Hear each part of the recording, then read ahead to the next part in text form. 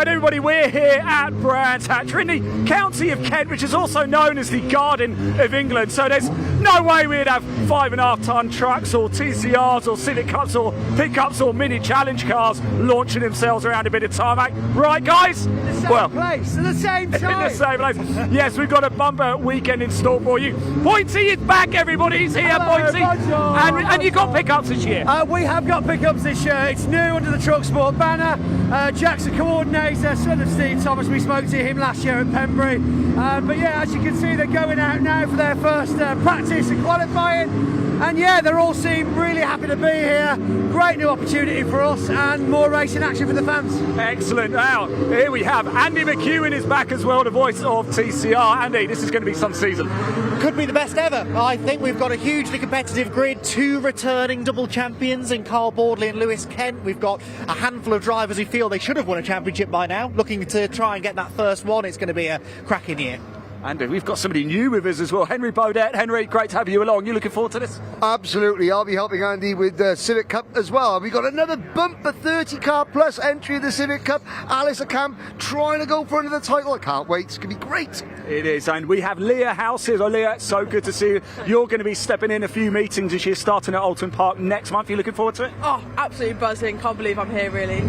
Yeah, Alton Park, first one for the Classic Touring, and then a few more throughout the season. Racing you, because you're double booked, but yeah, really looking forward to it. I'm very excited for the Mini Club Sport as well today. So much action, every single race live for you here this weekend at Brands Hatch. Come on, everybody. Shall we shout? Let's go racing. Come on!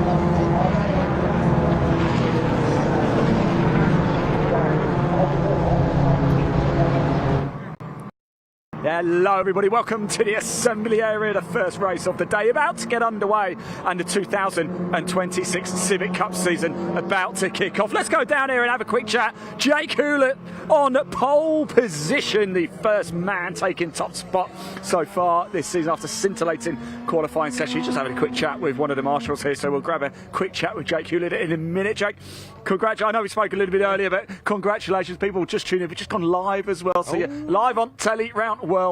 So look, it was a great pole, that wasn't it? How did it feel? Yeah, it felt mega. The car was live on telly round the world. So look, it was a great pole, that wasn't it? How did it feel?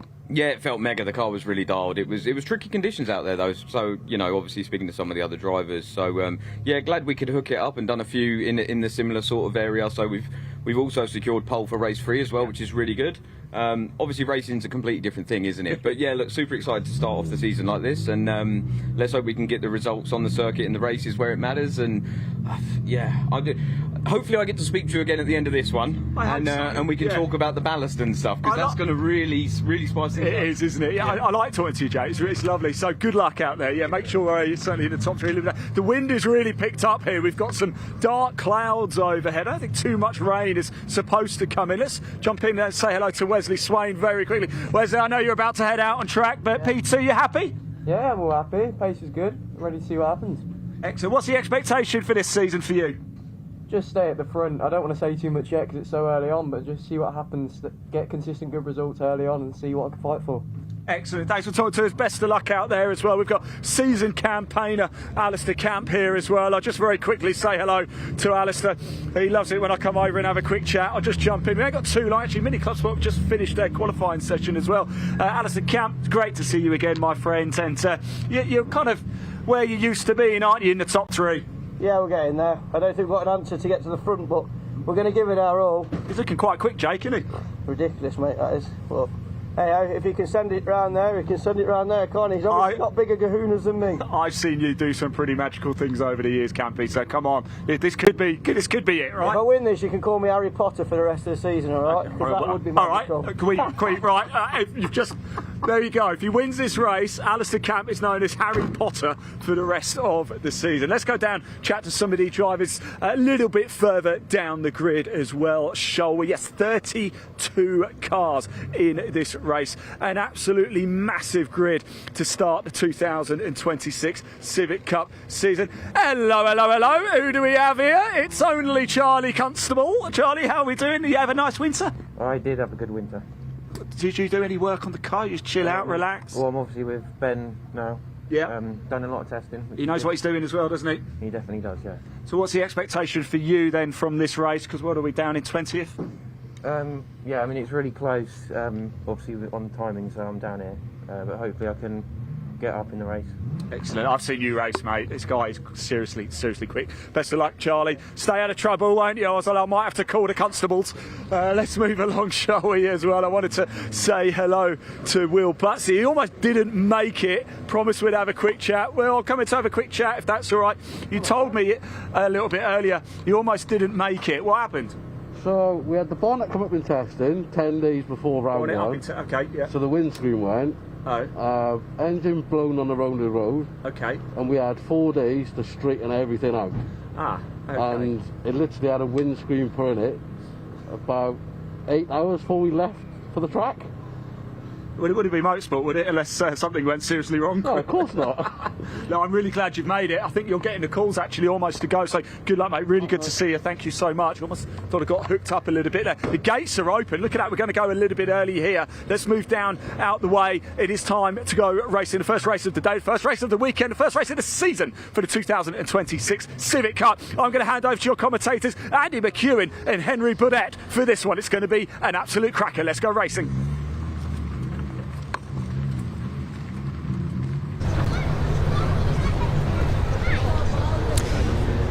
Thank you very much. Yes, here we go. We're back again at Brands Hatch, where it all finished in November last year to start a new season of racing in the Civic Cup, and a new season of racing sort of for BARC. It's not their first event of the year, but for all of the championships here this weekend, it is the first time we've seen them racing in 2026. We'll kick things off, as we've discussed, with the Civic Cup, then the first British Truck Racing Championship race of the season, followed by the Pickup Truck Racing. Great to have them back on the schedule this weekend.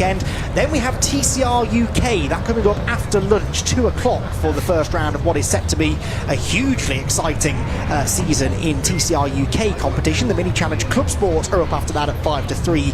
Give or take. These times, of course, all a little bit up in the air, depending on whether we have any delays through the day. Civic Cup have 3 races this weekend, 2 of them taking place today. Their second one at 3:25, and that, I believe, will be the race that features the partially reversed grid. British Trucks are back out again at 5 to 4, and that will conclude our first day of racing before we come back and do it all over again tomorrow, with a full day from 10 o'clock in the morning till about 5 in the afternoon. A busy weekend ahead, a big crowd on hand already here at Brands Hatch. I'm delighted to say I arrived at the circuit this morning at around about 7:30, and already they were queuing back to the main road to get out onto the South Bank, which is the sort of area you can see just to the left of shot, where you can park your car and camp out, as many spectators are, and watch the racing with one of the best views in motorsport. It's a great place to come and start the season. I'm very excited to be here. Andy McEwen in the commentary box, joined this weekend by Henry Burdett. We'll hear from Henry and get his thoughts in a moment or two. We will have more cars on the grid than that grid sheet was alluding to. There we go. We've got 32 of them, I believe, set to take the start. And it's Jake Hewlett by a colossal margin in Civic Cup terms, 0.3 of a second, who was quickest in qualifying. He starts on pole alongside Wesley Swain, with last year's championship runner-up, bridesmaid again, Alistair Camp. Can he get that title back this year? He starts the first race from 3rd on the grid alongside the very impressive Matt Wilkins. Then comes the Benchmark Racing car, Jake Renshaw, with Dave Marshall, new livery for Dave to get used to this year. The grey FN2 starts 6th, ahead of Wilf Butler, who has graduated out of the Junior Saloon Car Championship, which he finished 3rd in last year.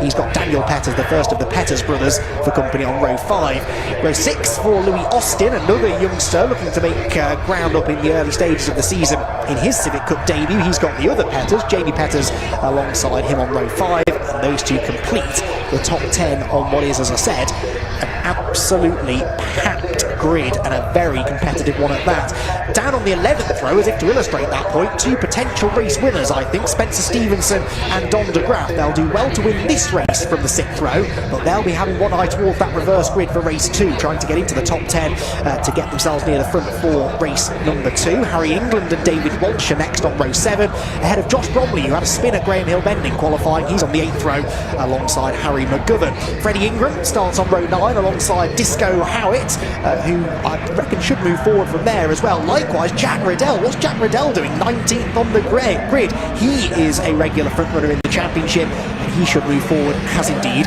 should Charlie Constable from 20th on the grid. We're almost there, 2/3 of the way down the grid sheet. Row 11 for Sean McGovern, it should be. And Charlie Budd, yes it is.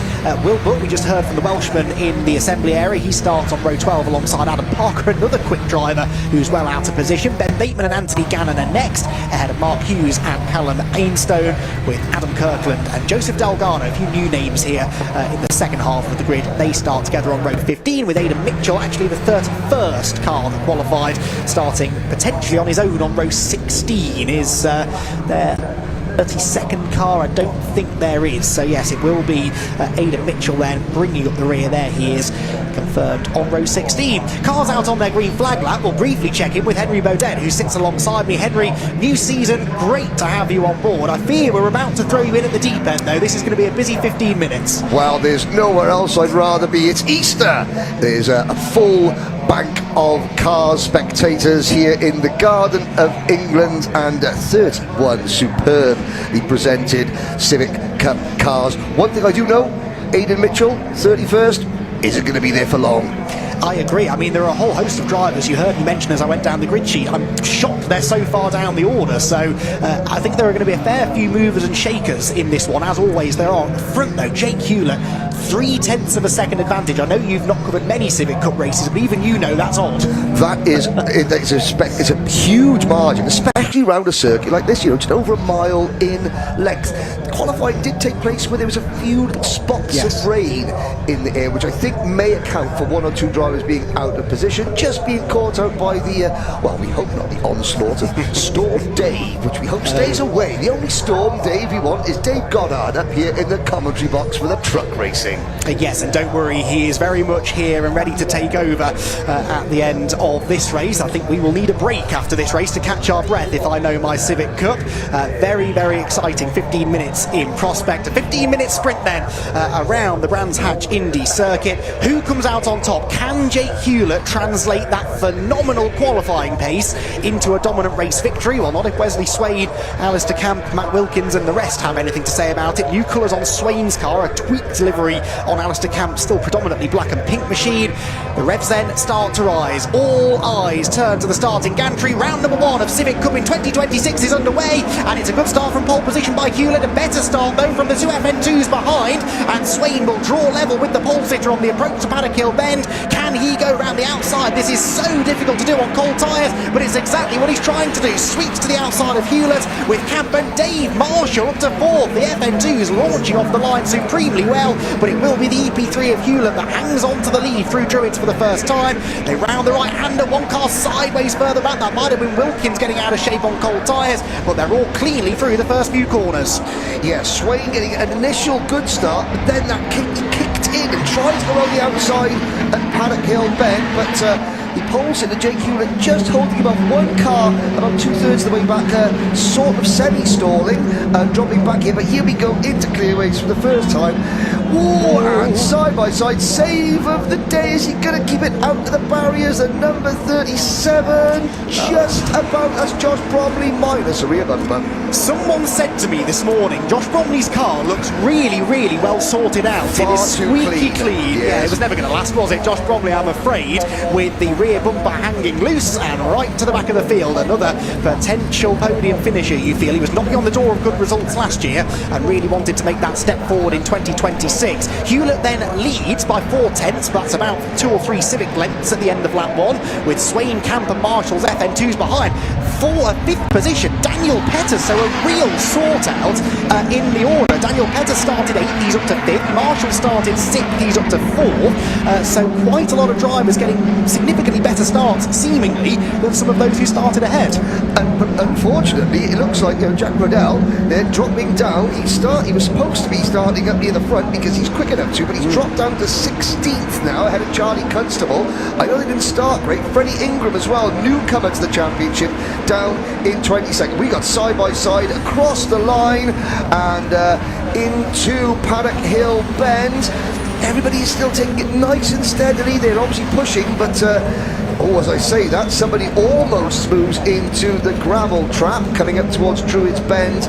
Now 3 wide in the middle of the pack there, and just about everybody getting through unscathed. Yes, just about. That was Jack Riddell, the sort of burgundy and black car, trying to go around the outside of Harry McGovern, and they were nose to tail, or in fact neck and neck at the line. That was Ingram there on the outside at Graham Hill Bend as well. It's an absolute dogfight in the midfield, isn't it? And of course we now had another quick driver into that mix in Josh Bromley, and there are some real battles to be had side by side. I am going to call whoever's in that silver and yellow car Matt Luff at some point this year, because I'm pretty sure that's his former championship winning car from a few years ago. It's certainly running a very similar livery. That is the Charlie Budd number 44 area motorsport machine, which finds itself on the outside line through Paddock Hill Bend. They're about to appear at the top of shot. They've got it sorted out now, single file, and in fact he lost out there, I think, to Bateman, that was, as they went through Paddock Hill Bend. Down the hill we drop then. Francisco Howitt there with Jack Riddell again on the outside. Every time we cut to Jack Riddell, he's on the outside of somebody as he continues to attempt to march to the front, spinner further back, and that is the 146 car. That is Ainstone, who's gone off at Druid. Doesn't go off, but has a rotation, and thankfully is able to get going without too much delay. And you can see the cross on the back of the car signifying he's a novice driver there, Callum Ainstone, just testing the limits. Up at the front, has a bit of a quandary on his hand. He made such a good start. Here's a replay there, and it was a case of turn in, brake too late, and back end just overtaking the front. Look at Swain, he made such a great start. Now he's got a quandary, he's into that rhythm. How does he capitalise now on an early race pace before he lets Hewlett get into his rhythm? As you can see, the gap is stabilised. In fact, it's going out a little bit, about 3/4 of a second. This is a short, sharp lap, nowhere to rest, and Wes Swain has got to start picking up ground every single corner, just a quarter here, a quarter there, and hopefully get to the front, or else Hewlett will drive away. It's really interesting to me, though, that Alistair Camp is not the fastest of the FN2s. He's been dropped by Swain, and now Dave Marshall's behind him. What on earth's Dave Marshall doing fighting for a podium in the first race of the season? With the greatest of respect to Dave, he's the kind of driver who tends to come alive later on in the weekend, but he's taking it seriously this year, and he really, really wants to try and get himself into a podium position. The timing screen actually has him in a podium position, because I think that Jake Hewlett's got a transponder issue. Well, I mean, last year Dave Marshall, he was second in the round 17 race here at Grand San Gini, so he does have pedigree. 4th in the championship in 2025, but like I said, like you said, well, and there's a driver just coming out of Graham Hill Bend. We've got our first visitor to the gravel trap. You're about to see the dust billowing into the summer sky, or the spring sky, and it's the number 90 car, Jake Renshaw, who has nestled himself quite nicely in the sand trap there. We've got a battle up there. There's the number 19 machine. That's Jack Riddell again, and he's still mired back in 18th position. It just goes to show how competitive the midfield area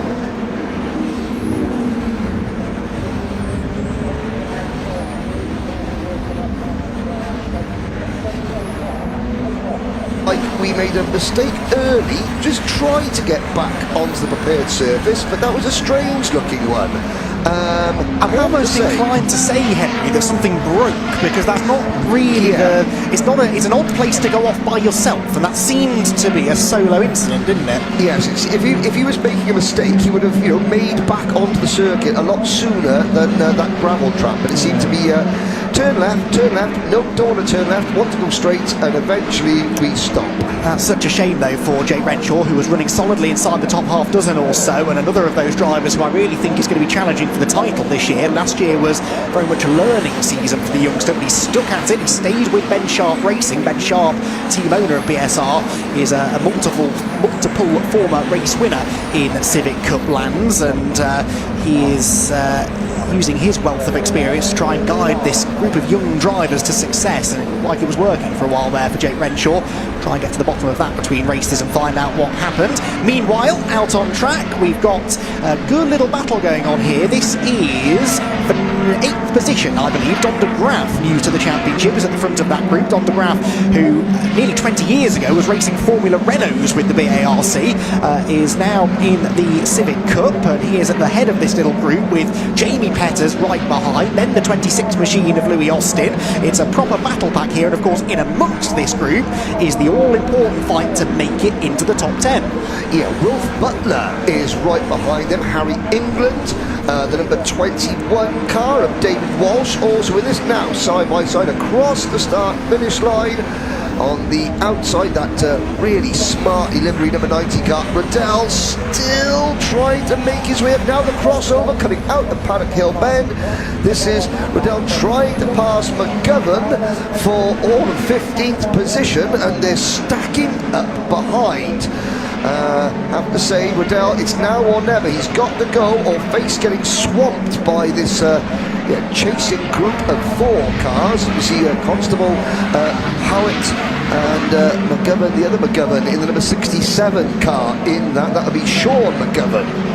Yes, and you've got the recovering Josh Bromley in there as well now, the lightweight spec Civic without a rear bumper, the blue car. He's in this group, as Sean McGovern there had a bit of a wide run through clearways, but carried good momentum onto the straight. Riddell, though, is absolutely stuck behind him as one of the Petters is in the pit lane. Which Petters is that making his way in? It is Daniel Petters. Disaster for Daniel Petters then. He was the better placed of the 2 Petters siblings, and he was running, I seem to recall, inside the top 5 or so a disaster for him. Early mechanical issues taking him out. Yeah, going the other way, Aidan Mitchell, 31st on the grid, is up into P22, chasing Charlie Budd. Now let's look at this battle for 3rd position. Alistair Camp still has his hands full with David Marshall, and I have to say that grey, gunmetal grey, is it's a very imposing grey. It mixes in with the tarmac and the gloom overhead, and maybe Alistair Camp is thinking he's seeing mirages behind him, but no, it's not a mirage, it's a Honda Civic. And it's not a Honda Civic that you really want in your rearview mirrors, because Dave Marshall is quite partial to a lunge, and he makes one of Druids. It doesn't quite work, but Dave Marshall is well and truly up for the fight here. I was taking the mick out of him a little bit earlier on when I said, what's he doing fighting for a podium position in race 1? He, I think by his own admission, has had a lot of his success in the championship through those reverse grid races, but that's often been because he's not necessarily got the funding to do extensive pre-event testing, to throw new tyres on the car every time he goes out on track.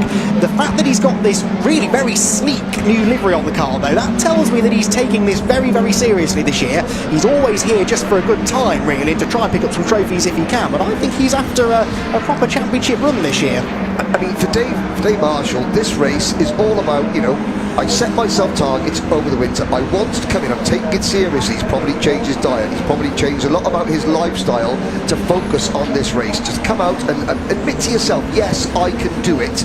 That's really important. That's a really important bit of a Civic that appears to have stopped working. Yeah, I'm not sure what they were trying to work on, still diagnosing the problem maybe on the Dan Petters car, but that is such a shame that he's been taken out of a really good potential result.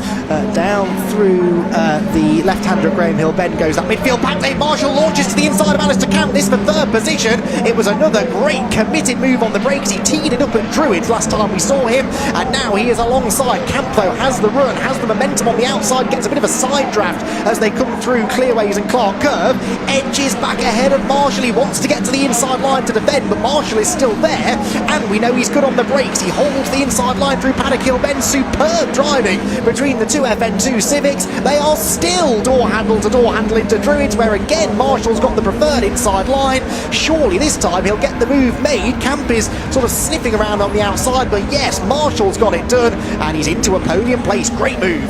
Whatever happens in the rest of this race, Marshall gets sideways coming out the bottom bend there. Whatever happens, Dave Marshall, the work you have put in over the winter has been worth it. Going toe-to-toe in the opening race with Alistair Camp. If Camp gets him back, fair enough. But Marshall has proved he is here for the duration of the season, and he means business. Great move, great respectful racing. Still 3 minutes to go. Not going to happen. He might not admit it, but I think that will have stung Alistair Camp a little bit. Look at that, meanwhile, for a real lunge up the inside from McGovern. Josh Bromley had got ahead of him. McGovern got him back. There was almost a tangle coming out of Clearways, and up the inside will go Bromley. This is for 16th place, by the way. You'd be forgiven for thinking it was for the race lead, but it is not even for a top 10 position. Bromley, of course, on the comeback trail, though, after that off in the early stages, and he does now slip up the inside of McGovern, who's very well presented car, I have to say. That number 67 car just slips down a position, maybe a second position now. Is that Adam Parker up the inside? It was, and Parker will now gain 18th position away, or will he? Maybe not. McGovern, not one to back out of a fight, is straight back up the inside of Graham Hill. Then plenty of side-by-side racing. I did promise that at the start, and I'm glad they're delivering. You did indeed, and tell you what, chasing them down in 20th place is now Aidan Mitchell in the number 14 car. Now I know there's sort of, there's spots of rain appearing on the commentary box window. 2 minutes to go. Can you hear that? That's the sound of a cat being thrown squarely amongst the pigeons, Andy. Yeah, this isn't ideal. Luckily, they've got the tyres up to temperature by this point. They do run on treaded tyres, these cars, but they're lightly treaded. And if this rain becomes anything other than light rain, it could present a bit of an issue. The way that Hewlett has gapped Wes Slane over the second half of the race. He's nearly 4 seconds clear now from the second place man, with Marshall and Camp continuing their battle for third. There's a lapped car behind, and then in 5th position is Matt Wilkins having a quiet race. Spencer Stevenson is 6th, which is good progress from 11th on the grid. Then it's Don de Graaf, Jamie Petters, Wilf Butler in the top 10. That's good to see. And Harry England completing that all-important top 10 at the moment. So Harry England on for potentially a really good position for that second race if he can stay where he is. Now here is the battle of the non-factory spec number 37 car, Josh Bromley alongside Jack Riddell, wheel to wheel across the start-finish line. I believe that puts Bromley into P16, does it? Not quite. On the outside line, Riddell, does he hang on to it? No, inside move. Bromley gets a tank slap. I know that car can't get tail happy because it's got no tail.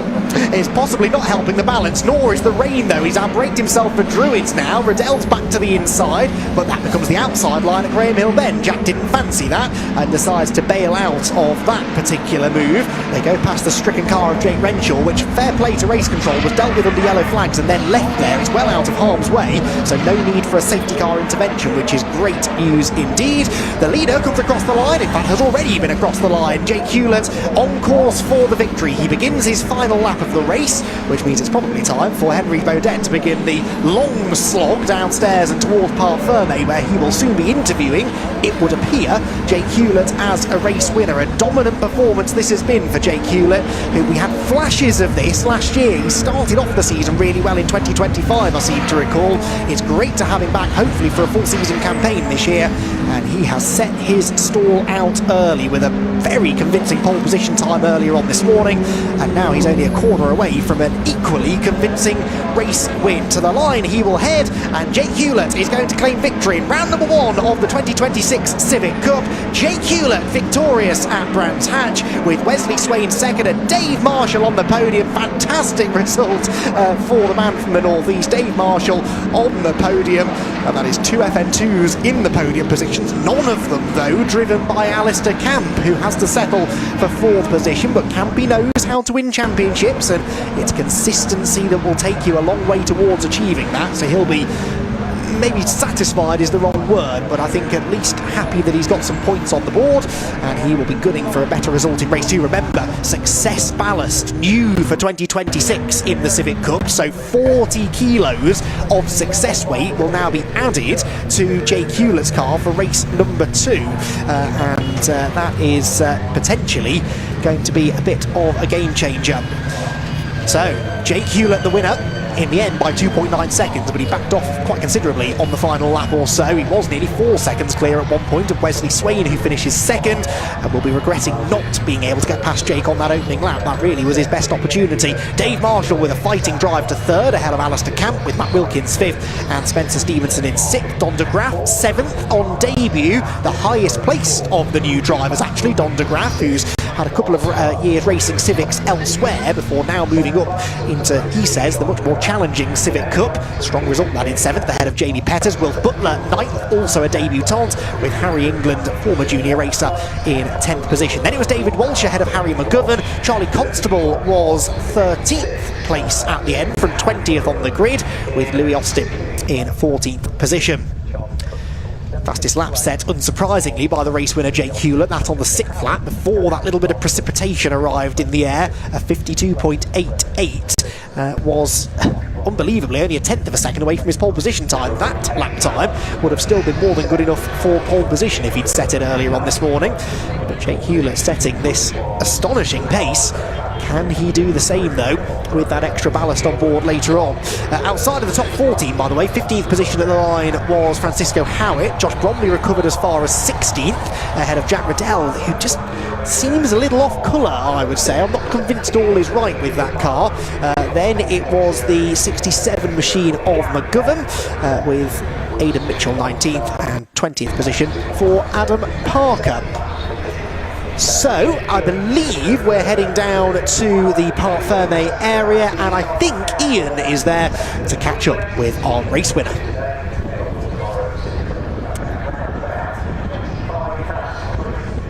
I'm getting a nice hug from a very warm Jake Hewlett there. Jake, what a race that was. You controlled it from the start, pole to flag, perfect. Yeah, really good. Obviously couldn't ask for anything more. Car started dropping off towards the end, so I'm quite thankful that we got it home. And yeah, of course, now we look to race 2, reverse top 10, 40 kilos in the car. Yes. Going to be really interesting. Great television for everyone at home, but yeah, really pleased to start off the season with that. How slippy was it out there? Because I did see the slippery track. Was there a bit of oil? I think maybe there was just some debris off at Surtees. It didn't really seem to drop away at all. It was only light rain, so luckily we made the right decision there, because we was a bit on the fence. Excellent. Look, well done. What does it mean to get the first win of the season? Yeah, really pleased. Obviously it's super early on, so we're obviously trying to continue this, and can't wait to see how the ballast and the restrictors and everything out. Isn't it? Yeah, it is. It's going to be really good television. You enjoy this one. Well done. Congratulations. We've got Dave Marshall over here. Let's have a quick chat. Dave, can I sorry to interrupt, guys. This isn't a red car. What's going on here? It's not. It's a bit shiny and a bit nice, isn't it? You did really well. 6th to 3rd. 6th to 3rd, yeah. Quali, I felt I was a bit out of position. We were up on the deltas and then got blocked on one of my laps, and that was it. But everyone's in the same boat. It's hard to get clear lap round here, but I knew I had a little bit left in the car.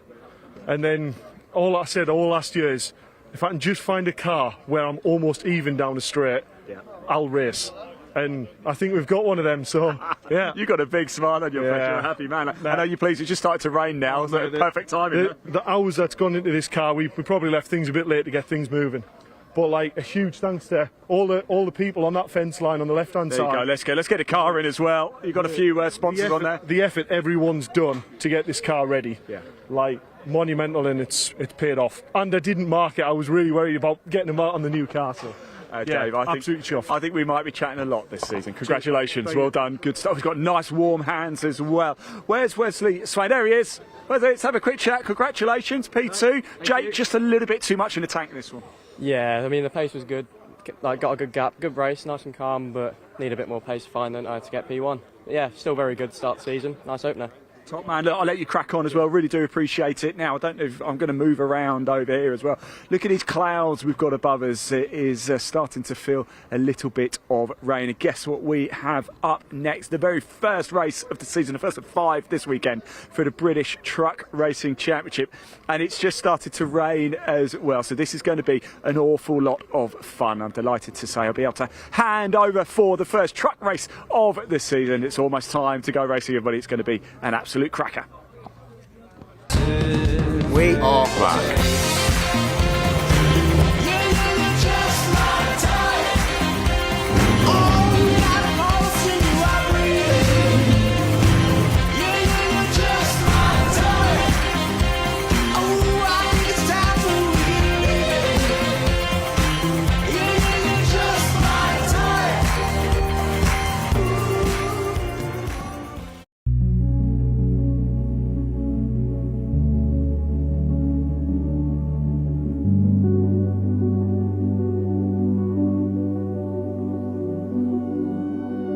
This is the British Truck Racing Championship.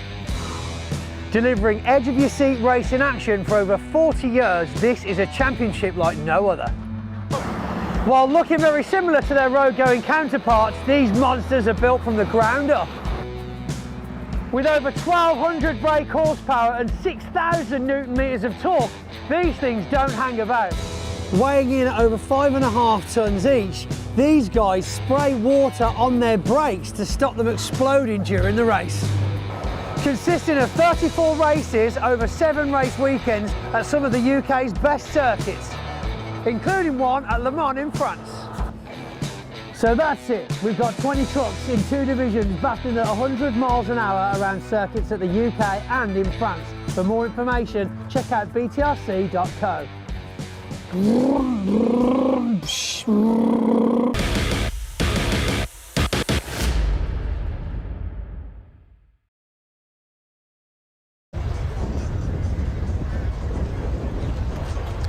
Yes, thanks very much indeed to Ian and Pointy down in Parc Fermé. Yes, we are back with British Truck Racing Championship 2026, just in time for a bit of rain to arrive out on the circuit here at Brands Hatch. Dave Goddard here. Yes, hello everyone. On camera here in the commentary box today as well. Yep, you can all see what I look like as well as hear what I sound like this weekend here in the home of motorsport in the southeast of England. And I cannot wait to go racing here this weekend. Seen a great opener there from the Civic Cup to open the season. And then we will move on with our first of 5 truck races across the course of this weekend. A very interesting qualifying session took place at the beginning of the day.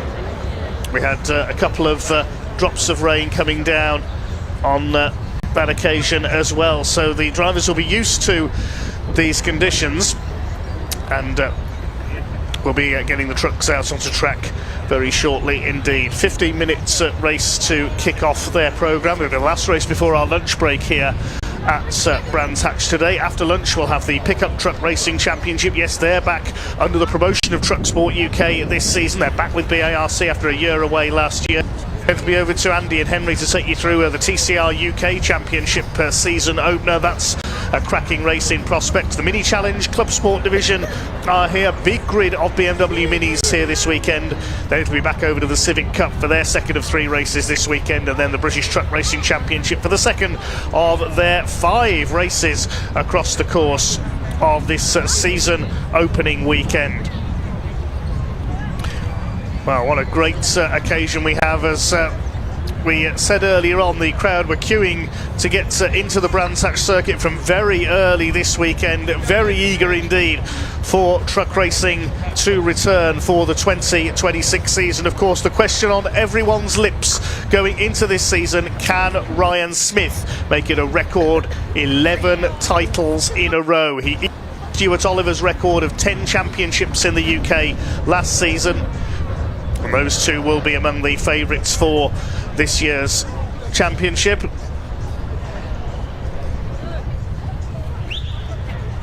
Ryan took his 10th consecutive last year. Stuart Oliver won 10, but he didn't win his consecutively. He took a couple of years away to win the European Championship as well, Stuart Oliver. But those two protagonists, I can tell you, they have qualified back on the 3rd and 4th rows of the grid coming into this first race of the season. So they're going to have to fight their way through if they want to open their season with a win. And the pace truck's out. It is a returning name who has taken pole position for our first race of the season. Welcome back Craig Reed and his brother Simon in their Ivicos. They were competing on the continent over the last couple of seasons, and Craig Reed has come back to the championship and probably stuck the Iveco Stralis, the Reed Truck Sport machine, on pole alongside number 14 John Bowler in his MAN. Second row 69 David Jenkins, new livery on his MAN this year, will start alongside Michael Oliver on the number 12 MAN.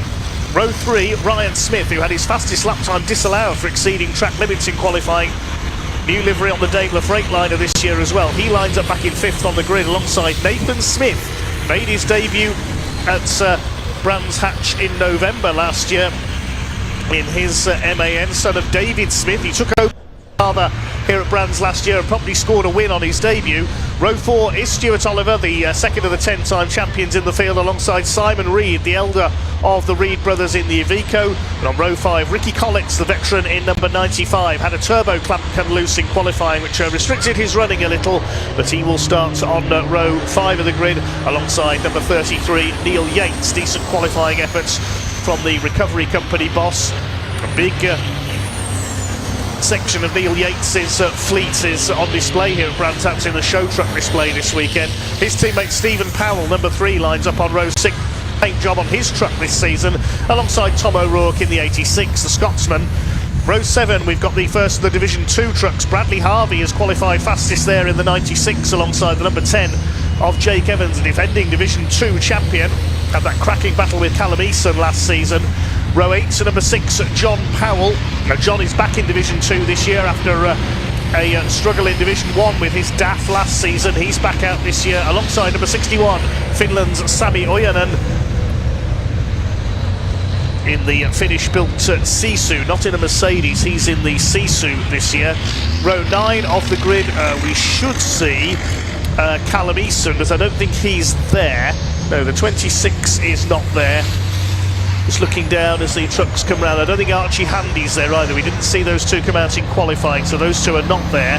Simon Cole is there. He missed qualifying, but the number 41 Iveco is on the grid. I'm just waiting to see if Warren Harvey is going to appear as well. Yes, Warren is there. Warren is the father of Bradley Harvey in the 96, and he's making his debut here this weekend. He starts at the back in the DAF as a novice.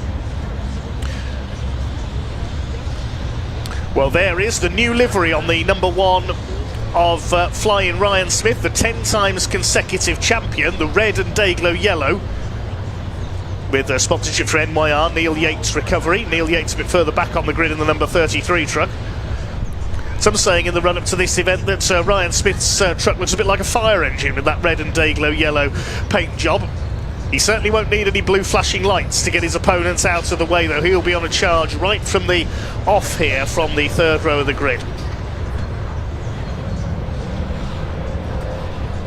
But in pole position it is the man from Stoke, Craig Reed. Great to have the Reed brothers back in the championship. Craig Reed is a former Division 2 British champion. Raced in the Dutch Championship over the last couple of years along with his elder brother Simon. A great qualifying effort from John Bowler as well. The second quickest time from each driver has set the grid for race 2 later on, and he will be on pole position for that race. Very impressive indeed from John Bowler.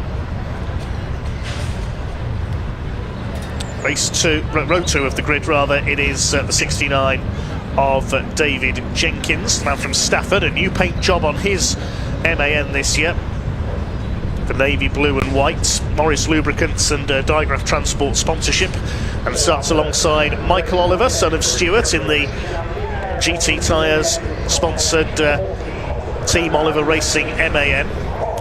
We haven't got the 3rd Team Oliver Racing truck out there this year. No Martin Gibson this year. We also don't have Adam Bint in the black Mercedes. He's not out in this year's championship, so that's left room on this capacity 20 truck grid for the Reed brothers to return. Mustn't forget the Division 2 trucks towards the back of the field as well. Jake Evans, number 10, in the blue and silver MAN for Evans Truck Sports, defending the title.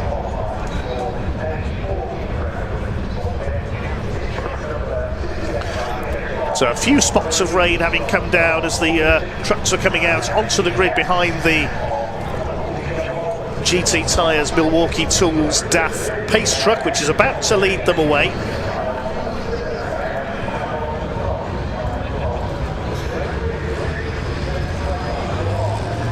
A big thank you to all the partner sponsors, as always, of British Truck Racing. This year's partners: GT Tyres, Fleet Safe Cameras, Sylvie Fleet Management and MB Energy, the suppliers of renewable diesel HVO fuel for this championship. All the trucks running on HVO fuel.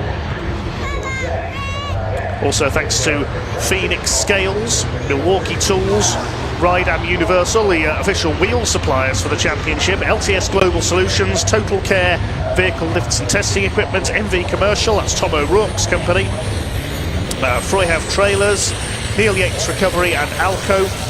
Big thanks to all of them for their sponsorship this season.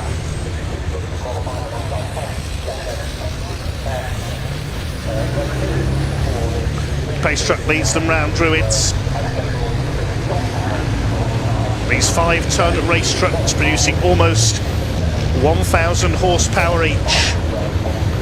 These some of the most dedicated and determined racers in UK motorsport. 18 trucks on the grid for this first race of the season. We are missing a couple of the Division 2s. Hopefully we'll see them out later in the weekend. Callum Eason and Archie Handy.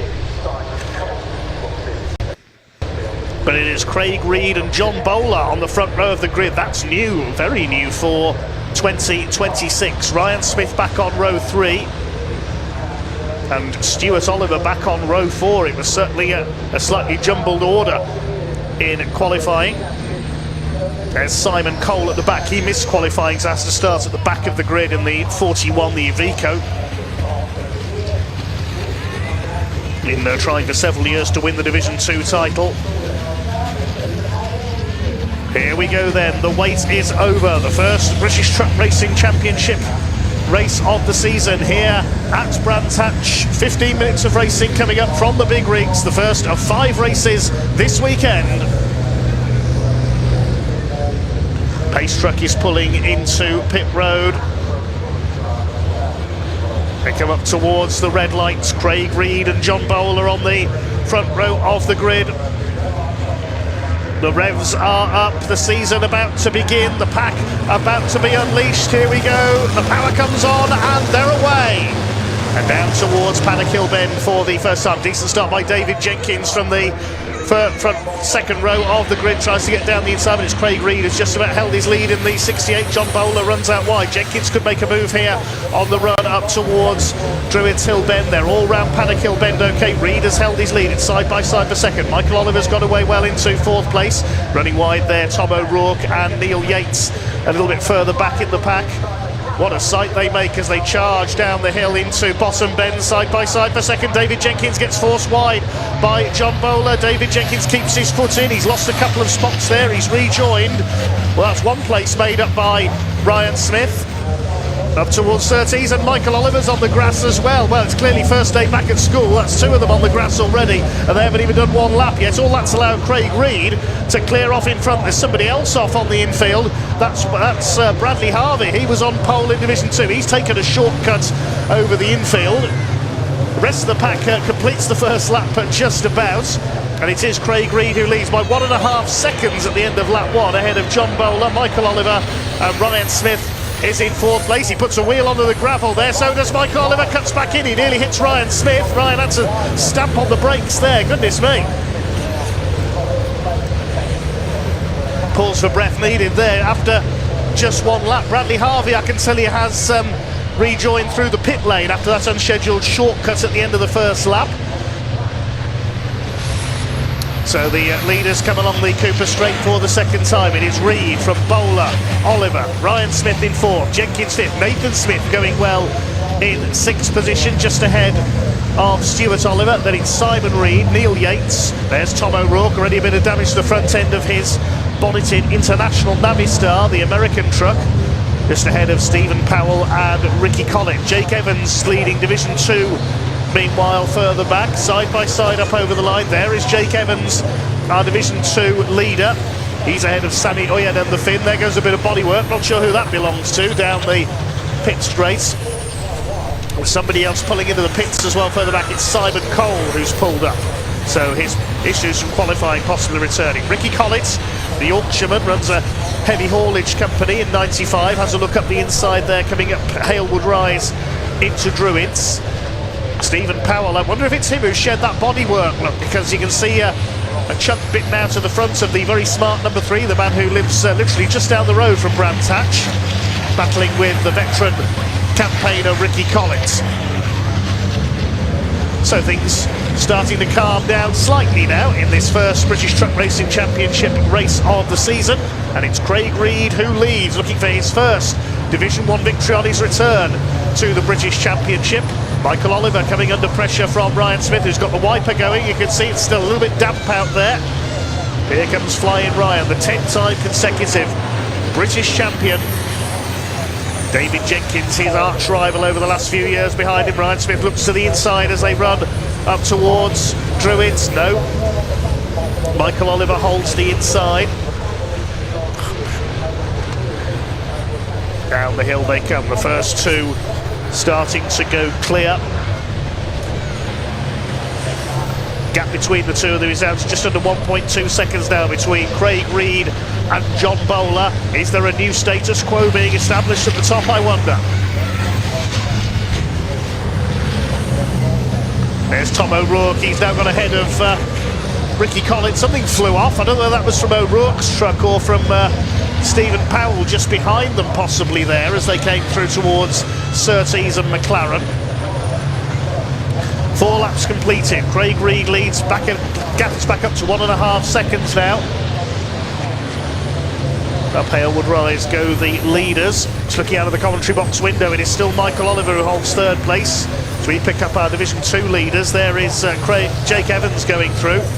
His cousin Craig Evans used to race that truck. John Powell, good to see him back on form in Division 2 in the number 6 DAF.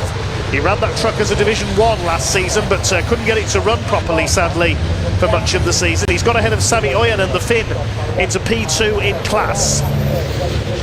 13th, 14th and 15th overall.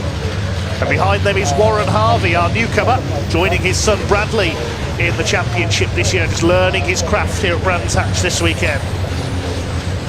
Bradley delayed by that early excursion at Surtees. There's Sammy Oyen and the Man Croc energy drink Sisu. Just under 10 minutes of this race to go, the first of the season for the British Truck Racing Championship, and Sammy Oyen's got a wheel arch coming loose, I noticed there. That happened in qualifying as well. Here are the leaders. Reed from Bowler, still Michael Oliver working hard to hold off Ryan Smith. Now Michael Oliver is something of a Brands Hatch specialist. He's had a few wins here before. David Jenkins closing back up after he ran wide earlier on, coming out of Graham Hill Bend on the first lap. Forced wide by John Bowler, battling the second. And behind them, Nathan Smith in the number 11. He's having a good run. Holding off Stuart Oliver, the 10 times champion.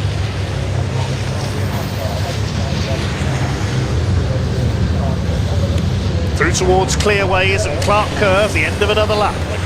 Fastest lap of the race is with John Bowler, 59.352, and he's got a bit of damage to the front end. You can see there, that might be from the first lap with David Jenkins. But Ryan Smith trying to close down Michael Oliver, and you can see that Michael Oliver's last couple of laps have been slightly quicker, so Ryan Smith is not really closing him down here. Quite a few surprises already in this opener for the British truck racing season. Swing their way through Druids once again. 8.5 minutes still to go. We're not even at half distance yet.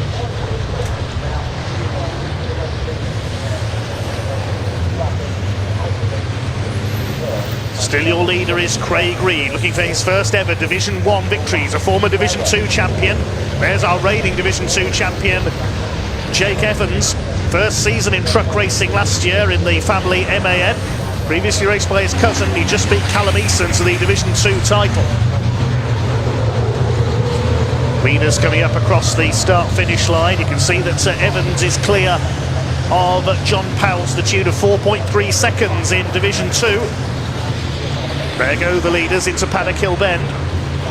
They're starting to stack up now slightly for second place. Bowler, Oliver, Ryan Smith and David Jenkins. John Bowler's still the fastest lap of the race, but Craig Reed just did his personal best of 59.707 on this 1.2 mile Brands Hatch Indy circuits. Through Graham Hill Bend they come. There's still a few drops of rain coming down. You can see the wipers going on a few of these trucks. This is magnificent stuff. Hugely entertaining season opener and unpredictable as well. Is this year Ryan Smith's run of titles going to be ending? Michael Oliver right on John Bowler's rear bumper now. They've caught the man from Stockport, the number 14. Michael Oliver from Hexham in Northumberland. His father Stuart down in 7th place. But that'll put him on the front row for race 3, the first of tomorrow's races, because race 3 and the grid is set by the results of race 1 with the top 8 reversed. That would give Simon Reed pole position as things stand at the moment. There's Simon coming down Paddock Hill Bend. And here come the leaders through trees. They've got Warren Harvey ahead of them. There are Novice. He moves aside, lets the leader through. It's all a learning exercise for Warren. He's moved right to the side there onto the grass. He might be out of the race. He's pulling over, I think. Yes, so Warren Harvey, I think, is out of it. I thought he was going very slowly for pulling over for the leaders, and he's pulled up. He's had a problem and has stopped at the exit of Graham Hill Bend. His son Bradley's still going, though. So we're down to 16 trucks running in this season opener, just over 6 minutes of it to go, and Craig Reed is clear in the lead by over 2.5 seconds. Here's a battle further back in the order. This is the battle for 9th place. Neil Yates ahead of Tom O'Rourke, and you can see the rain on the camera lens there on the top of the Brabham Suites, the hospitality suites on the home straights, just alongside my commentary position. Ricky Collett not far behind as Tom O'Rourke, the MV Commercials CEO, trying to make a move here at Paddock Hill Bend. He's going through, up the inside into P9, he's done it. Good move there by Tom O'Rourke, the man from Livingston in Scotland, and now here comes Ricky Collett trying to follow him through into P10, and he's done it. Neil Yates, the local man, loses 2 places. Closing him down now is Stephen Powell, who's had a quiet season opener so far. This is all playing into the hands of Craig Reed. Everyone else is battling behind him, and the Iveco pilot is able to pull away. The lead was 2.44 seconds last time through over the line. We'll see what it is as they cross the stripe this time by. John Bowler comes through in 2nd position. Yeah, 2.43, so the gap just about the same. And there is Stuart Oliver, back in 7th place in the number 7. The 10 times champion, former European champion, having a rather subdued season opener, it has to be said. Oh, off goes Nathan Smith. He's got straight on, coming out of Paddock Hill Bend. Now, has he hit the tyre wall? There's a great cloud of dust there. I can't see the truck for the cloud of dust and gravel. I think he has gone into the tyres. Now, I reckon something broke, or he blew a tyre there. Yes, he has gone into the tyre wall. Unfortunately, Nathan Smith, that's the end of his race. We hope that Nathan's okay there. That's a great run coming to an end. He was in 6th position, but he just suddenly got straightened up there coming out of Paddock Hill Bend. And in fact, the red flag is coming out. The red flag is out. There is Nathan Smith's truck in the gravel, in the tyre wall. That's Rectisol barriers there, I think, not tyres on the run up Halewood Hill, but whatever. Nathan is out of the race. The race has been stopped. I imagine that will be a result declared. We'll await to confirm that as soon as we can.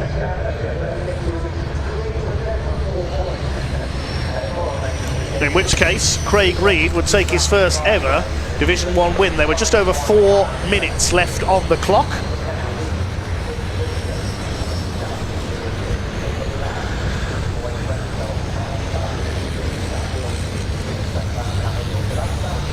Nathan should be perfectly okay in there. The stoppage due to the damage to the barrier up there. So we'll await confirmation that the race is going to be declared a result. I imagine it will be. Let's take a look back at some highlights of that cracking season opener for the British Truck Racing Championship. Craig Reed led off from pole position. The first bit of rubbing came from John Bowler and David Jenkins, put Jenkins onto the grass down the Cooper straights. And then John Bowler not giving way. That forced Michael Oliver to go over the grass, but he stayed ahead of Ryan Smith in fourth place. David Jenkins going down to fifth as a result of that early mishap. Ryan Smith nearly clipping the back of Michael Oliver, as in the background Ricky Collett ran wide onto the gravel. They were certainly frantic in the early stages, very eager to get back racing. Meantime, Jake Evans was dominating Division 2 as John Powell battled with Sami Ojanen for second place. Craig Reed having cleared off in front. Simon Reed was clear of this battle for ninth, with Tom O'Rourke lunging past Neil Yates and Ricky Collett following him through. Meanwhile, Bradley Harvey was leading a charmed life further back. He took a shortcut on the first lap and then power sliding Kurt Goranson style around Druids. That was as the rain came down, I think. The battle continued for P9 further back in the order, but then this is what brought out the red flags. Nathan Smith just suddenly ran wide. The truck just seemed to turn off to the left coming through Paddock Hill Bend. I reckon something in the steering may have broken there on the MAN. He just suddenly turned to the left there and straight on into the recticel barriers. Thankfully not a heavy impact, with gravel doing a lot to slow the MAN down there.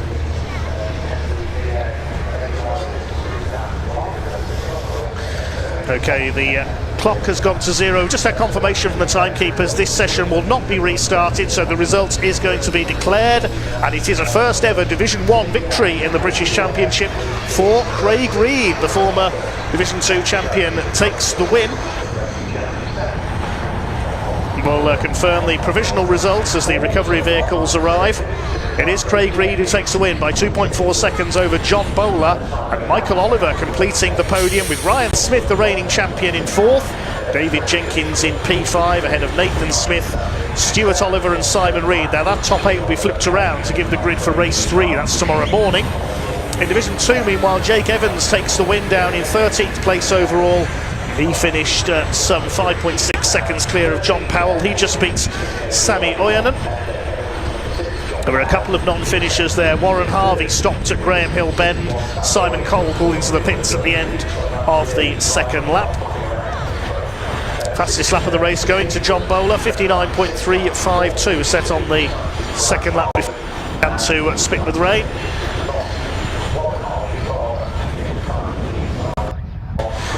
Well, recovery operation taking place, as we can see, up at Halewood Rise. But I think we can head down to Pointy in pit lane.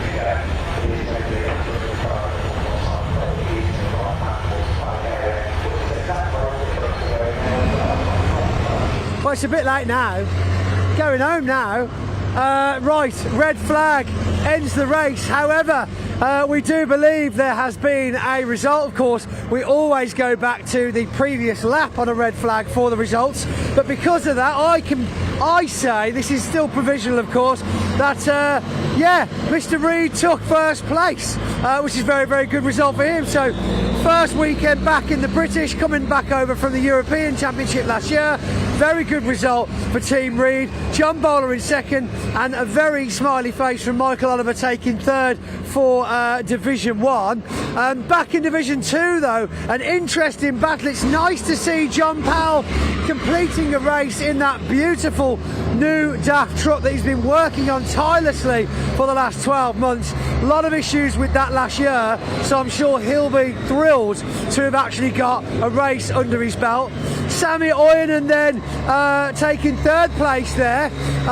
Again, in his last year's truck, they are still in development for a new truck that we will be seeing hopefully at Thruxton. I spoke to Sammy in the paddock last night, but of course, current champion for Division 2, Jake Evans, a very good start to the year. Will it be 2 consecutive, or is it way too early to say? I'm going to run down and hand out some trophies, hopefully to the right people. Ian, what are we doing next? Right, we're into the lunch break, but don't worry. I think we might hear from you actually in the lunch break as well, because you were chatting to some of the drivers yesterday and today as well. After lunch, we have the pickup truck race, and yes, they are back. You're doing them as well, aren't you? I'll be back. Yeah. You'll be back. Yeah. So we'll be back with Pointy in the assembly area live, quite possibly, to chat to some of the Triple lock drivers. Pointy, it's great. Yeah, we got Pointy before lunch, Pointy at lunch, then Pointy with pickups after lunch. Oof. I mean, you can never have enough Pointy, can you? Then straight after that, Can you? we'll leave that as an open question. He's gone. He doesn't even care. He doesn't even want to finish this link with me. He's gone. Straight after that, then we have the first race for TCR UK this season, and then Mini Challenge Club Sport get underway. We have another Civic Cup race and one final British Truck Racing Championship to round out the day. Don't forget, we're live on the British Automobile Racing Club YouTube channel. Hit that like button, hit that subscribe button. We've got so much coming up for you. I'm going to hand back to your commentator very, very shortly, but we've got plenty of content coming up throughout the lunch break, so don't go anywhere. I'll see you soon.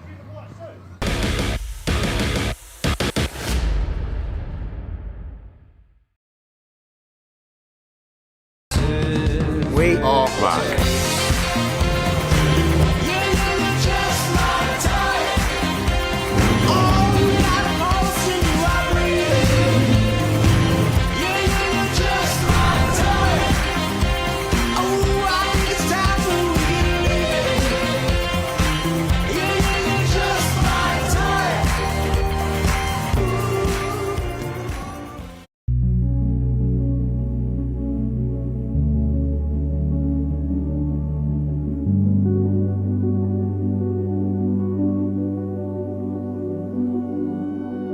This is the British Truck Racing Championship. Delivering edge-of-your-seat racing action for over 40 years, this is a championship like no other. While looking very similar to their road-going counterparts, these monsters are built from the ground up. With over 1,200 brake horsepower and 6,000 Newton meters of torque, these things don't hang about. Weighing in at over 5.5 tons each, these guys spray water on their brakes to stop them exploding during the race. Consisting of 34 races over 7 race weekends at some of the UK's best circuits, including one at Le Mans in France. So that's it, we've got 20 trucks in 2 divisions battling at 100 miles an hour around circuits at the UK and in France. For more information, check out BTRC.co.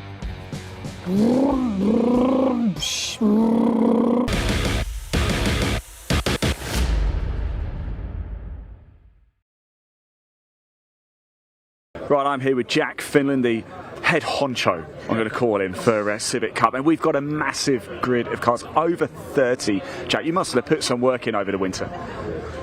Yeah, it's more so what we've been.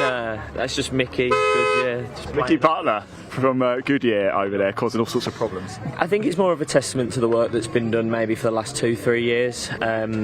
You know, Civic Cup, you know, in the price range it's in, and for the tin top racing that it is probably the premium series at the moment for that. So I think it's a culmination of factors, but ultimately it's just because of how good the cars are and how good the racing's been over the last few years. We've seen a lot of drivers come back, a lot of them stay in the championship as well. What makes it so exciting? I think it's just because the cars are so close, aren't they? So evenly matched, and the price point is pivotal at the moment, you know, in the current climate. So I think they're the main reasons, but I think ultimately it's when you put that many of them on track and they race, it's so good to watch, and people love watching it. And it's probably the thing I'm, you know, most excited about seeing is when they line up today and see who comes out on top. So yeah, I can't wait. Is that a bit of a pinch me moment? Hairs on the back of your neck go up a bit? Yeah, I think a little bit. I think, you know, I think when you go over 30 cars, there's something really special, isn't there? And yeah, we're really close to a capacity grid. I mean, there's 33 entered this weekend. Unfortunately, Tristan Powell had a bit of an incident in testing and won't be with us.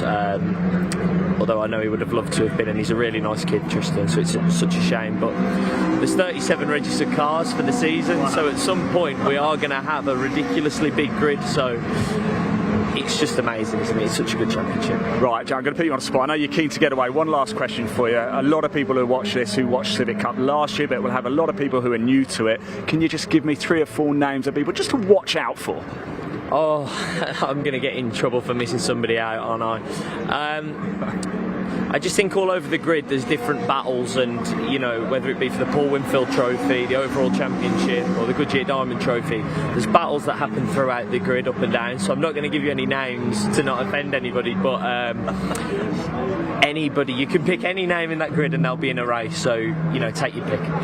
Jack, thank you so much. Appreciate it. I'll just go get you that fence to sit on. Yeah, all right, no problem. Jack, Civic Cup.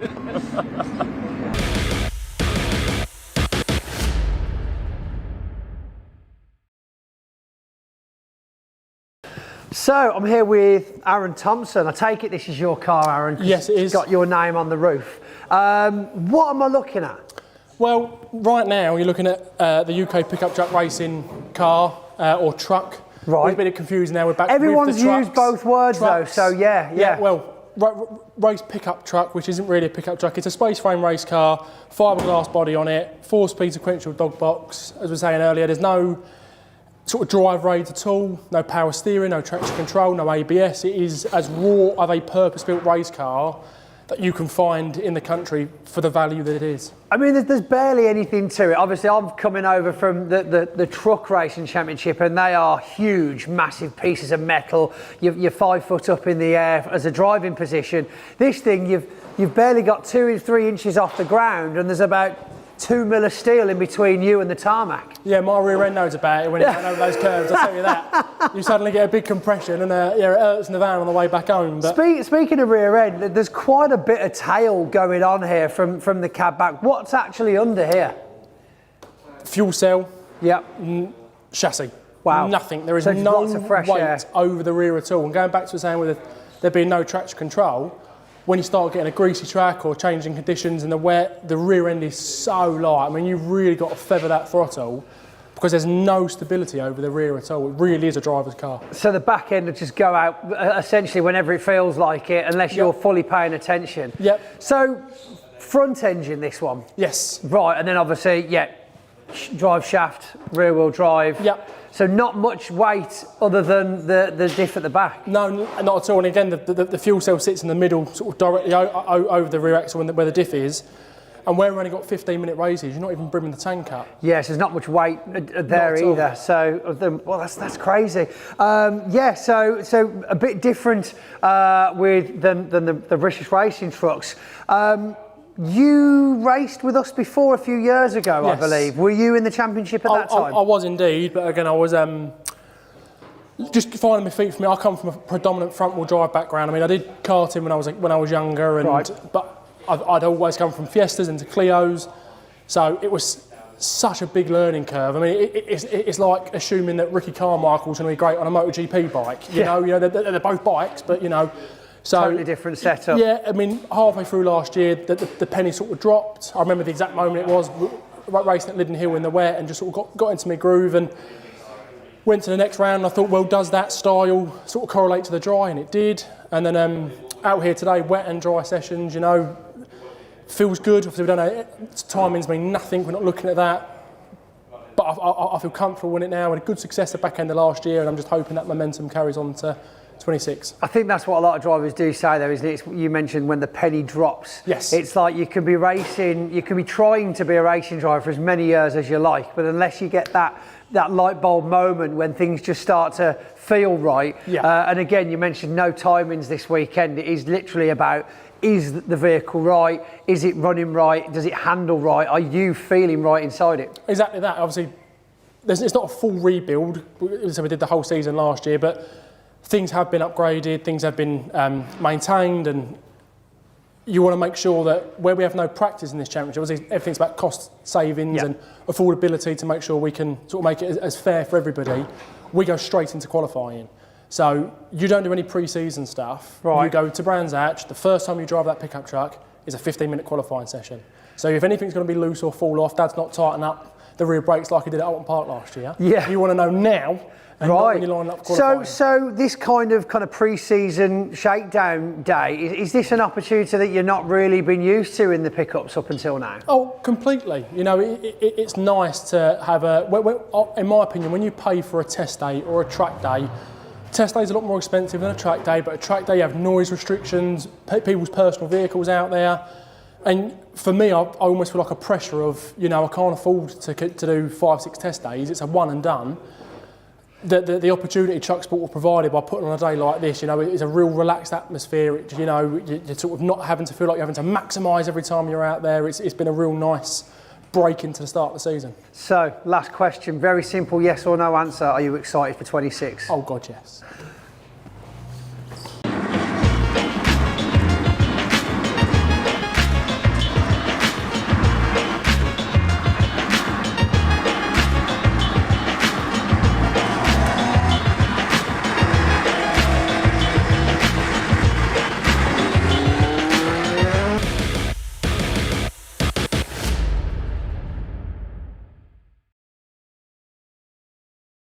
Right, I am here with two rookies in this Civic Cup, and they were competing against each other in Junior Saloon Car Championship. Wilf Butler, Louis Austin here as well. Wilf, let's just have a quick chat with you, because I know you had a little bit of an off. Yeah, obviously pushing a bit too hard going into turn 1 at Paddock. Just locked up the brakes and went through into the gravel, but managed to get back out and yeah, set some decent laps. It's just a learning curve, isn't it? Of course, a Saxo to a Civic, quite a difference, I imagine. Yeah, massive difference in speed and driving style is completely different. So relearning everything really, but yeah, we're getting there, getting up to the pace. You enjoying the extra speed? Yeah, it's a lot of fun. Really love it. Louis, let's have a quick chat with you. First qualifying session, of course, done for Civics. Why did you choose to come into the Civic Cup? I like Civics, and Gary, the mechanic, he's good at them, so it made sense for us to come into it. Did it feel natural to you out there on circuit?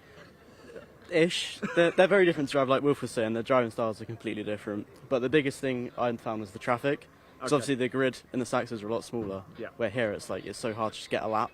So it makes each one count so much more. Where Saxos you had such more opportunity. I imagine the general racecraft you've learnt from junior saloons and brought into this, but the racing's going to be quite different, isn't it? It seems quite elbows out and it's done that. So we'll see. Wilf, what are you most looking forward to in the race? I think just more cars being around me. Yeah. Obviously Saxos, it was quite a small grid compared to this, so yeah, I think it's going to be very tight, clean racing. Are you two subconsciously having a little bit of an inter-battle between each other, or am I just making something up here? Maybe a little bit. Well, I'm making it up, or you are going to have an inter-battle? Bit of both, I don't know. Yes, that's all we like. Guys, thanks so much for talking to us. Enjoy your time in the Civic Cup. It's great to see you. Remember these two names, Louis Austin, Wilf Butler. It's going to be a cracker.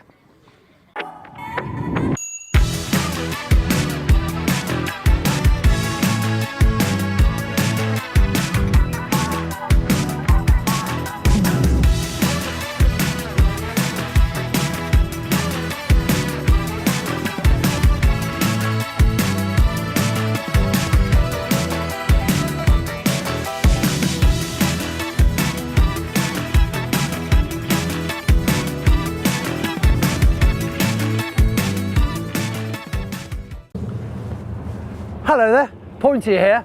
Just letting you know that all of the British Truck Racing Championship and pickup truck races this year for the 2026 season will all be available to view live and look back on our official YouTube channel. Well done, that's in 24/7. This is mine from home. Do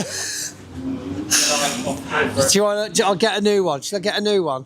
I'll get a new one. Shall I get a new one? BTRC muff thing, wind protect. Okay, right. Well, here we are. Another groundbreaking interview brought to you by the motorsport journalist, aka Pointy, with, of course, 10-time reigning champion, consecutive Stuart, reigning champion Ryan Smith, Division 1 driver, and snapping at his heels. I never thought I'd hear that statement. Possibly Stuart Oliver, who's also got 10 championships and one European. One European there, Ryan, just not point that out. So fair's fair. We've all got fantastic attributes, but the battle for 11 is on. I mean, yeah, let's go with Ryan first of all.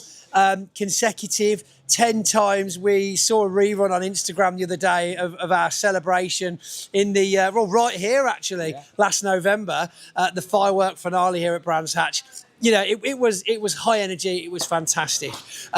We see a new kind of livery this year, new main sponsor, new race suit, and what else is new that we need to know about mechanically, shall we say, mentally? Well, if you go back and, you know, this journey started for me 11 years ago when I entered the championship as a Division 2 driver. And I wanted, obviously, to take the step up to Division 1. It's the pinpoint of the sport. And, like Stuart's been there, he's got 11 championships, 10 British and the 1 European.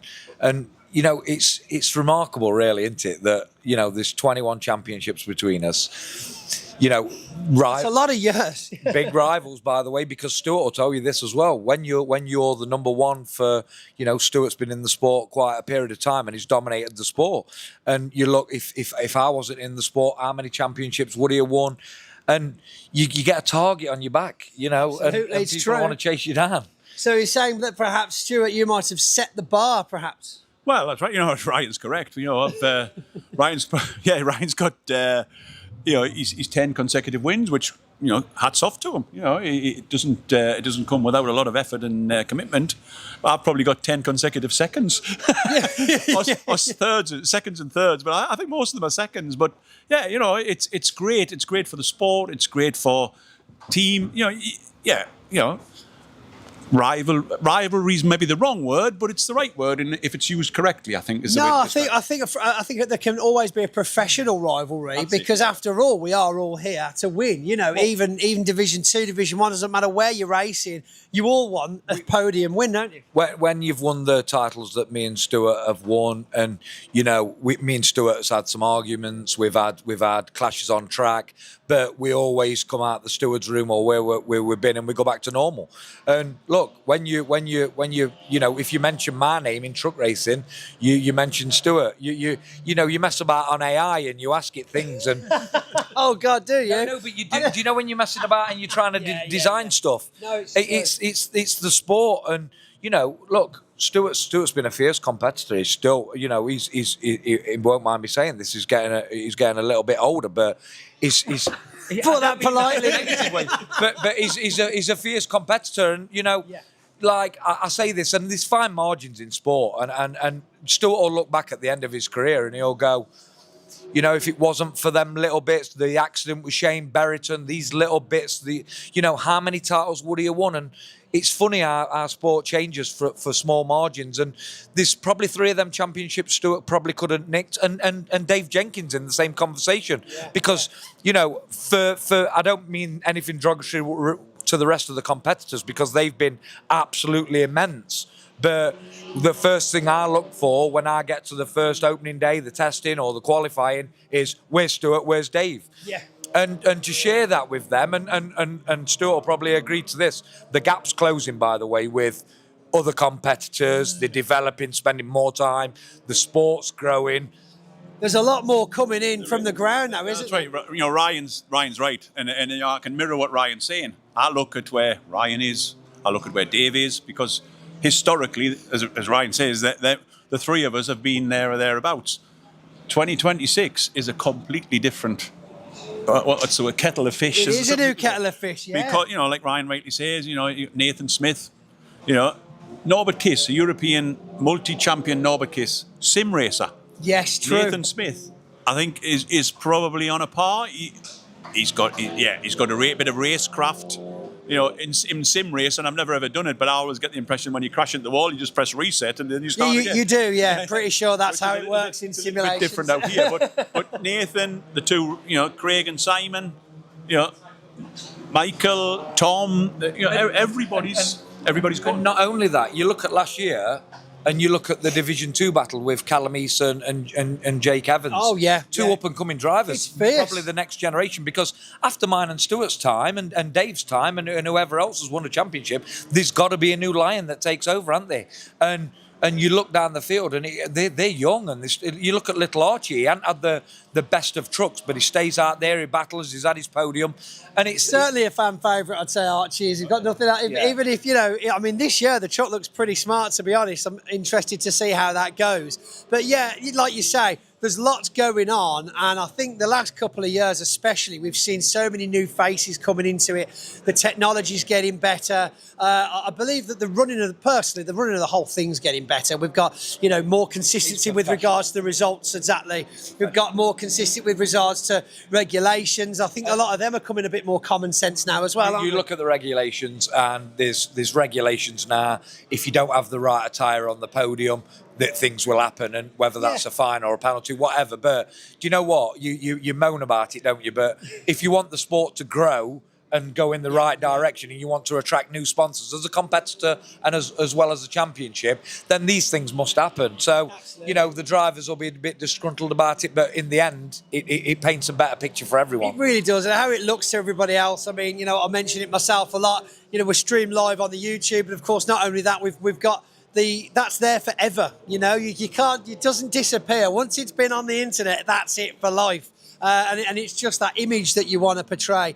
So moving on then, personally then for you this year, any, you know, top secret projects on the truck over the winter break, or has it been a kind of shine it up, get some new tyres on it and crack on for 26? No, you know, we've done bits and pieces as all teams do. You know, you always look at things like, you know, I've put a different rear axle in, a different ratio to be more suited to the engine, which is just what the other guys have. It's no different to what any, you know, so it's nothing anything special. It's just I've moved, you know, I've always been tinkering. I mean, it's not like you're redesigning a rear foil and it's taken a few million to get that bit of fiberglass right, you know. That's right. Truck racing, I think, you know, what sums it up, it's 5.3 tons with a big engine in it. And, you know, yes, you can do tinkering and this, that and the other, but I always remember this gentleman here at Silverstone many years ago jumped into a Sisu, I think it was. Andy Loveridge's Renault. Andy Loveridge was doing well, don't get me wrong. Ryan got into it, and, you know, I'm not blowing smoke, but, you know, it was a totally different animal. So it's, yes, you can do a lot with the truck and you can tinker this, that and the other, but it's further up the steering column where most of the good work. Say, do you know what? And I've took people out passenger rides, I've let people have a go. Until you drive one of these things, because on track they look like a big billboard. Yeah. They look quite slow, but you know, I've been in one. It's a slightly unnerving experience because you shouldn't be going that fast. Stuart's right. Stuart's right with the setup, with the driver. You know, Stuart knows his truck. Could Stuart go out and get a new truck? Do other people? You know what you've got. You have a relationship. People think I'm crazy, but sometimes I'll put my hand on roll cage and I'll talk to my truck because don't break down, baby, don't break down. Yeah, please, just one more race. And it's a compliment to everyone. Don't take the foot off the gas. The winter, everybody's doing work and like what Stuart's just said, we haven't really done any changes, but we've tried to get more reliability in things, and we've built another engine and stuff, that a Euro 6, to try and get a little bit more reliability. So everybody's always moving. Nobody steps still. No sport steps still. But at the same time, the championship's growing. We're getting, like, we've upped our social media. Stuart and everybody else have. Dave Jenkins, I see he's doing a lot more. And the amount of new followers that we're getting, it's fantastic, yeah. Who still don't know about truck racing. We've got a massive blows support. It blows my mind. But when people do see how quick these things are, they're hooked. I don't know anyone that comes to truck racing and don't return. It's true, very true. I know you've seen that for a long time. You do. You get hooked. You know, you do. People get hooked and more and more. Gets in your blood. That's it. You know, and right, love it or hate it, we've got to go down certain routes of sustainabilities and this, that, and the other, and we've done that. But you know, you go back 10, 15, 20 years. You know, watching the race trucks around here, it was like, you know, it's 3 laps in, you couldn't see anything for black smoke. Well, this is it. I mean, on that note, we mentioned one of our championship sponsors, Civic Fleet, with regards to the renewable fuel, and I think, you know, it's interesting to see that the trucks themselves are still getting better lap times year on year. The consistency is still there without that smoke, without what the old saying is no smoke, no poke. Well, I'd beg to differ nowadays, because that biofuel, you know, provided to the championship by Civic Fleet is absolutely phenomenal. And I hear now as well, actually, that there's one of the, you can't be watching the TV. I wasn't saying biofuel, I was saying it's hydrocarbonate vegetable oil. Biofuels, chip fat being recycled.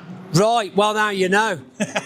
Hydrocarbonated Vegetable oil. Was that fizzy vegetable oil? Before it's been to the chip shop. It's before it's been. Oh right. Biofuel's been to the so chip it's shop. fresh. And came back and been filtered. That's what I used to run my 306 on. Yeah.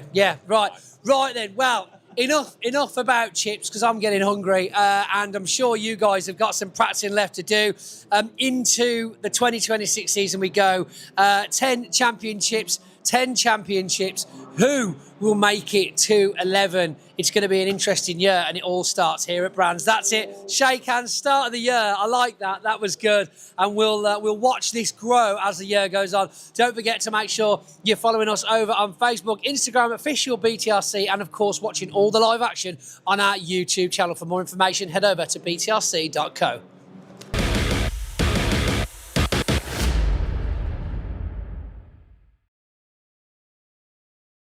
Right, here we are at Brands Hatch, and between Lewis Kent and Carl Boardley, they've 4 TCR titles behind them. I've done a little bit noise, we've got the trucks going on behind, but Lewis, you're back in TCR. What does this mean to you? Yeah, it's good to be back. I think I've spoken to more people this weekend than I did all last year racing. Car feels good, championship's looking good, really competitive. Just got to bring our A game really, and hope we can beat the man to the left. Hopefully we can beat everyone else as well. Well, Carl, he just said he wants to beat you. You are a 2-time champion, of course, TCR. You've got fresh new looking overalls as well on. What's the expectation this season for you?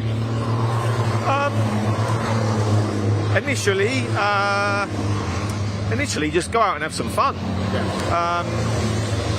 Obviously, we want to be competitive. We want to be up the sharp end. But yeah, primarily, come here, have some fun, have a good crack with the boys, which is exactly what we did the 2 years that we've done it previous, to be fair. And I think if you do that and you enjoy it, you've got a smile on your face, I think the rest of it just sort of takes care of itself. So I've got to be, every time I've seen you or spoken to you, you're always so relaxed no matter what the situation is. Is that generally how you look at the season then? I'm not bothered about the points table, I'm not bothered about anything, I'm just here to have a good time, and what will be, will be. 100%. I mean, at the end of the day, if you're not going to come here and enjoy it, then at the end of the day, what's the point? And that's how I am with everything in life, not just motorsport, but everything in general. At the end of the day, you're here for a short time and to have a good time. So I like it. Lewis, why have you come back to TCR? Pretty much the same. I had a couple of years out in the Civics. I sort of fell out of love with it a little bit towards the end of my sort of seasons in TCR. Running your own team, doing it all yourself was a bit of a challenge. We were setting up on a Thursday night thinking, can we go home now? It's a long old slug. But yeah, no, as Carl said, if you don't enjoy it, then what's the point? We started to get to a point where we weren't enjoying it. I had 2 years in the Civics, enjoyed it immensely, loved the Civics, but just missed that bug, missed the speed, missed the adrenaline. So yeah, we're back to see how we can get on, and as Carl said, we're going to enjoy it as much as we can. The team that we've got is again another little family-run team, so yeah, have a good time and see how we get on. I expect these two to be at the sharp end of the grid all season long. Chaps, can we get a friendly handshake between 2 former 2-time champions? There we go. TCR Civic Cup gets underway here at Brands Hatch. Carl Boardley, Lewis Kent. Remember the names.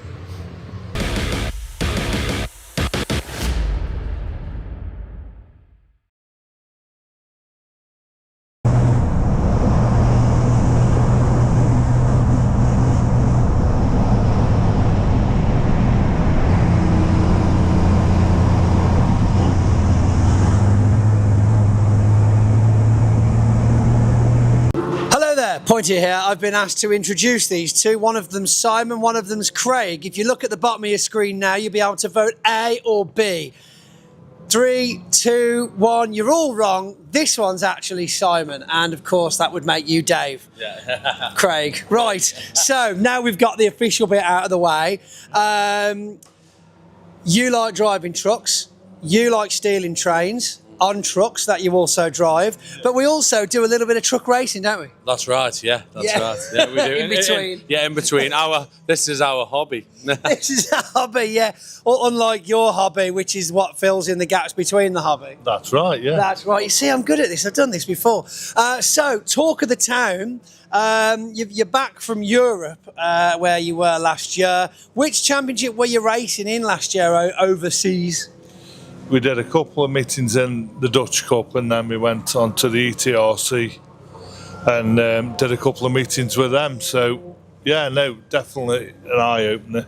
Experience. So I was about to lead on to that. How, I mean, you know, let's not go into good or bad, just in case we get answers we don't want. But what was a comparison? You know, was it a bit of a shock to the system? Yeah, it was. To be honest, I think, like I say, you obviously say, oh yeah, you know, the fast, and then but the whole, it's good because it sort of draws you on, and I think that's the best way to put it to you. It gets your driving ability right up there. That's the best way to put it. Because you've got to really kind of assimilate to the standards and the way they do things. Were there many, I mean, effectively we're all kind of running to basically the same rules, but were there many things that you were like, oh, we don't do that in England? Yeah, there was a few. They are very regimented. Yeah, qualifying, and yeah, that was probably the biggest, because they're going out, putting one lap in, boom, bosh. Oh, that's it. And we're no wasting fuel. That's it. We're usually used to running round, and then maybe in your fourth or fifth lap, once everything's warm, you put a lap in. But they're just tuned in. Wow. Fire one lap in, they come back in, they know what they've done, you know, and they're trying to. Don't get me wrong. I suppose towards the end of the meetings that we were doing with ETRC, us trying to aim for the best lap we'd done in that one lap hit. It was coming slowly, but there's zero room for mistake. There's literally something that's just at qualifying, that level of competition. Yeah, just qualifying. And this, as I say, like I say, yes, they are very similar trucks to obviously the way that the UK has gone. A lot of obviously the trucks are ex-European trucks, you know, or they've been built by the people from the European Championship. So it's all, you know, it's all sort of same. I suppose it just comes down to the tracks, but you know, the only thing obviously with the going to Le Mans, that's what I'm saying. That sort of big event.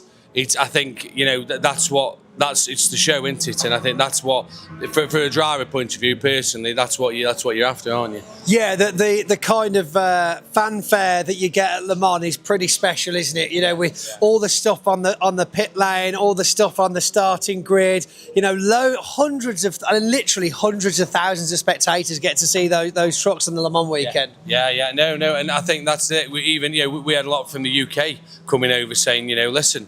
I mean, obviously the fans were there with the UK coming over to us saying, you know, obviously a lot about, you know, why aren't you in the British, and you know, and we've, like I say, the best. Actually, we've come away from it. Obviously with Simon's crash back in 23, side strut needed rebuilding, so that's one thing. And that was very thoughtless of you, Simon. Yeah. Well, we had to you know, we've been very busy, you know, but we've sort of restructured our trucks completely, so both of them are technically new to us last year, both of them are new, so really, and also they're also going there, meeting the people we've met, put us on a stepping stone to what we've got now, and to be honest with you, that's especially with Iveco, and you know, must mention them because it's really helped us massively to get to where we are now. But obviously at the end of last year, Stuart spoke to me, and he like I say, we just had a general conversation, general phone call about, you know, the championship and the way Stuart was taking the championship for this year, and obviously Stuart wanted us to be a part of it, and obviously at the minute the way the world is obviously is a bit crazy, and I think that's the reason why. To drive into some of those races, I mean, even if the Dutch Cup, you know, it's a bit more of an enjoyable, fun thing, you know, you're still going to get there, you're still going to feed yourselves. It's all getting a bit crazy, isn't it? That's it. Yeah, I think regarding with, you know, work as well. Again, you've got to have that balance. You know, God, if we could come in and out, you know, easy, you would do. But like I say, anyway, like Simon more than me, if you like, is the roots of where Simon started is here, you know. Yeah. So Simon, back to be back on your home patch or home turf rather. Yes, mate. Yeah, no, I'm glad to be back and just get back into it as always. You know, I think doing them two meetings in the FIA, it does hammer your driving. And you know, I'm looking forward to, obviously, even though we were sort of 3/4 of the pack, you know, we were sort of getting still in the mix with it, and it does just, you know, you find another gear that you didn't know you had, and I mean, you've got enough of them in those truck boxes, to be fair. Like, you only use 2 of them high and low, don't you? but when you'll only might try 4th today. That's it. Yeah. Well, half an hour races, and they're breathing down your neck. They might have made a mistake, managed to get through, and then they're on you for the half an hour. And that definitely does wake you up, because it's either do or die. But then equally, it was full on. The racing, the qualifying, the practices. You know, you really are hammering the trucks. You know, even just in them 2 events. So it's a massive strain, not just on the drivers, but on the team, on the vehicles themselves. The team had to be switched on. And it was long days, you know, you'd be up at like 6:30 in the morning and going bed at 2 o'clock in the morning. I wouldn't do that for money. Like, why would you do that for fun? Crazy people. So, go on. Yeah, but again, we're back here and looking forward to it. It's good to obviously meet out. Everybody's, you know, moved up and cracked on. And, you know, we're here to put a dent in that. But not too much of a dent, though. No. You know, just putting that out there. So, of course, brothers on track and off track and in business.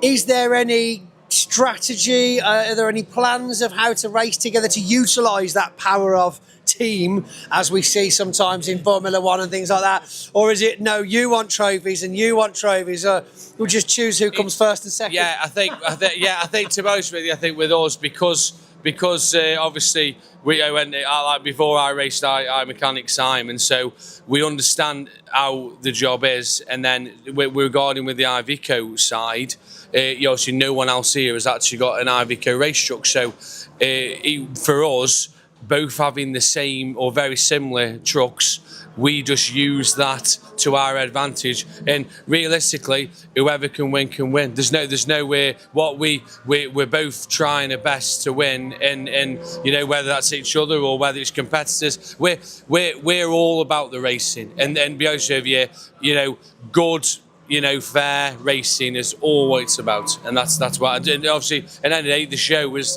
that's what the show Absolutely. However, having very similar trucks has caught definitely myself out. Still to this day, I'm like, which one is it? Which one is it? Just look at the number. The numbers are, you know. Now Neil and Steve. Obviously, I saw when they did their release on their trucks, I was like, oh God. This is going to be tricky. I feel sorry for Dave Goddard because there's so much red. Ryan Smith's gone red this year as well. Honestly, it's going to be crazy. Well, look, let's make sure family comes first, of course, for the rest of the 26 season. It's great to have you back. Of course, you get to see all your European mates at Le Mans later in the year as well. There we go. Simon, Craig, Simon, watch them out there. They are very similar trucks, very beautiful trucks though, always in tip-top condition. And of course, if you want to catch this interview back anytime, you can find it over on our official YouTube channel and of course, Instagram and Facebook.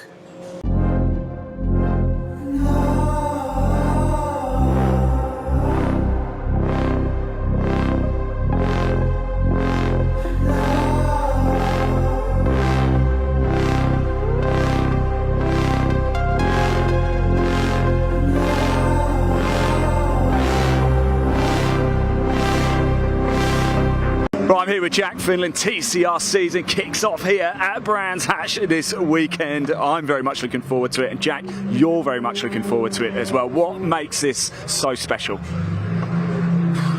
I think what makes it so special for us as the organisers is the hard work that we put in, but the hard work that everybody up and down this grid puts in to get here. You know, it's a good start to the season, 17 cars out, and that's a testament to how hard these drivers have worked to put, you know, the different factors in place to go racing. So I think that's the thing that I'm most proud of when I look down the grid this week. What can people then tuning in maybe for the first time to watch TCR? I'm sure a lot of people have seen it already before, but what can they expect to see on track today? Close racing, I think, is what it is. I think because these cars are manufacturer built, you know, solely, they're built to such a high standard that they're all trying to outperform each other by the millisecond and the little bits of game that they can. So if you get a grid, especially how our top 6, 7, 8's looking at the moment, that are so evenly matched, and you can't really pick one. That's just going to lead to fantastic racing, isn't it? So yeah, that's what I think you can expect it to be really close. These cars are pretty quick. What sort of speed do you think we're going to get up to today? Oh, I've got no idea. You're asking the wrong person. Fast, very fast. Yeah, quicker than I'd want to go in a car, put it that way. But have you ever driven one? Never driven one. I've been a passenger in one with Lewis Kent. That was lovely. Scary. But yeah. But I'd rather be a passenger with Lewis Kent than a passenger with Stuart Lyons, that's for certain. Or me, actually. I wouldn't go into me. But look, Jack, thank you so much. I know you're a busy man. Really appreciate it. TCR season starts this weekend here at Brands Hatch. It's going to be something special.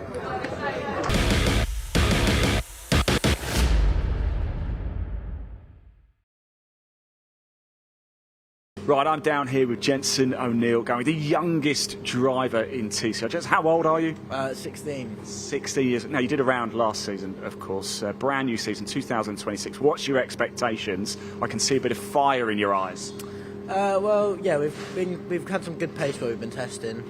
So ultimately, the end goal is to have a top 3 in the championship and possibly win it.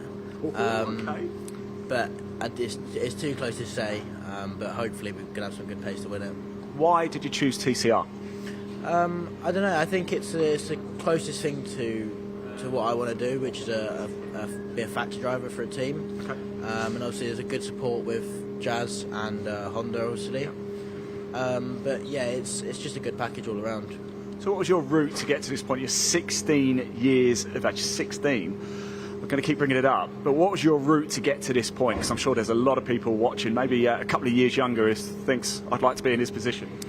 It always helps when your dad owns a race team, but I've done Fiesta Juniors for a year. So I done 2 rounds in 2023. First one didn't go as planned, but I won the championship in 2024. Then I progressed last year. I'd done half a season. I was only turned 16 in August. I done a mini challenge, JCW, and a round at TCR UK, and a 1 Series BMW with Josh Bromley. Okay, so that's quite a range of cars. Quite a step up taking a TCR for a spin. What was it like the first time you ever took one out in anger? Well, I was 13. So yeah, I drove the i30M when I was 13 years old, and yeah, it's a different animal.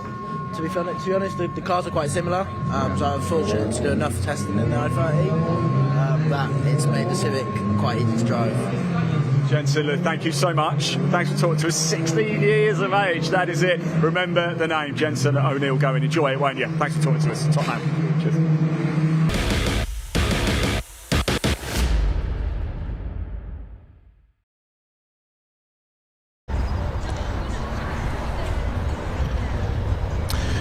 Well, thanks very much to Ian and Pointy down in the paddock, catching up with some of our drivers. Almost ready to get back underway after the lunch break here at this Truck Racing and TCR UK weekend here at Brands Hatch, the home of motorsports in the southeast of England. A packed out circuit here today, celebrating everything trucking, and we've got some slightly different trucks coming up next. It is the Pickup Truck Racing Championship for their season opener. Yes, they're back with BARC after a year away. They have 3 races across the course of the weekend.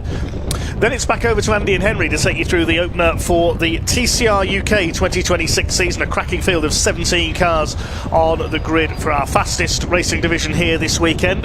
They have 3 races over the course of the weekend as well. But also there'll be a short pause after that. We have a short qualifying session for the Classic and Modern Motorsports Club Super Saloons and Production Saloons. Nice mixture of cars there. They have 2 races coming up tomorrow. They'll have a short qualifying session, followed by the first race for the Mini Challenge Club Sports. They have 3 races this weekend as well. A good mix of BMW Minis here this weekend. Then we have the second race of the weekend for the Civic Cup, and then another British Truck Racing Championship event to round off day 1 here at Brands Hatch. Dave Goddard here taking you through the action along with Andy McEwen and Henry Baudet, who are here for our TCR and Civic Cup events. I'll be with you next weekend as well for action from Cadwell Park, the roller coaster in the Lincolnshire Wolds. We've got Caterham action, Classic Touring Car Racing Club and much more. Also the MG Owners Club are at Cadwell Park as well, and we had an absolute belter of a season opener for them recently at Donington Park, and I can't wait for action next weekend on the undulating Cadwell Park circuit. That's going to be something very special indeed.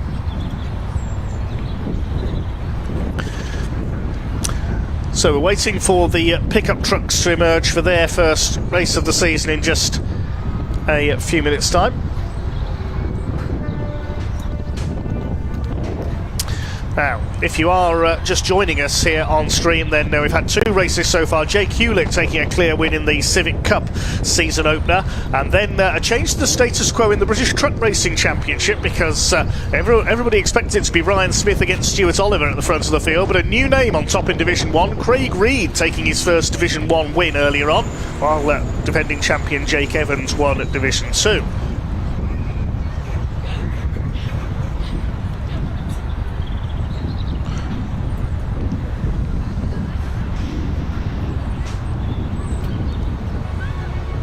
If you are enjoying the stream today, do not forget to hit the like button and the subscribe button on BARC TV on YouTube today. Big thanks to all of you who are joining. We've got over 300 likes so far and nearly 1,300 of you watching as I speak to you at the moment. Big thanks to all of you who have joined us from all over the world. I know we had some viewers from Brazil on our stream, I saw in the comment thread earlier on. Just looking out of my commentary box window now.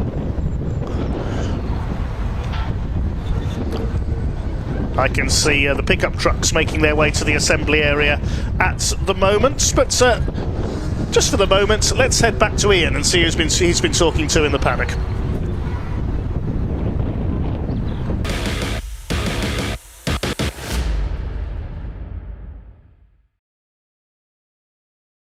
Well, I'm here with your TCR poleman Callum Newsham, no stranger to the front row, and a brand new little award this year as well. Callum, how was it out there? Very good. Car felt mega, but we put new fronts on then, and it didn't feel as good. So there's still a bit more time in the tank, I think.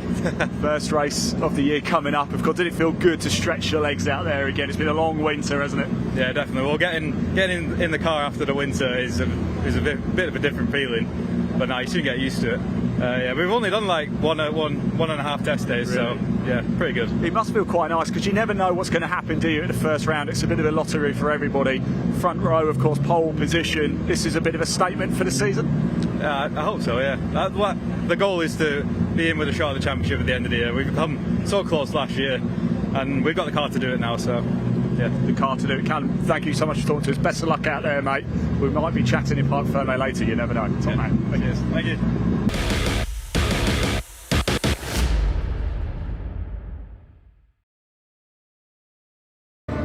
And just like that, everybody, the lunch break is over, and as you can see, it's a very welcome return to the Pickup Truck Racing Championship. They weren't with us last year, but they're back in 2026. I want to go chat to some of the drivers. I want to go talk to Chris Land up here in the number 77. He almost put it into the fence behind us there, but oh my goodness, how good do these look. It is so great to see them again. I wonder if I can just jump in. The reason I want to talk to Chris, there's like no door handle or anything here, is I want to talk to you because I understand you've travelled 5 hours from Cornwall to be here. It might actually, I'll tell you what, let me come around the other way because there's a giant mesh there. I won't be able to.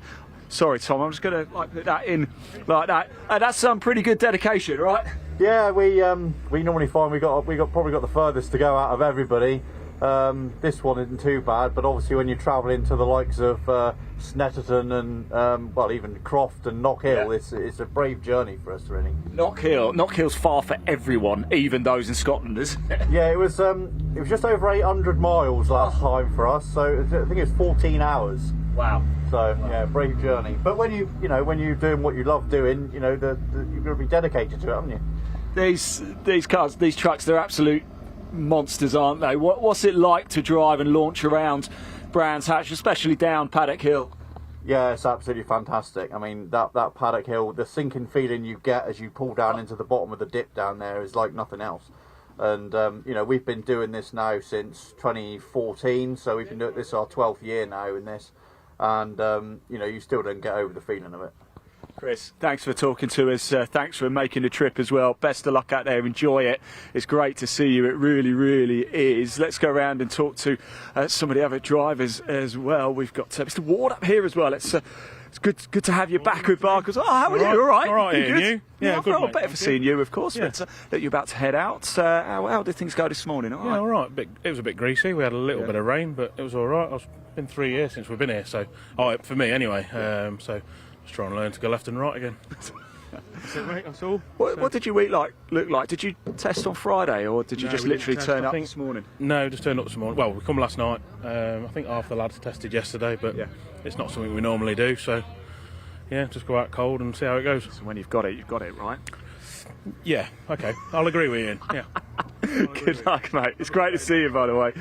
Right, so let's go down and have a little look. It's Eric Bolton who went fastest of all in qualifying. Aaron Thompson in second. Dale Gent we know very well. He's been in part of this championship for a long, long time. I'm just going to jump through here as well. We've got the Chow there. Dale, it's very good to see you again. I missed you last year. I missed you. You don't mind me trying to climb in a little bit here, dear. Good to be back with Buck. Oh yeah, definitely good to be back. I'm looking forward to this year, running alongside the lorries and that, and hopefully see what it brings. You guys certainly bring a big draw and a big crowd of you here to Brands Hatch. What's it like racing here? I've done many laps around here now back in the day, so yeah, I do. It's one of my favourite tracks. It is so. Other than Snetterton, but this track, I do like this track here. Excellent. Look, great to see you again, by the way. Really, as I said, really good. If you've never seen this before, oh my word, you're in for an absolute treat. Let's go chat to our pole man over here, Eric Bolton, shall we? I have to sort of push the microphone through the empty gap here. Eric, you've got the best seat in the house here, my friend. Are you excited for this one? Yeah, it should be good, yeah. Obviously, qualifying went very well. Happy with the car, the setup? Qualifying went better than expected. So you weren't expecting to be on pole? Well, not really. No, I did no testing yesterday, and I didn't race the last half of last year. So yeah. And you plan on doing a full season this year? Hopefully, yeah. Yeah, going for a full season, yeah. Well, you never know, we might be chatting after the race. Best of luck, man. Cheers, Eric. Enjoy it, won't you? It might not actually even be, it might be pointy up there a little bit as well. The final few cars, the pickups are coming in. 14 in total, so Eric Bolton on pole, Aaron Thompson. I wanted to speak to Alan Cooper, and he's right here, is Alan, because he was the runner-up in 2025. Alan, how are you? You won't be able to see it. There's a massive smile, and wow, you've got some nice livery in the interior here. Yeah, that was a Christmas present from the wife. That was. I'll tell you what. Let me just get the camera to come and have a little look. Can you have a look at there? How nice is that? The inside interior. That looks absolutely awesome. Let me just chuck the mic back in. A bit of, not that you need it, Alan, but a bit of extra inspiration and motivation for you. Yeah, like I say, I've seen the kids there. Just got my late father on the gear tunnel, so yeah, means a lot. Now, last year went well, but can you go one better this year? Always trying to do one better, but yeah, I had a very good year. I was very, very happy for my performance of what I've done. I was over the moon with the second. Obviously, everyone wants one first, but we'll see. I'll tell you what, you're not in a bad position here in fourth. What can we do? Can we make up 3? We'll see. We'll put some pressure on them and see where we get from. Good racing driver. Answer that. Thank you very much, Alan. Really good to see you. We'll move out a little bit. Let's go chat. We probably have time for one more. This race is due to get underway actually any minute now. So we've got Dan Fisher here. Let me just jump the mic in very quickly.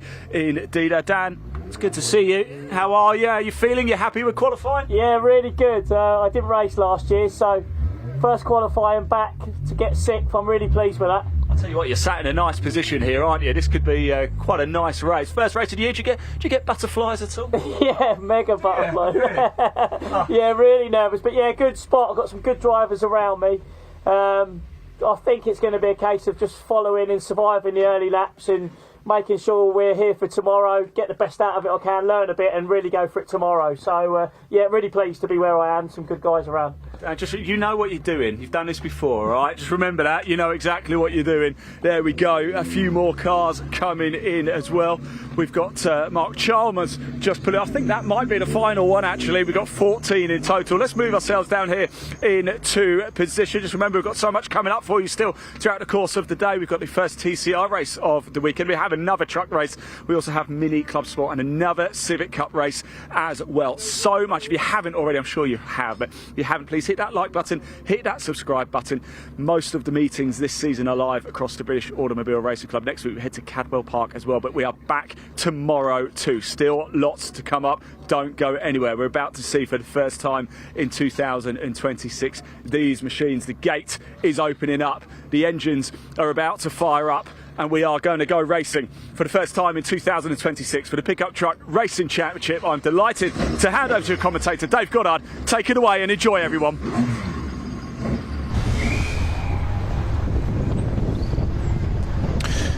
Yes, thanks very much indeed, Ian. So, ready for our first pickup truck race of the season. Now, pickup truck racing, if you've not seen it before, what's it all about? Well, these pickup trucks, they're nothing like the pickup trucks you see your local tradespeople using out on the road. They are tubular space frame chassis with 2-litre multi-valve twin-cam engines developing about 230 horsepower. They were founded by the great Sonny Howard back in the 1990s, trying to give a taste of American-style motorsports to the UK's circuits. And they also raced on the Mallory Mile Oval up in Leicestershire. Also at Rockingham on the famous 1.5 mile oval, they achieved about 150 miles an hour around that sadly now closed venue in Northamptonshire. But they are back here with BARC this season with a new promoter in charge. As you said, Truck Sport, the organisation behind the British Truck Racing Championship, take on the management and promotion of the series, and they follow the trucks on their 7-round calendar for this season. The grid fixed by the qualifying session taking place earlier this morning, and it was Eric Bolton who was fastest in truck number 68 alongside the number 41, the Lightning McQueen lookalike of Aaron Thompson, regular race winner last season. Row 2 is a very experienced man in this series, Dale Gents, former champion number 83, and the Kyle Larson NASCAR lookalike for this season alongside last year's runner-up number 72, Alan Cooper. Row 3 is a veteran of pickups, number 65, Mark Willis, alongside 5 of Dan Fisher, back after a year out. Row 4 is the reigning champion in the gold number 1 truck, Ryan Hadfield, alongside another former champion of several years ago, number 93, Michael Smith. Fifth row of the grid, number 42, is Jonathan Hadfield, Ryan's brother, alongside 71, the ex-classic touring car racer Simon Ward. Row 6 of the grid, we should see Mel Collins, number 27, alongside the Cornishman, 77, Chris Land. At the back of the field, 29, Tom Hutchins. Good to see he is on the grid after a few problems in qualifying earlier on, alongside newcomer number 85, Mark Chalmers. I'm just looking down at the grid now out of the commentary box window, and I can't see Mel Collins there, number 27. There's a gap where he should be. Now, I think I saw his truck in the assembly area, so whether it's refused to fire up, I'm not sure. But we'll wait to see if he joins in from the pit lane at the back of the field when the race gets underway. It will be a rolling start, a 15-minute race. So 13 trucks on the grid then. And it is Eric Bolton, number 68, on pole, who started his career here at Brands Hatch racing saloon cars a few years ago. He's raced Ford Fiestas and Honda Civics, among other things. Now, the last time I saw Eric racing that pickup was on Boxing Day at Mallory Park in their open event at the Plum Pudding race meeting. He was out in the sports car races against a variety of other vehicles. Ah, there's Mel Collins, number 27. Now, he's been stopped by the marshal at the end of the pit lane. He's going to have to start from the back. The truck refusing to fire up in the assembly area, so he's going to start from pit lane. So Eric Bolton on pole position. I think that's time I mentioned at Mallory Park in the winter, the only time a pickup truck has raced against other cars of different types in an open event. He starts alongside Aaron Thompson. We saw him win the Britcar Championship in a Renault Clio with his dad Steve a few years ago. Steve, an pickup racer and Eurocar racer. Remember those? The V6 space frame Ford Mondeos a few years ago. And there's the number 83 on Road 2. New livery for Dale Gent. We've seen him in the black Dale Earnhardt lookalike truck in the past. Now in a Kyle Larson NASCAR livery, the white and blue Hendrick Motorsports livery. He starts alongside Alan Cooper. And on Road 3 it's Mark Willis alongside Dan Fisher. Mark Willis, the most experienced man on this grid, in the red and white number 65. Dan Fisher, the pink and silver number 5. Another ex-saloon car racer. I think the most noteworthy graduate of the Pickup Truck Championship over the years was Matt Simpson, number 303, who went on to race in British touring cars, took a race win in a Honda Civic at Alton Park.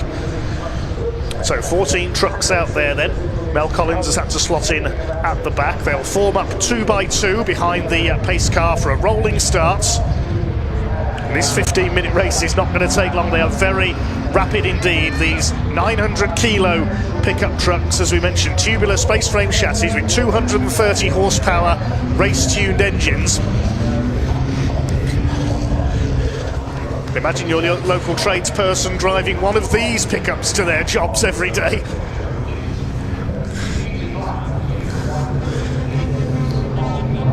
Reigning champion in midfield, the gold number 1 truck, that's Ryan Hadfield from Buxton in the Peak District. Pace car heads down pit road. Here we go then. A taste of NASCAR style racing comes to Brands Hatch this weekend. Eric Bolton and Aaron Thompson on the front row of the grid. They come up towards the red lights, and as a certain commentator in the United States would say, let's go racing, boys. Here we go then, into Paddock Hill Bend, the first bend of the Pickup Truck Racing Championships new season, and it's a good start by Aaron Thompson from the outside in the number 41. He's taken the lead from Eric Bolton. They head up towards Druids for the first time. He's got the overlap done and takes up the running around the hairpin for the first time. They've all made it through okay so far. Thompson leads, Bolton second. Going to look up the inside here is Alan Cooper. He's going to take second into Graham Hill Bend, side by side for fourth between Dale Gent and Mark Willis in the 65. Looks like Dale Gent's just got the advantage there in the Kyle Larson lookalike, the 83. Over the curb there on the inside of the right-hander at McLaren was our leader, number 41, Lightning McQueen, aka Aaron Thompson. Surely he should be number 95 with that livery on his truck. Dan Fisher, the number 5, closing up on Mark Willis. That's for 4th position as across the line they go. There is Mel Collins, the 27, having a look on the outside of the number 71 of Simon Ward as the leader runs a bit wide, just kicks up a little bit of dust there, carts back across on Alan Cooper, who's forced to go to the outside into Druids. Eric Bolton has caught up with them in the 68. They could make it 3 wide down the Cooper straight here if they play their cards right. Cooper holding that second place. It's Thompson who still leads the way. Dale Gent's closing up on them as well. These trucks very, very close racing indeed around the Brands Hatch Indy circuit. This short 1.2 mile circuit ideally suited to the pickups as Dale Gent lunges up the inside into McLaren there and through clearways. Can he get 3rd place away from Eric Bolton, our pole sitter, who didn't have the best of starts there? The Ford Ranger body truck side by side as they come up across the stripe. They're absolutely side by side, and Gent goes through and up into P3. Not surprisingly, he did the fastest lap of the race that time through as well. The 83 of Dale Gent, 52.018 seconds. That's relegated our pole sitter Bolton down to 4th place. 5th is Mark Willis in the 65. Then it's Dan Fisher, the 5. And behind them, Michael Smith, a veteran of the Pickup Truck Championship in number 93, the man from the northeast. Behind him are the Hadfields, Jonathan in number 42. And there's our champion, number 1, Ryan Hadfield. Those two are the sons of Rob Hadfield, who raced hot rods for many years at Buxton Raceway up in Derbyshire. Ryan and Jonathan Hadfield started their careers there as well, raced successfully in Formula 2 stock cars on the short ovals. Quite a few of these drivers with a short oval background. Michael Smith, ex-Formula 1 stock car driver. Also Mark Willis, very successful in hot rod racing. Contemporary of Carl Bordley, who we'll see in our TCR UK races later on today. Ryan Hadfield, the champion, runs a bit wide there, just puts a wheel onto the gravel. He's got ahead of his brother Jonathan in the number 42 car, in the 42 truck I should say. Here are our leaders, still Aaron Thompson up front. 85.2 miles an hour average around the Brands Hatch Indy circuit for Dale Gent's fastest lap. The field is covered by less than 10 seconds. Up the inside comes Dale Gent into clearways. He's taken second place away.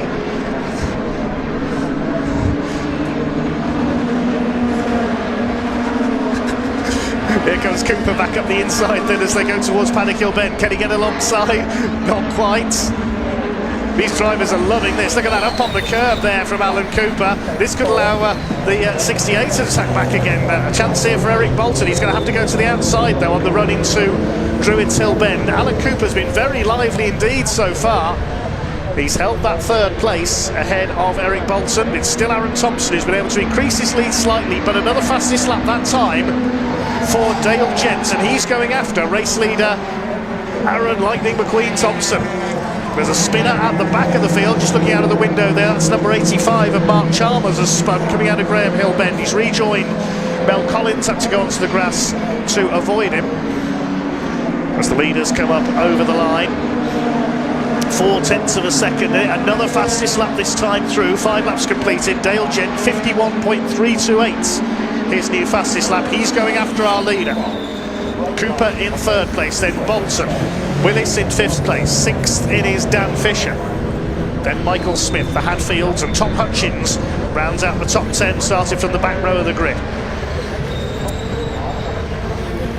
Aaron Thompson, the SDT Contracts Limited with DLRD. DLRD is Dave Longhurst Race Developments. Dave Longhurst, former National Hot Rod World Champion and former pickup racer himself, now runs a number of trucks. He's run BTCC cars, including for Lee Wood in the past as well. Dale Gent here, closing down our race leader. He's almost on his tail now. Dale Gent, who came through the short ovals along with his father Mark, who raced in the UK and the Netherlands, and he's really going for the lead here. He's going to have a look up the inside, possibly into Druids this time. No, Thompson moves to cover, defends the line, defends the lead.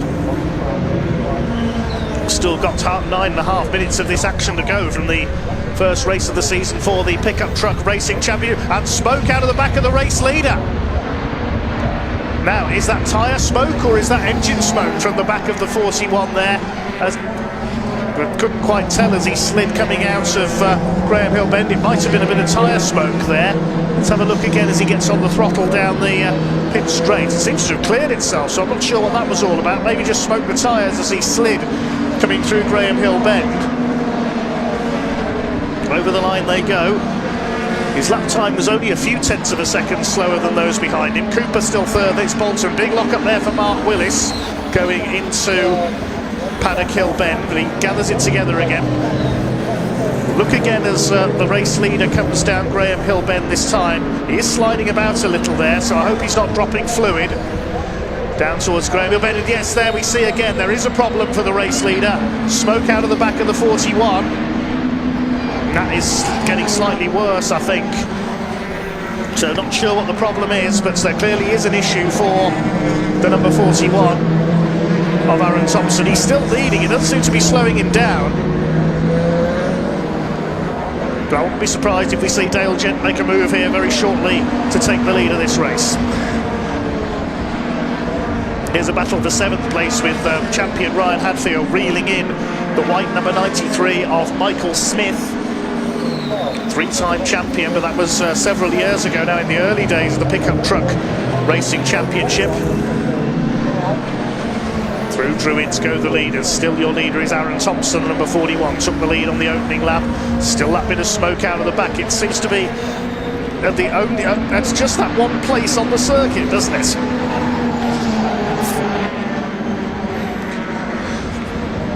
So we reach half distance in our pickup truck racing championship season opener, with Aaron Thompson having led all the way so far. Dale Gent, aka Kyle Larson, having forced his way through, and the leader was a little bit wide there, coming off clearways. He just got a wheel onto the grass. Now this is our pursuer's opportunity here. Dale Gent, he goes to the outside. That smoke is definitely getting worse from Aaron Thompson's truck. He goes up on the curb this time through Paddock Hill Bend. and Dale Gent is all over him now. He goes to the outside again at Druids. He's forced to go to the outside at Druids. This, of course, is allowing Cooper, Bolton and Willis to close up. It's 5 trucks line astern for the lead now. Down through Graham Hill Bend, still that smoke trailing from the back of the 41. But still no change in position. Through clear ways once again, coming through to complete 10 laps. Dale Gent still with the fastest lap of the race, 51.328 second. Over the line they go, Alan Cooper with a grandstand view of the lead battle here. One false move by the 2 ahead of him and he'll be through into the lead. Top 5 are broken away now from Dan Fisher in 6th position there, nearly 3 seconds clear of the number 5. Further back, Smith ahead of the Hadfields, and Tom Hutchins rounding out the top 10. Simon Ward 11th, Chris Lamb 12th, and Mel Collins in 13th, ahead of Mark Chalmers, who spun earlier on. Through Surtees into McLaren, bouncing over the curb there. Aaron Thompson, he's bounced himself a little bit wide. This is Dale Gent's opportunity. This time he's up the inside. He needs to get a run here towards Paddock Hill Bend. Can he get the inside line away? It looks like he's got his nose down the inside. They're going to be side by side across the stripe. Surely Gent's going to go through. Look at that, nothing between them as they cross the line there. Door handle to door handle in no uncertain terms. And Dale Gent goes through, takes the lead into Paddock Hill Bend. Great drive by Dale Gent, but Aaron Thompson is fighting back. This is tremendous stuff. Into Druids, Alan Cooper up the inside. He gives Thompson a bash up the back as he switched his line back again there. They're still side by side for 2nd place now. Aaron Thompson will defend the inside line to Graham Hill. Ben Cooper is flicked wide there. There might have been some contact with Eric Bolton. I couldn't see there, but Bolton goes through into 3rd. They may have touched on the entry. We couldn't quite see there. And Mark Willis hanging onto their coattails as well. This battle really coming alive in the final third of this race. Now Cooper up the inside and Eric Bolton, who shuts the door in no uncertain terms. Onto the grass goes Alan Cooper. Oh, this is livening up in its closing stages now. Across the stripe come the leaders once again. It is Gent from Thompson. 3rd place it is still Bolton, I think. Alan Cooper will be getting impatient in there, trying to take P3 back again. Just seen somebody coming out of the pits behind them. I think it was Tom Hutchins who has made a pit stop in the 29. Yes, it was. Never mind that though, because the battle for 3rd is intensifying here. Look at Mark Willis getting involved, the pickup truck racing veteran in the 65. He won the Rockingham Championship a few years ago, but he's never won the overall title. He's always pushing Alan Cooper down the Cooper straight. Through towards Surtees and McLaren. Further back in the order, Michael Smith still under fire from Brian Hadfield as the leaders slide their way out of clear ways up towards Clark Curve at the end of lap number 13 of this pulsating pickup truck championship race. And Aaron Thompson wants the lead back again up towards Paddock Hill Bend. Can he get the inside line here into Paddock? He lunges for the inside on Dale Gent. They door handle together once again, and he's done it. How has he done that on the brakes of Paddock Hill Bend? Superb manoeuvre by Aaron Thompson. He left it as late as he could to brake there. He may have clipped Dale Gent, and has Gent got some damage there because he flicks wide going into Druids. Looks like his handling's gone off, but he holds 2nd ahead of just ahead of Eric Bolton. And then Cooper and Willis closing up.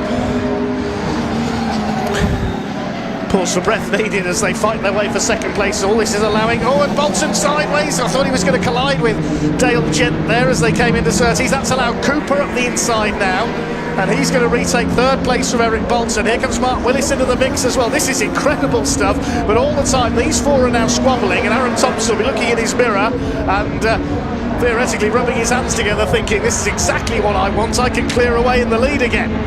Less than 3 minutes to go now in this incredible season opener for the Pickup Truck Racing Championship. Dale Gent gets the tail hanging out there through Paddock Hill Bend. That's going to allow Cooper to close back up again.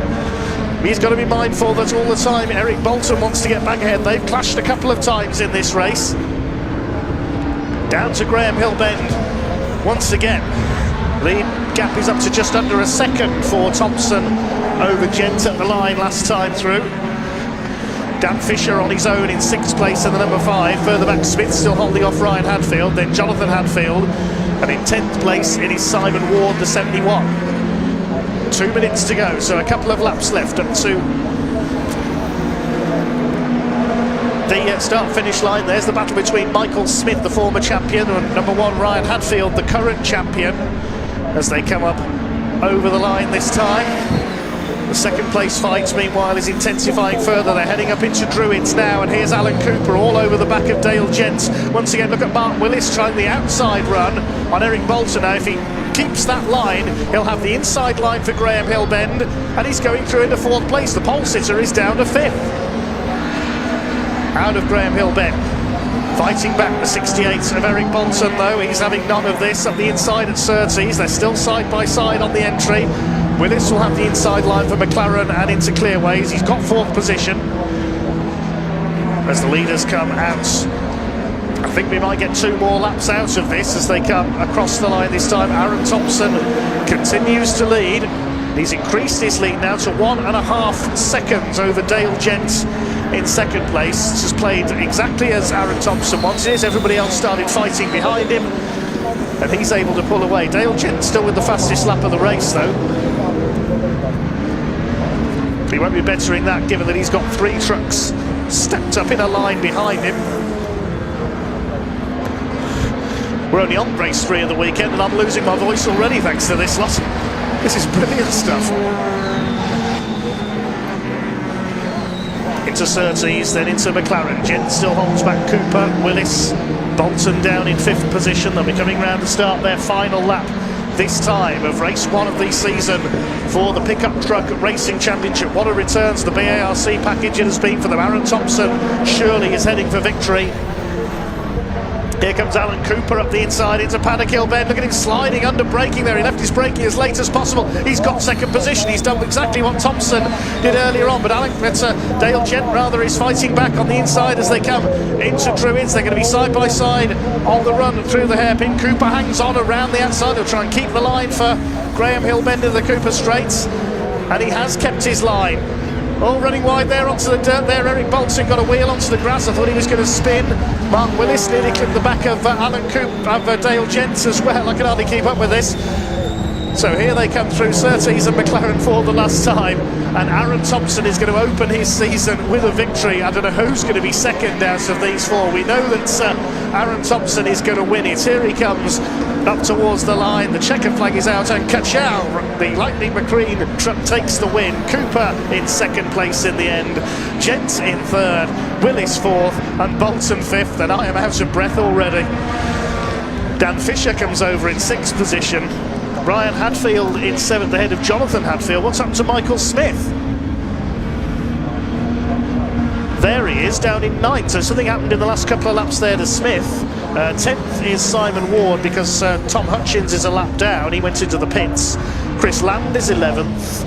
Mel Collins comes over in 12th. And Mark Chalmers, after a spin, will complete the runners on the lead lap in 13th. Tom Hutchins, as we say, finishing a lap behind after a visit to the pits.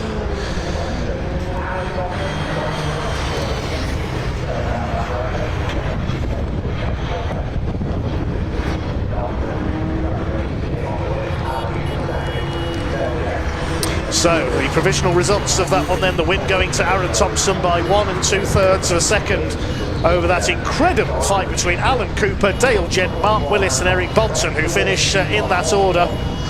And a gap back to Dan Fisher in 6th position. Hadfield 7th and 8th. Michael Smith's efforts to hold off Ryan Hadfield ended with him taking a trip through the gravel and Clearways, I'm told, so that's what dropped him back to 9th.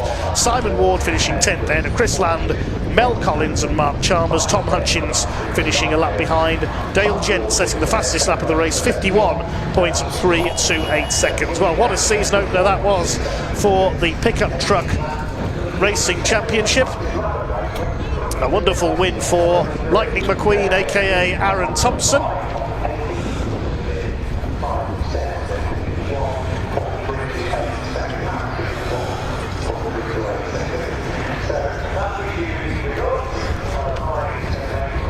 I think we can head down to pit lane. Got the memo about the pit lane interviews. The smell, though, of that fuel is something very different that I'm not used to from the trucks. However, something they're not used to is doing interviews after the races. We'll probably get that right tomorrow for you, hopefully, and we'll get a chat with the winning driver. But yeah, It looks like that's all we're going to do here. Fantastic first race though.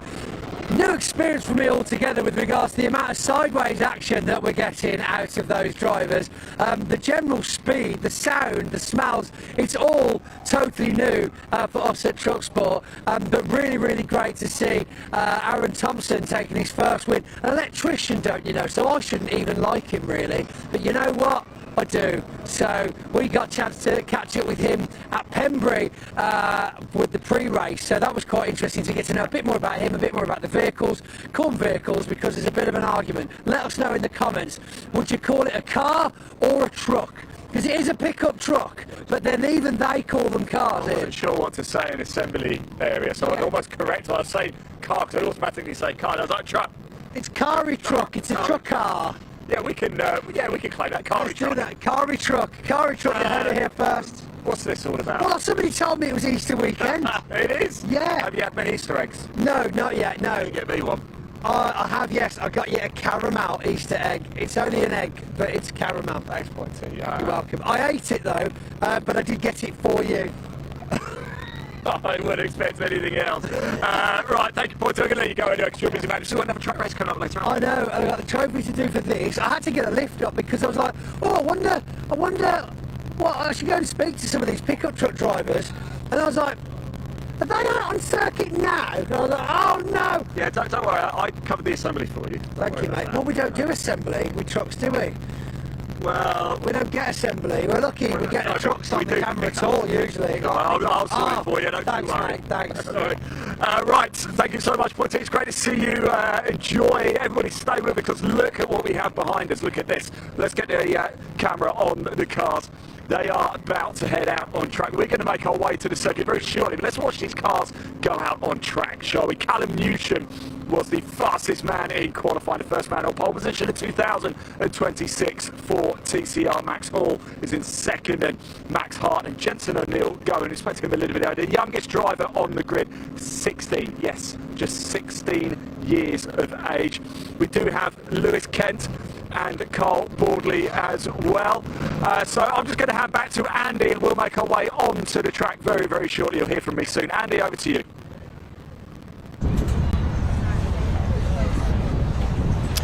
Yes, thank you, Ian. Well, this is exciting, isn't it? A new season, always an exciting time in any championship, but with TCR UK, we could be in for the most competitive season yet. This is going to be quite a treat. 4 more races coming your way today. We've got TCR UK, as we've said, up next. Those cars will be released from the pit lane, I think, in the next couple of minutes or so.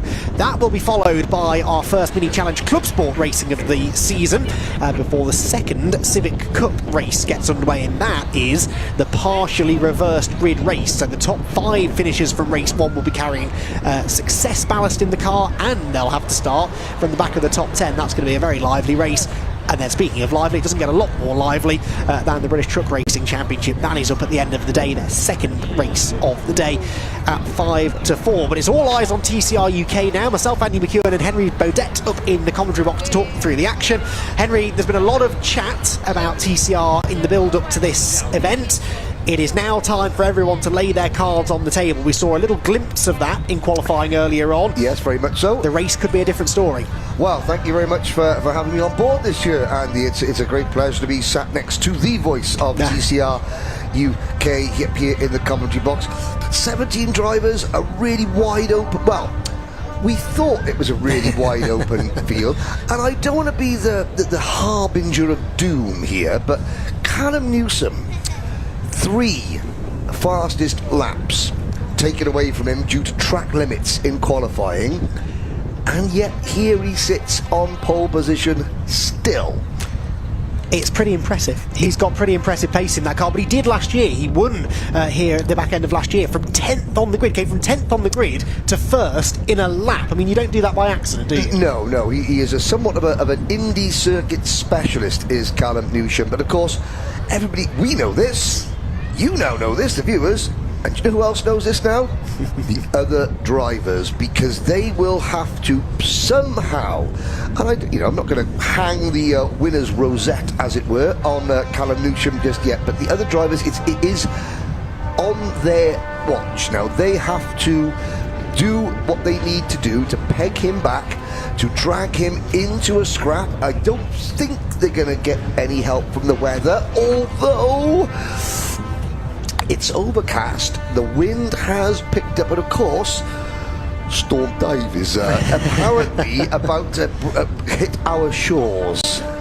And I can see spots of rain on the windscreen, on the windows, in fact more and more as we speak. So it is just starting to rain. Nightmare for the TCR UK teams, because remember, these cars, in dry conditions at least, will be running on slick tyres. They have the choice between a wet or a slick Goodyear tyre. What do? Well, they're being released from the pit lane now, I would imagine pretty much exclusively on slick tyres. But if this rain really comes down any heavier, they're going to have a difficult decision to make. Knock, knock, knock. Opportunity knocks. This is something that if I were any other driver than Callum Newsham, I would be rubbing my hands together thinking, okay, this is a leveller. This is an opportunity, because of course, you know, even circuit experts such as Callum Newsham, they can get it wrong. They can get, you know, in the slippery surface. I mean, okay, as you're looking at the circuit now, the track remains bone dry, although all it takes is for those little droplets of rain to turn a little bit more, you know, concerted. Yeah, the wind is picking up, which will help to dry the track a little bit more, I think, a little bit more quickly, as it were.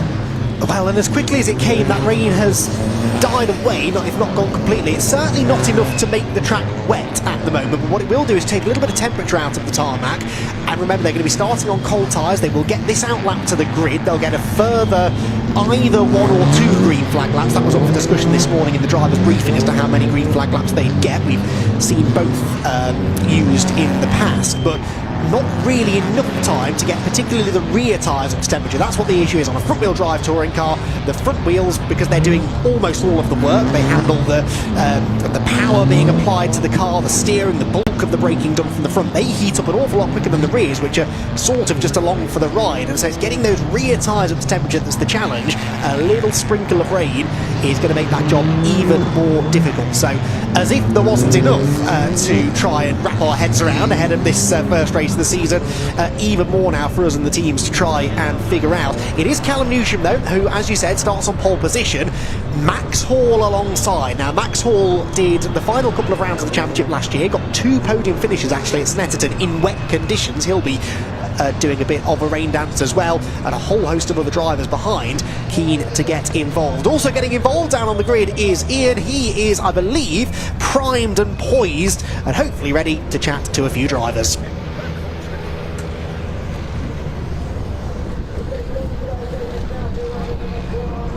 Would you look at this, everybody? What a way to start 2026 here at Brands Hatch with TCR. There is your pole position man, Callum Newsham, right there. We caught up with him a little bit earlier, so let's make our way down. We'll actually better get off the circuit and come down the side. It is Max Hall. He's just making his way to the grid as well. I wonder if we could, what if it's all right for us to just jump in and have a very quick chat with him? I'll just knock on the window. Is that all right? Yeah, I got a thumbs up from him. Let's go in. Max, how are we feeling today? Are we excited for this? Oh, mate, born ready for this one. Born ready, yes, that's what I like to do. Listen, it could be a little bit windy out there and a bit greasy, maybe. Just more fun, isn't it? More fun, yeah? Yeah. What can you do about Callum up there? Well, it all depends on if I can get this thing off the line or not. Okay, look, good luck. Thanks for talking to us, mate. Appreciate it. There we go. Let me get it out of everybody's way. There you go, bud. Let me leave that open. I want to go down a little bit further. I want to go chat to Brad Hutchinson up here as well. As we know, he's a fierce competitor. Let's see how he is feeling. It is absolutely beautiful here. We just had the hydraulic lifters going up there as well. He's just had a bit of a fist pump. I wonder if I can very quickly get a thumbs up. Here we go. Brad, good to see you, my friend. What can you do from here? Say that again, sorry? I say, it's good to see you, but what can you do from here? Oh, we can win, I think. Yeah, I know, why not? I know you, Brad. I know you can. Look, busy winter. Yeah, try and get this car ready. This is our second session in the car. Really? So yeah, it should be good. Should be fun. Best of luck, mate. Yeah, thank you so much. I probably don't really want to talk to us as they've got to get themselves ready and go in. Here is Lewis Kent, a two-time champion, of course. Look at this car as well. Absolutely beautiful, isn't it? How are we doing? Let's give him a let you go. Look very, very quickly. Lewis, two-time champion, feeling confident? You must be. Yeah, it's probably not where we wanted to be, but being the third day in the car, it's probably as good as we could have picked for. So, had a couple of little issues with the car, sort of had a bit of front end issues coming out of the corners, but you know, we've tried to sort them for this race. We know that we're consistent. We know that a couple of the other boys are just sort of like one lap and that's it. Yeah. So, if we can keep doing the times we did in quali lap after lap, then shouldn't be a problem. Listen, you know how to win this series. So best of luck out there as well. Car looks amazing as well, by the way. Top man indeed. Lewis Kent there, two-time champion for TCR. Let's just jump. In fact, I think we might have to get off the track very shortly. Not just yet. Let's just have a quick chat with Jensen Mason, my good friend. Jensen, how are you? It's very good to see you. This looks a little bit different from last year. Yeah, I'm very good, thanks. Yeah, it's a bit of a steep learning curve, considering I only saw the car on Friday morning. Really? Okay, so this is a real baptism of fire for you then. What can you do from here? I don't really know, just stay out of trouble and yeah, have fun. Better let you go anyway, mate. Good to see you, yeah? Enjoy it. We've been called off the circuit here because the TCR race is about to get underway, the first in 2026. Oh, it looks magnificent, doesn't it? Let's hand over to your commentary team. I'll tell you what, great to hear Andy McEwen and Henry Burdett. Boys, take it away.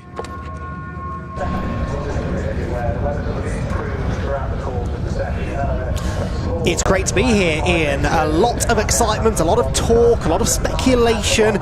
No one knows who the pre-season favourite is in TCR UK this year.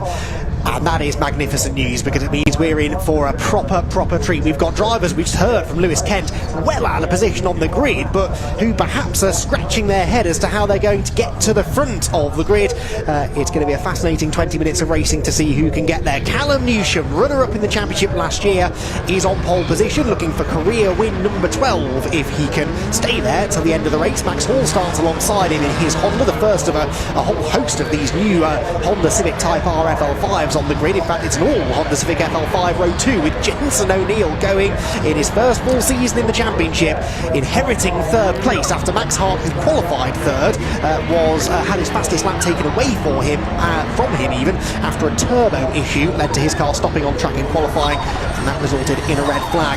Double champion Carl Maudley and another of those rapid Civics, 4 of them in the top 5 positions on the grid. He starts 5th there alongside Brad Hutchison, whose shiny new Cupra Leon VZ took a trip through the gravel trap at Paddock Hill Bend in qualifying. Rod McGovern and Lewis Kent are next. Lewis at his home track.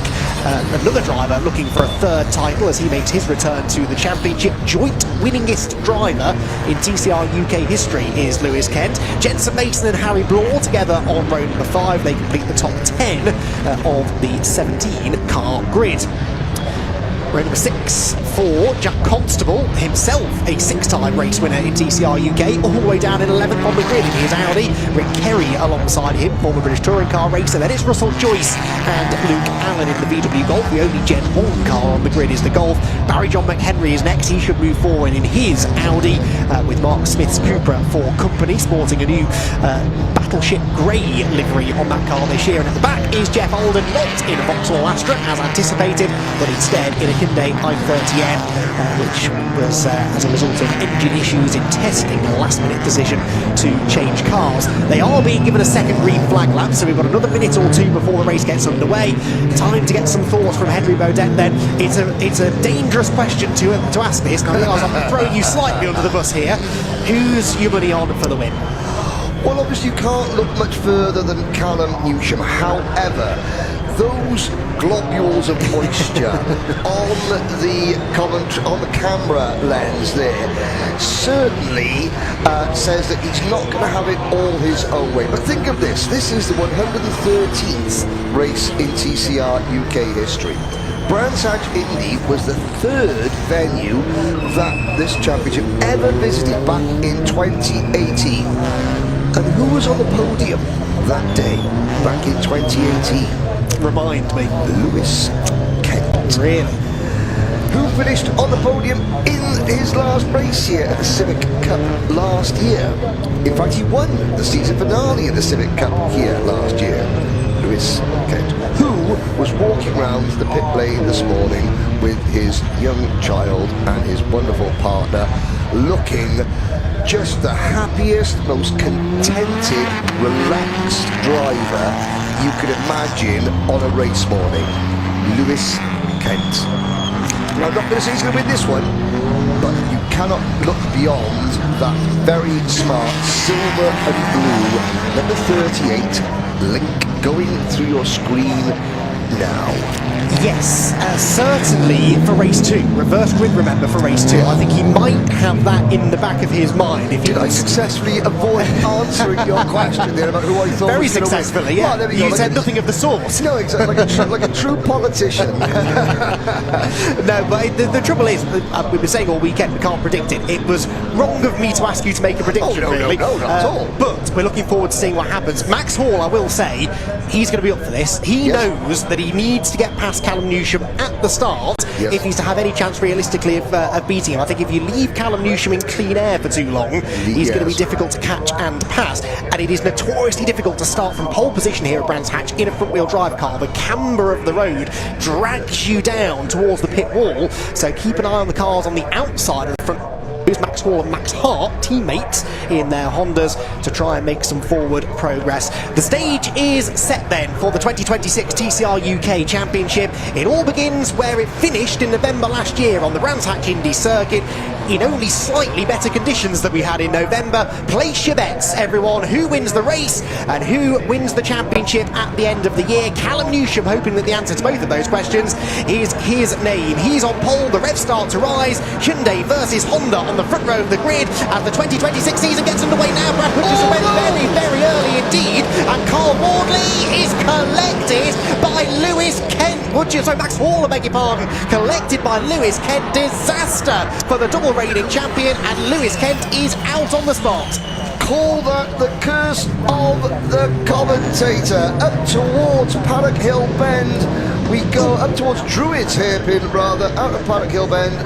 And yes, already they are slowing them down. This is going to be a full course caution, and or if not a red flag, well, there's certainly yellow flags out. I could see the safety car at red flags. Oh, and what a disappointment for both Max Hall and Lewis Kent. You just saw Hall just struggling to get going.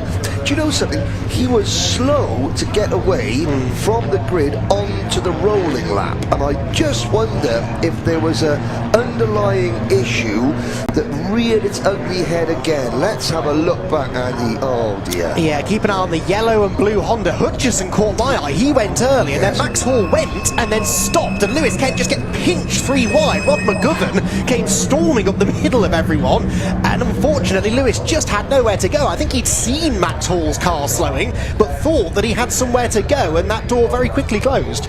That jump start by Brad Hutchison could just have saved his weekend, because if he hadn't have jumped the start, he would have been right where that number 38 come. And you could see McGovern going up the inside. You had Hall slowly getting started, but then 3 cars, and Lewis Kent had nowhere to go, just pile driving into the back of Max Hall's car. Now the cars are coming back to the pit lane. I haven't seen Max Hall's car is stationary on the outside there. Well, number 1, there's Lewis Kent, A-OK, looking somewhat disgruntled, a shrug of the shoulders. What could he do? He's going to have a little remonstration possibly, but all that build-up and can't breathe. We're going to have to do it all again. I'm absolutely heartbroken for Lewis Kent and Max Hall, to be fair. I was bigging him up on the front row, but you're right, that car just, I don't know whether he's got a clutch issue maybe, because he just, as you said, he went and then it just almost like it wouldn't get out of first gear. There is the Honda. the rear end of a Honda seemingly quite a bit stronger than the front end of a Lincoln Co, because that car's not come out too second hand. He's examining the damage now. Yeah, well, that rear end of a Honda's got half a Lincoln Co front edge stuck into it. Good point, yes. Max Hall trudges away, but just one of those really unfortunate incidents. I said that it is difficult to get a car off the line here, even on the outside of the front row, and it's a very narrow circuit as well, so it's not unheard of for us to have these start line incidents. So the field then have been brought, the majority of them anyway, down into the pit lane, and we will in good time get a full race restart over a shortened distance, I'm sure, but we will get them lined back up on the grid for a restart. And obviously we've documented a couple of the losers there, a couple of winners, and I do think Brad Hutchison's one of them. Not only did, we're saying he jumped the start, it looked an awful lot like he jumped the start. Anticipated it very well. Very well indeed. Not only did that get him out of harm's way potentially with Max Hall's car slowing, but if it was a jump, well, that never happened now. No. And he gets to have another go at getting the car off the line, hopefully just as quickly, but legally. Yes, and if there is any good news for Maximus Hall and Lewis Kent, it means this is the only TCR UK race of today. And it is only middle of the afternoon, so they do have time on their hands. Now, of course, spare parts notwithstanding, but it's not a complete weekend catastrophe, game over situation at the moment, although hands on hips and desultory. Yes, well, of course, you have to go through the medical procedure there. You're just getting checked up. Yeah, I know what day it is. Yeah, I know it's Easter. Yeah, I know that's expensive. Next question, please. You know, that's probably the nature of Lewis Kent's conversation. Maximus Hall having, I would imagine, a similar conversation with a different group of medical staff, a little bit further up towards Paddock Hill Bend.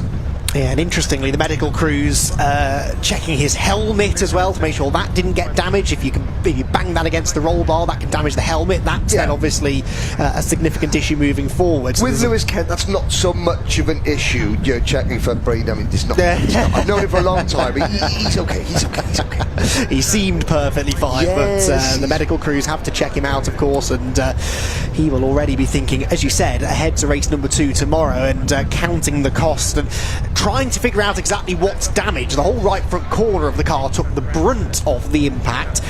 Suspension, steering arm, that can all be changed. If the chassis has been damaged, that's when things start getting a lot more complicated, so he'll be hoping against hope that is not the case. Yeah, and it's the right front corner. Now, SVG Motorsport, I'm sure they will have plenty of stuff there to fix parts and things like that. If that left front corner has been shoved back a little bit, then we have issues. Indeed so. Right, I think I heard in my ear just then. I thought I heard that as well. That Ian has surfaced somewhere in the pit lane and can potentially go and get the thoughts of some of the drivers. All of them apart from Carl Bordley and Brad Hutchison are there, Ian. So see who you can find.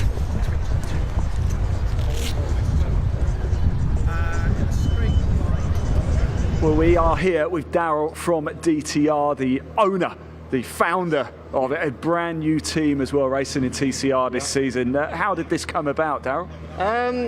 Obviously, having coming from the touring cars, been in there 8 years now, as a mechanic, the opportunity come about to sort of bring the Honda back to the UK. Oh, yes. I was with Restart, doing the Honda before. Couldn't really turn the opportunity down. I was offered the cars. Yeah. So here we are. And you're running Harry Blore and... Harry Blore, Carl Bordley, he's running under us as well. Carl must be quite a help, isn't he? He's a 2-times champion at TCR. Have you been able to use his experience a little bit? Yeah, Carl's data has been crucial for us because it's an experienced pair of hands. We've got a rookie in one car and then obviously Carl in the other. Carl's very good with the chassis stuff, so he can help bring the car along. Yeah.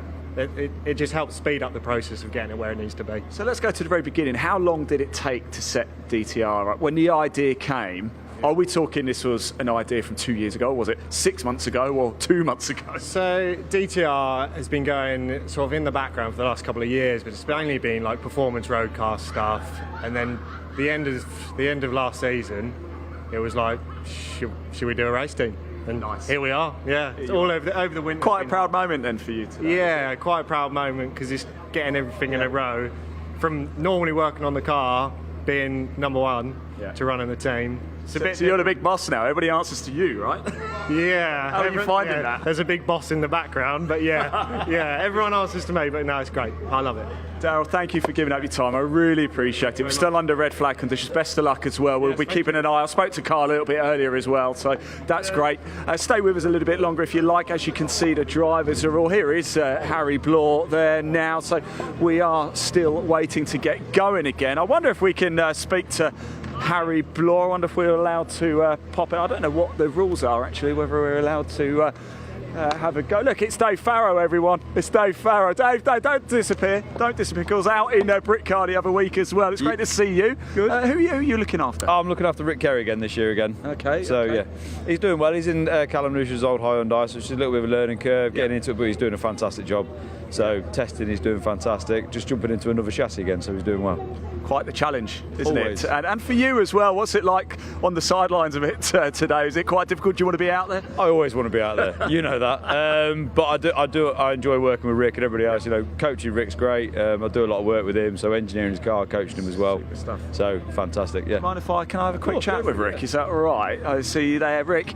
Rick, you all right? Sorry to interrupt you, but you're not going anywhere right now. No, not at the minute. No, not at the minute. What's it like working with Dave?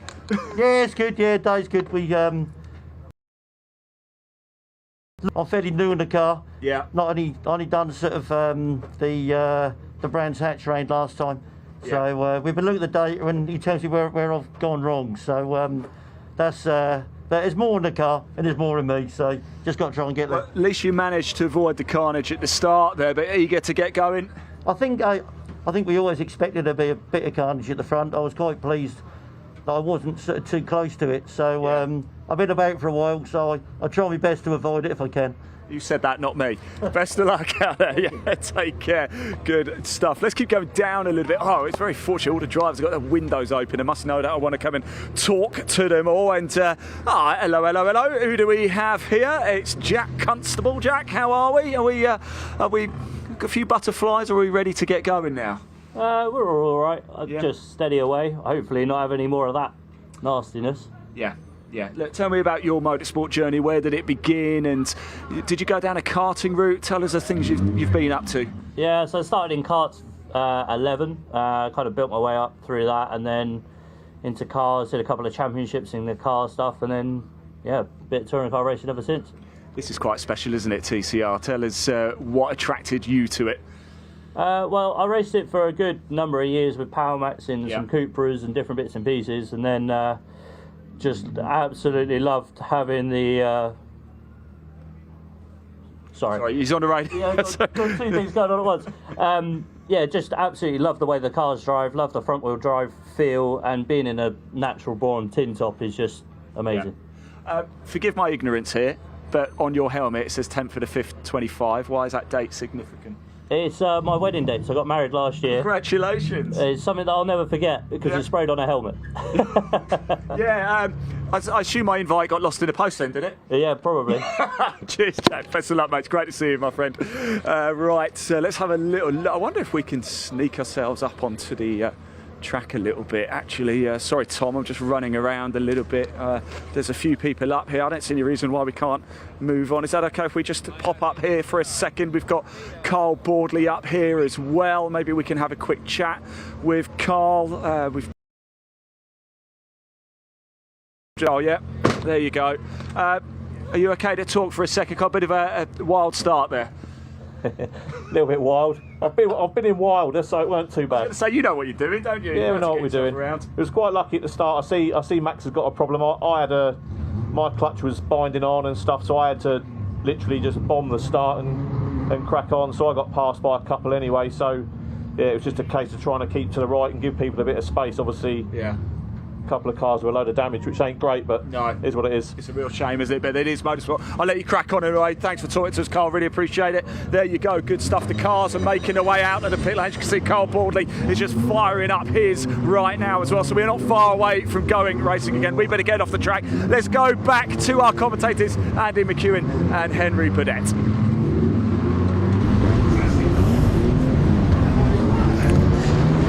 Thank you, Ian. Yes, so here's another replay.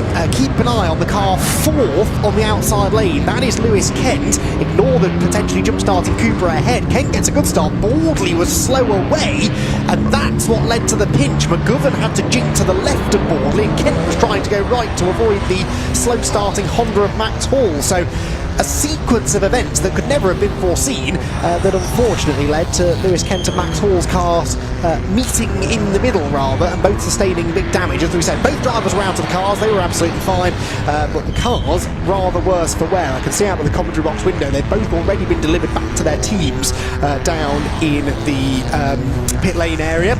So the teams will go to work with Hall's Racing looking after the Honda, and SVG Motorsport has documented the Lincoln Co. There are Audi dramas though, are there? This car has not got going from the fast lane in the pits. This is Jensen Mason, isn't it? Yes, Jensen Mason's Audi with the bonnet up, and they were looking internally.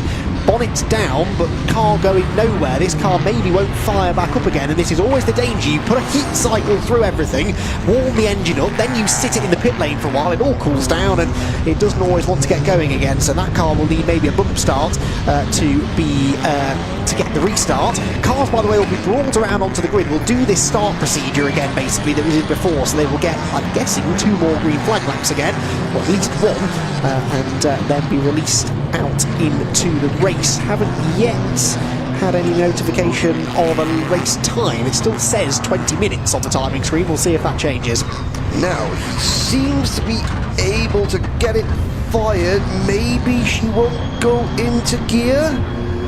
There we go. A bit of elbow grease, and yes, off they go. And it just goes to show that no matter how simple they try to make the platform of the vehicle, these things are very technical, finicky pieces of kit. That is a drama I've just spotted. You can see it on the left-hand side of the screen. Callum Newsham's car is back in the pit lane. Oh dear. The pole-sitting Elantra, is it being pushed back into the garage? It is. So Callum Newsham's car that was supposed to be starting from pole, dominated in qualifying, is being pushed back into the garage. That is a major, major drama. Ian, I can see, is sprinting, well, was sprinting down the pit lane. He's making his way swiftly, yes. He'll get there anyway. But we really do need an answer on that, because that is major drama. And it means now that Jensen O'Neill going is your net pole sitter. We'll get more on that in a moment. Ian is down there. Let's see if he's got any news for us.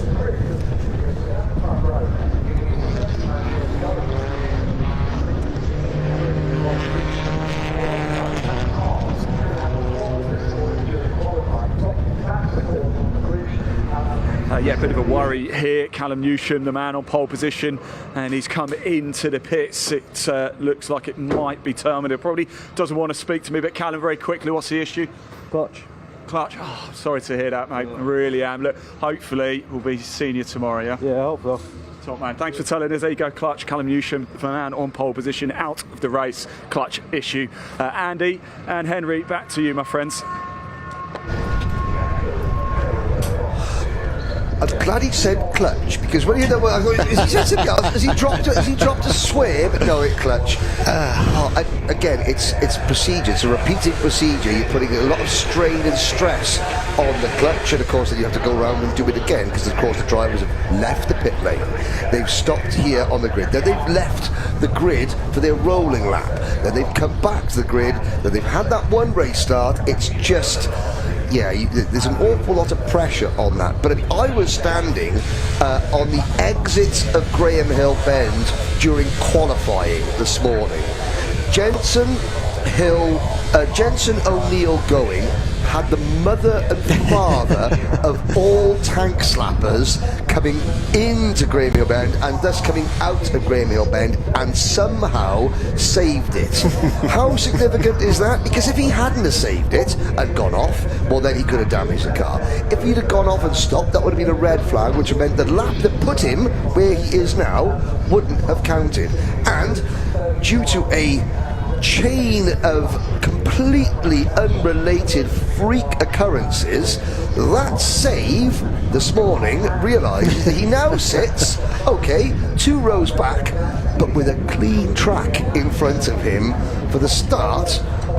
No, that's not going to go out, is it? No. I do you know what? I thought they're just manoeuvring it back into pit lane, into the garage. Yes, there's the Lincoln Co. shaped hole in the back of the Honda. That will need some immediate attention, and that will have done damage to the exhaust system and potentially knocked the tracking out at the back of the car. So that's going to be a late night for them as well. Max Hall, sadly, will take no further part in this race.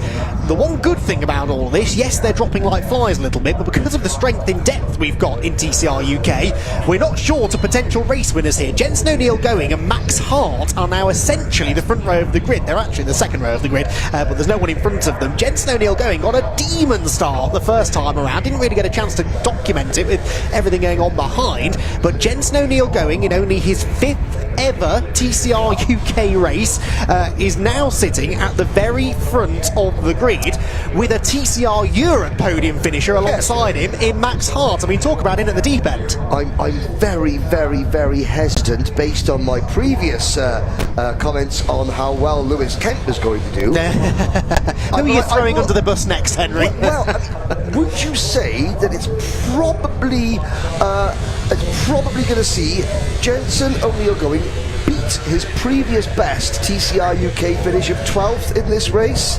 He says, nervously looking and making sure that there's the clutch is going to explode on that car when they get the green flag to start their rolling lap. Okay, breathe.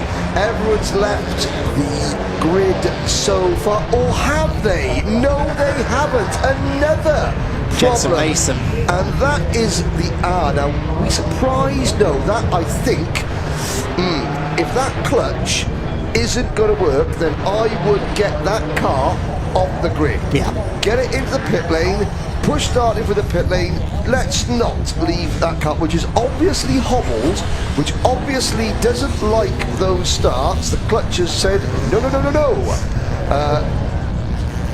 And yeah, that would be a good thing. Get the Audi in the pit lane so that there's not a repeat of what we saw before. Oh, but it's so devastating for one of our 3 newcomers to the championship. And of course, the marshals have just realised, oh yeah, the run up to Paddock Hill Bend, it is an up, isn't it? It's quite a steep up.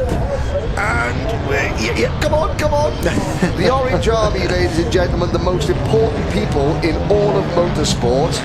This is how many marshals should it take to push an Audi? Well, the answer is 5. That's more like it. 6? I cannot. British marshals are the best in the world, and yes, 1 or 2 of them have got their steps in today. Most definitely, yes. I've complained that I've had to walk backwards and forwards from the commentary box twice today. That is nothing compared to the hard work that the Orange Army have to do, and we really must extend our thanks to them. As always, we try to, because we wouldn't be here without them. So big thank you. I was worried for a second that was going to lead to a delayed start, because they've only actually given them 1 green flag lap this time around. So they're already making their way back onto the grid for the start. It is still, by the looks of it, a full 20-minute race. We've had no time taken away on the timing screen. So 20 minutes of racing. The sun is shining again now at Brands Hatch. The rain, touch wood, has gone, although there's an ominous looking dark cloud in the distance. Who knows? I've given up making predictions now already. What we've had of this race has caught me by surprise. Let's hope this time we can get underway and put on a show for you all. Jensen O'Neill going on pole, Max Hart alongside, double former champion Carl Boardley starts third, then it's Brad Hutchison, and then Rod McGovern. Remember how quick he was off the line the first time? Those VZ Cupras, definitely worth watching. Take 2 of round 1 of TCR UK for 2026 then. We're missing a few, but we've got plenty of star drivers ready to go to battle on the Brands Hatch Indy circuit as we attempt to get the race underway for a second time. We should have had the green flag at the back of the grid, and all eyes turn to the lighting gantry. Rev start to rise then. Round 1 gets underway. Now away we go, and the pole sitter goes nowhere. There is contact. Hutchison into the side of Boardley, and thank goodness everyone avoided Jensen O'Neill Going, who that time fluffed the start completely. and he is mid-pack into Paddock Hill Bend for the first time. It is Max Hart that leads. It's Hutchison second. He's in the dirt though. He was in the dirt at Paddock in qualifying. Jack Constable to the inside in the Audi. He will go second as Boardley roughs up the Cooper of Hutchison at Druid. What a topsy-turvy start to this race it's been. It is Hart who leads, Constable second, McGovern third, Hutchison versus Boardley for fourth, and it's Boardley who gets elbowed wide on the curb but keeps on coming. Heart in your mouth stuff from the word go. No start, but Jensen O'Neill going. He's there now, back in about 6th position. Hutchinson and Boardley. Well, Hutchinson almost lost it on the outside of Paddock Hill Bend as they come through Clearways, through Clark. Now on to the start-finish straight. Hutchinson on the outside, Boardley on the inside.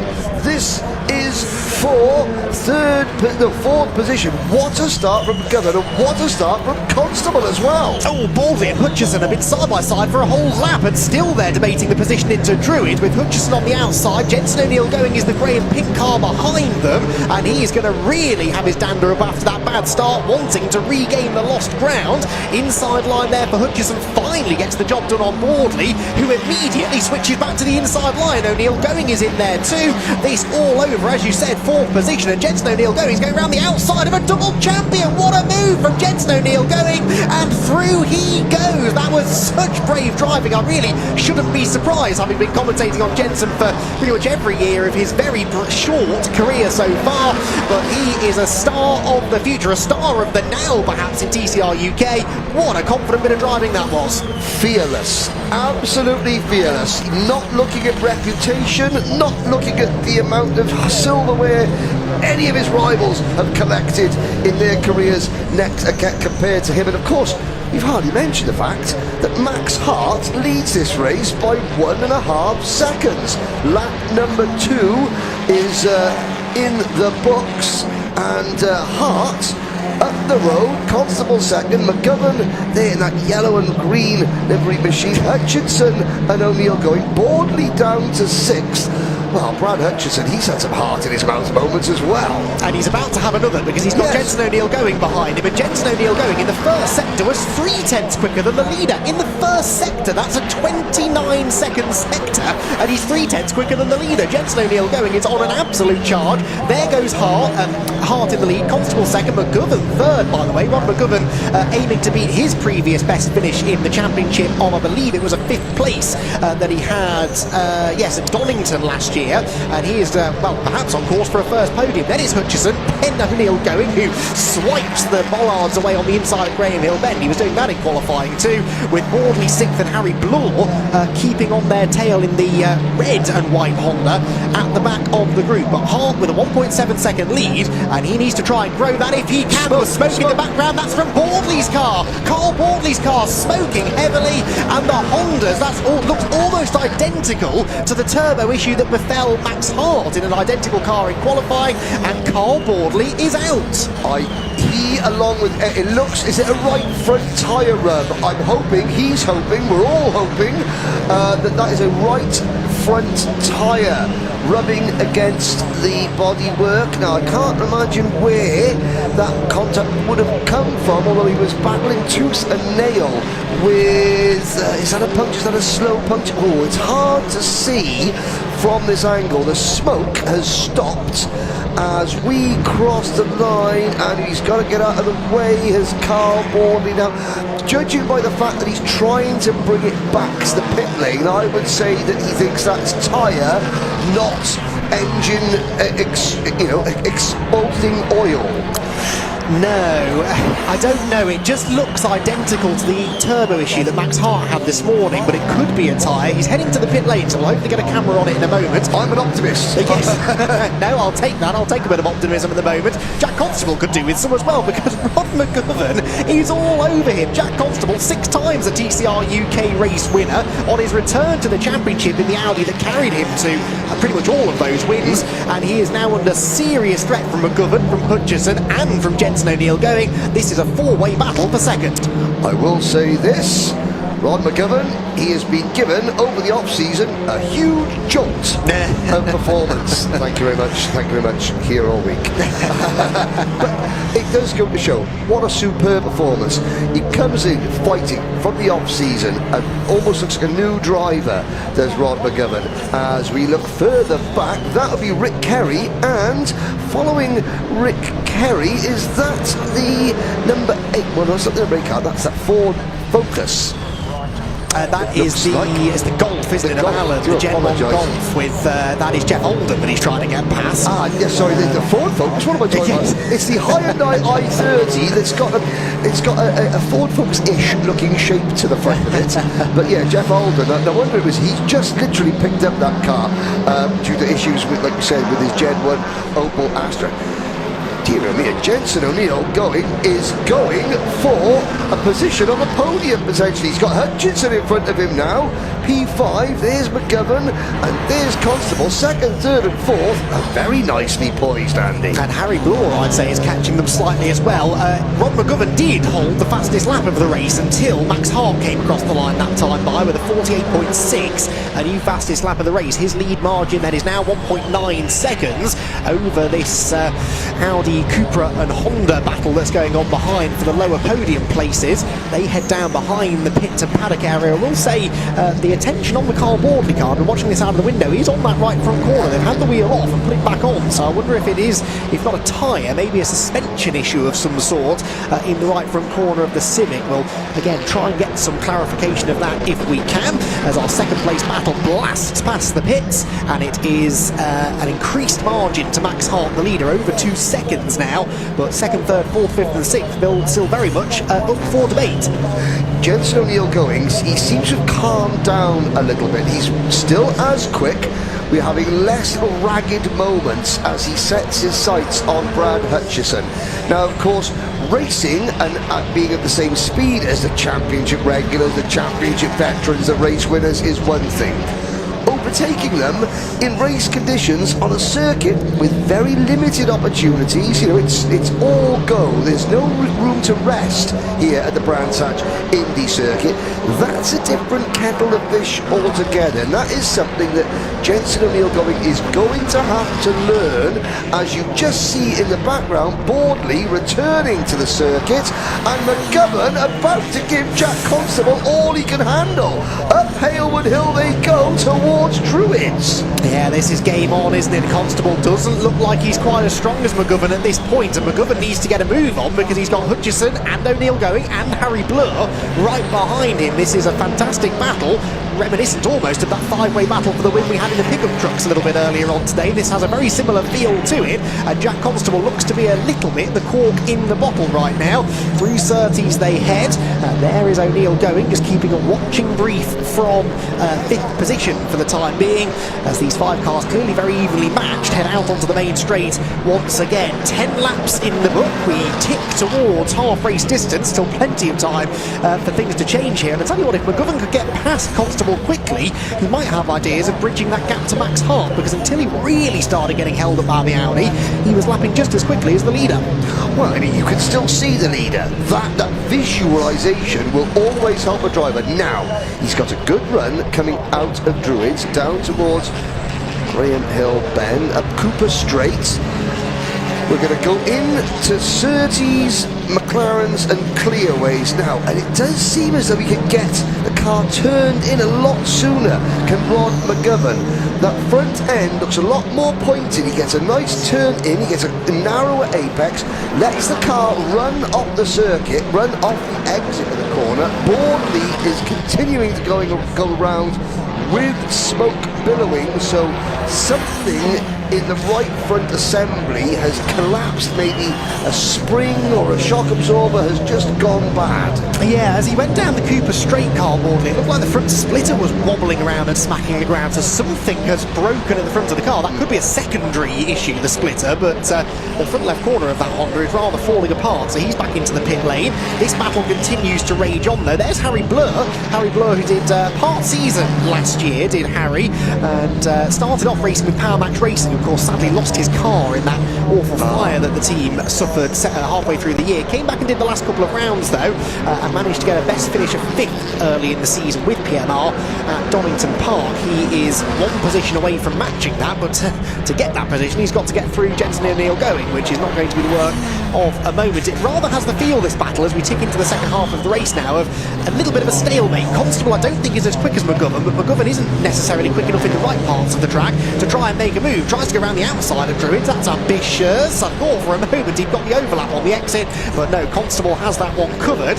And then as they drop down into Graham Hill Bend, it's McGovern who misses the apex, and he has to switch from attack to defence. Jack Constable has that veteran guile about him. He can just position that Audi where he needs to, because you only need to be, you know, there's only a few opportunities to get alongside. If you could just position your car in front of your rival at key points around the circuit, it doesn't matter how fast McGovern is coming through. As Max Hart gets further and further and further away. Here comes McGovern to the inside. Hang on a minute! McGovern tries to send one. Constable opens the door. This is going to be quite tight, and McGovern's going to have to try to around the outside of Graham Hill. This is going to invite Hutchison into play as well. Constable holds on. Oh, and that stacks them all up. Jensen O'Neill going things high. This could be my opportunity as they turn into 30. Someone's going to have a go into Clearway, surely. Who will it be? Will it be McGovern? Yes, it is. Goes to the inside of Constable, who closes the door just about on the Cupra driver, but there's just a little hint of frustration creeping in now for Ron McGovern. He knows he's quick. He knows he's got the pace to finish at least second in this race, but he just can't break through the defences of Jack Constable's Audi in front. They remain line astern as they head through Paddock Hill Bend. Constable climbs the inside curve, but this is a proper pressure cooker race, isn't it? You can feel that any moment now the lid could blow right off. Here comes Hutchison to the outside, and McGovern shoves Constable through Druid's corner. The Audi sideways, but still will not be moved. Yeah, the Audi almost got a little bit too sideways coming through Paddock Hill Bend the last time. Jack Constable was very lucky not to get it into the gravel. The car just washing out mid-corner. It seems though when Jack tries to turn in, the side just gets a bit lazy. There goes O'Neill going, and that's of course what Jack Constable is hoping is going to happen. I hold everybody up.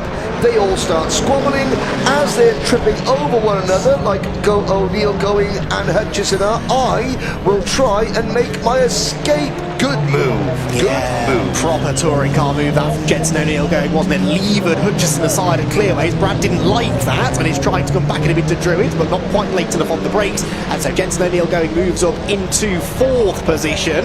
Can he now get on the podium? This is really building up nicely because Constable and McGovern are going nowhere. Until McGovern can get through, those two cars are not going to get any further away, and I'm pretty sure Jensen will be with them again by perhaps the end of the lap, because he's able to carry so much more speed through Surtees into Clearways. McGovern runs wide. That's good news for Jensen O'Neill going, who's chasing behind him, and they're all going to gang up on each other. Hutchison's wide into the dirt. Through comes Harry Blur, who is now back into the top 5, and that was Hutchison maybe a bit rattled after what happened the lap ago at Clearways, pushing a bit too hard and making a mistake. And I think that will release O'Neill going to have a real concerted effort now at Ron McGovern and maybe even Jack Constable. Further back, looking at the number 77, Mark Smith. And the newcomer to the championship behind him, that would be the number 5 car, Barry John McHenry in his Audi RM3 with the Vanin Motorsport. And this is for 9th and 10th position overall. They're just in front of the lone Gen 1 car of Luke Allen. Jeff Alden is still out there behind them, but good to see Mark Smith still in the championship. Good to see him with a new gunmetal grey. Well, it worked very well for David Marshall in the Civic Cup, so why not for Mark Smith as well? 5 minutes to go, plus a little bit of change. Yes, we're in toward the final quarter of the race now, and still Max Hart leads the way. Max Hart, who the last time he won a TCR UK race was in 2022 towards the start of the season at Donington Park. Is he slowing? Yeah, why was Max Hart slowing down just a little bit there? Let's have a look. The gap was 4.2 seconds. It's absolutely not 4.2 seconds now. There goes Max Hart. The gap is down. Oh, and Hutchinson is having a problem.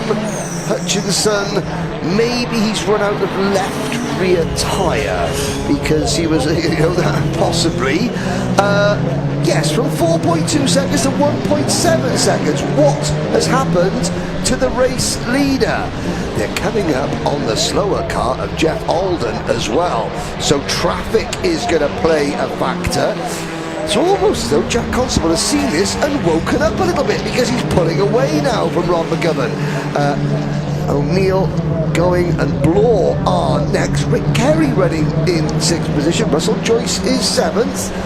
Now, was that a one-time mistake? Was it something off camera that we didn't see that cost Max Hart those 3 seconds? Let's see the gap now. There are still issues, aren't there? That time wasn't great. It was a 49.0, although actually it was still a 10th quicker than the leader, than the second place car, sorry. So, I don't know, maybe he's managing an issue, but remember they had to change quite a bit on that car after the turbo issue in qualifying this morning. Maybe he's just sensing a return of that problem, just trying to manage the car to the end. He's 3 minutes 45 seconds away from maybe claiming the victory, but it's not going to be smooth sailing. There is Max Hart. I was trying to listen to the car as it came through. It sounded okay, although we can't really hear it that well through the commentary box windows. No, he's slowing. He's pitting. Max Hart is pitting. The race leader is in, and Max Hart potentially is about to add his name to the retirements list. Jack Constable leads the race, and Rob McGovern suddenly has an extra incentive to try and get through, because this could be a first ever win in TCR UK if he can make the move stick. What drama at Brands Hatch, and Rob McGovern is all over Jack Constable as they turn through Druids Corner for the 21st time. We're about 3 laps away from, maybe 4 laps away from checkered flag, and we have got a proper battle on our hands for the race victory.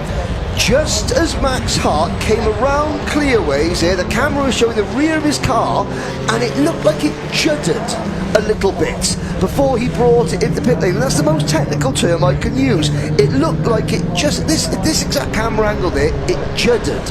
And so I don't know what that means, but it obviously means that something isn't working correctly, and into the pits he came very quickly. He didn't give it another half a lap to see what would happen, and this has lit a fire underneath Rod McGovern. He has made one. But since it out goes Max Hart. Potentially, I mean, could it be something as a wheel weight coming loose, or he thought he had a vibration or a puncture of something like that? Who knows? Well, all we do know is that it's game on with 2 minutes to go.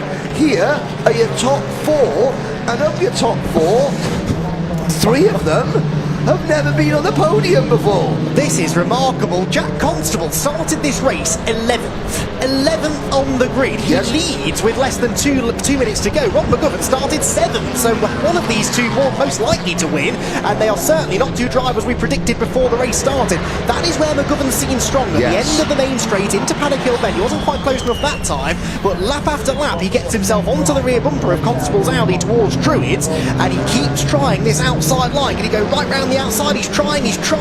Constable ushers him over to the edge of the road, but you feel that McGovern's got to have a go for this, because he's clearly quick enough to have a pop at Constable. He's going to have 2 laps left after this one.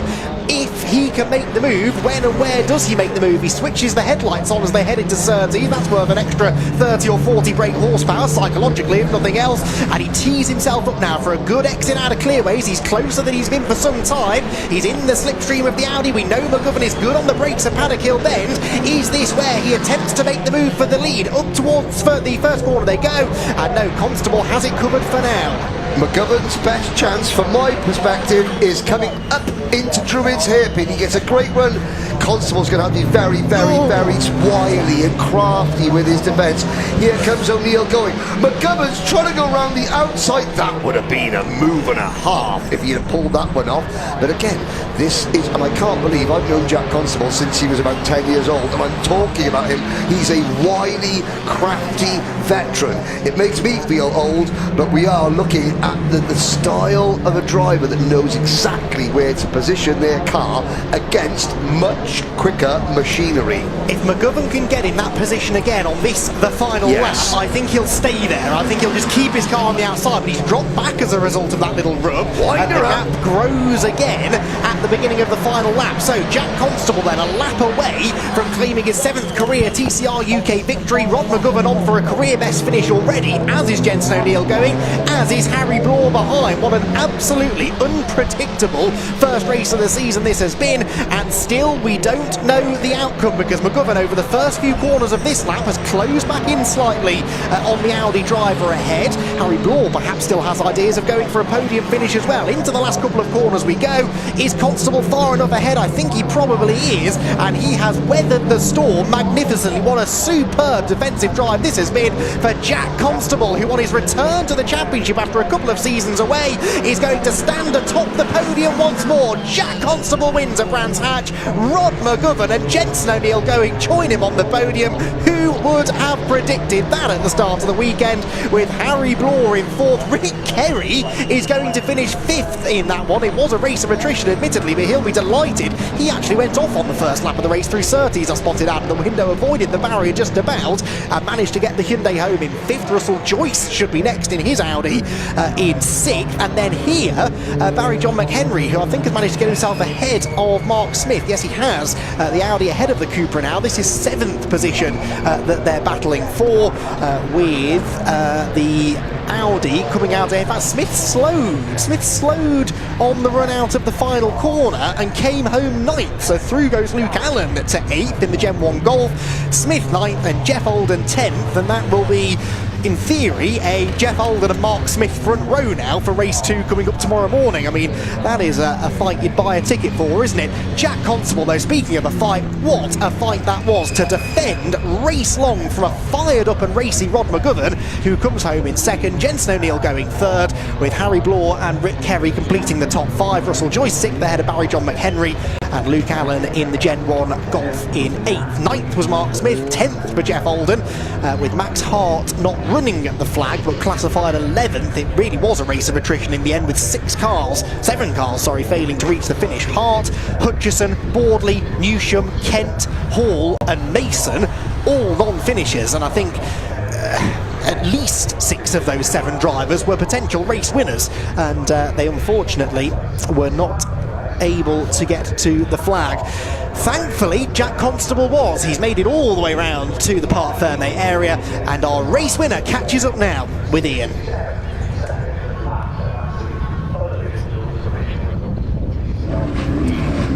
Well, I'll tell you something, I bet when Jack Constable lined up 11th on the grid about half an hour or so ago, he wasn't quite expecting to come home in 1st place, but he has done. I'm just trying to gauge a little look at his face, see how happy he is right now. He looks very calm and composed at the minute. Rod McGovern came in 2nd place with a big cheer as he pulled up, and Jensen O'Neill going, the 16-year-old, takes 3rd place.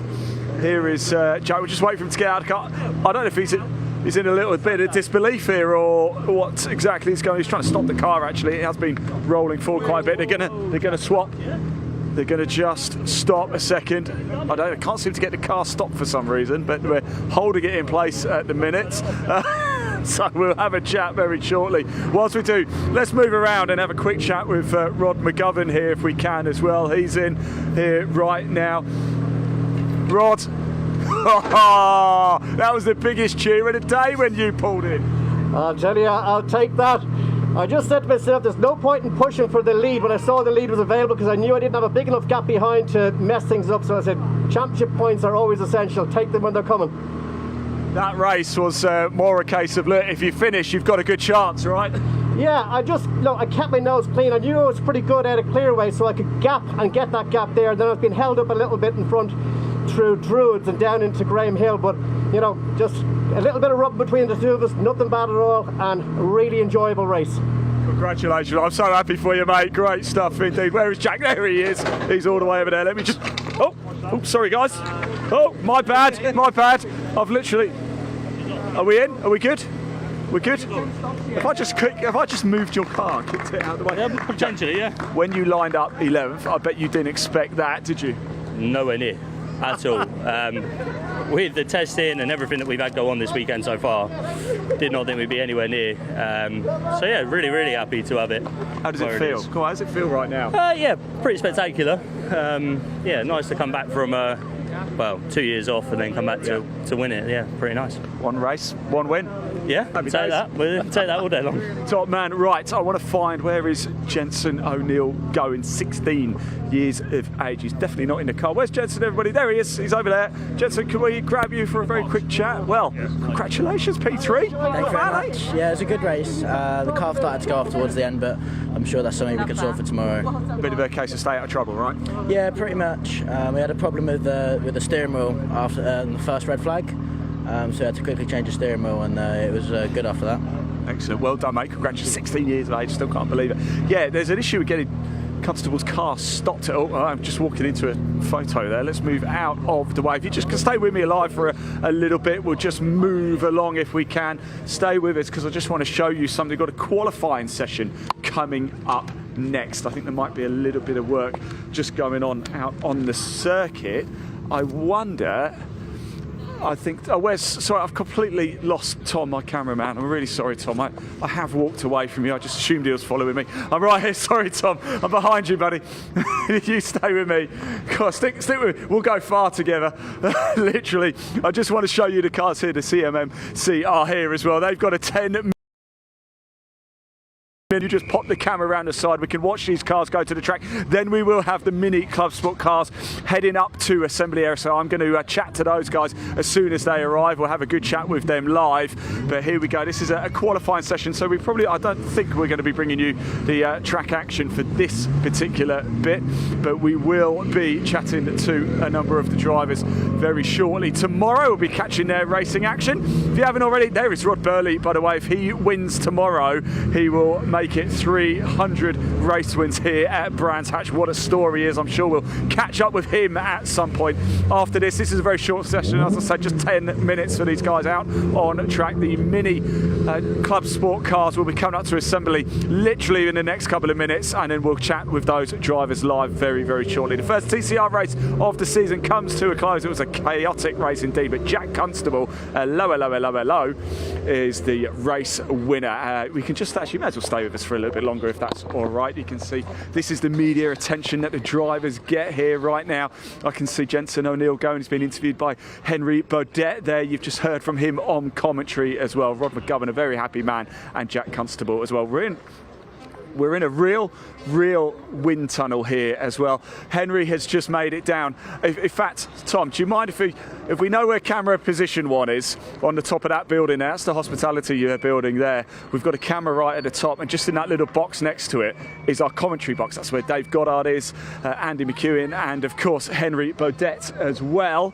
We'll just move out of the way before we get run over. And Henry has run all the way down from up there underneath the tunnel here straight through to here. So I wonder if we can grab Henry very quick. Henry, can I just grab you for? We are live. Oh, hello. So I just, if it's all right, just to sort of jump in a little bit. Okay. You must be absolutely exhausted. You just run from the commentary box. Well, I mean, to be fair, I mean, the first race of the season, they could have put something a bit more exciting on for me, couldn't they? My word, what a fantastic race! What a fantastic. The emotion you can see from Jensen O'Neill going. That tells you there's a driver that isn't happy with third, even though they should be over the moon because of what could have been. That big word, if. I'll tell you who was happy, Rod McGovern. Well, I was not surprised. Well, what an outstanding drive, aggression, speed all the way through. I mean, I'm surprised no one's mentioned Jack Constable, the guy who won, who was just sitting around. Oh, I have. Of course you have, Ian. You're an ultimate professional. But I mean, it's not ultimate something. It's not often. I think probably maybe the 4th fastest car in that lead group is the winner. It was almost running as fast as my nose at the moment. That's because I have been running. Well, do you know, heartbreak though for Max Hart. I was just about to try and run down to see what had happened, but I realised we only had a minute left left on the clock, so I had to stay behind. I suppose you found out what happened. Well, when the car came through clearways, it seemed to judder a little bit, and as it juddered, he brought it straight in, which means I think that it was maybe not so much like a vibration or something. He felt, oh, if I don't park it now, it's going to get expensive. But then he did come back out afterwards, so I think he's probably seen what's happened to some of the others, so like Max Hall, Lewis Kent. Do I want to risk a potentially catastrophic failure in the opening race, or is it better to just come in and maybe have a little look? But obviously he didn't feel something was right. But that's it. Well, he lives to fight another day. Lives to fight another day. Lives to fight another day. You better go. You've got to do civics later, so go. Get your runners on and off you go. Henry, thank you so much. Just stay with us a little bit longer. I'm going to just move around, see if we've got any cars. There is Rod McGovern's car there. It's just going through some of the scrutineering, as you can see. Right, I'm going to go get ourselves. We're just literally going to go over there, and we've got mini cars coming in. So I'm just going to hand back very shortly. Give me 2 minutes or so. We get into position. And we'll chat to some of the Mini Club Sport drivers. I'll see you very soon.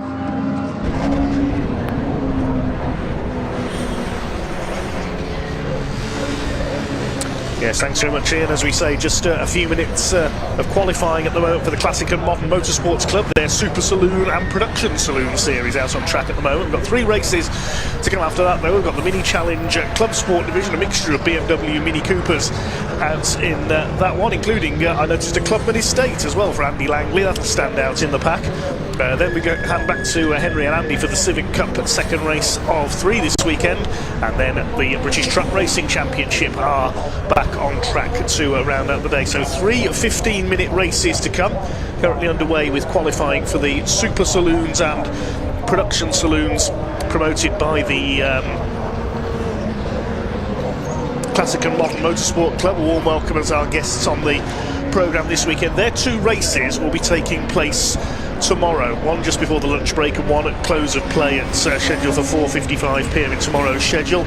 It'll be Rod Burley's very modified Ford Escort WRC that will start as the favourite, looking for his 300th Brands Hatch victory of his career. He's won over 750 races in his career, Rod Burley, one of the UK's most successful national level racers.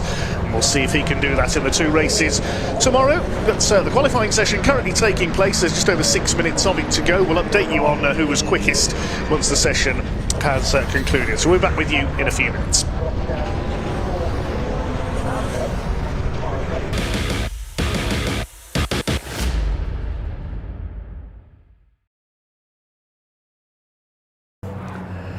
Feel like you might have missed some of the racing action? Don't worry, we've got you covered. Why not just go and watch it all again over on our official YouTube channel?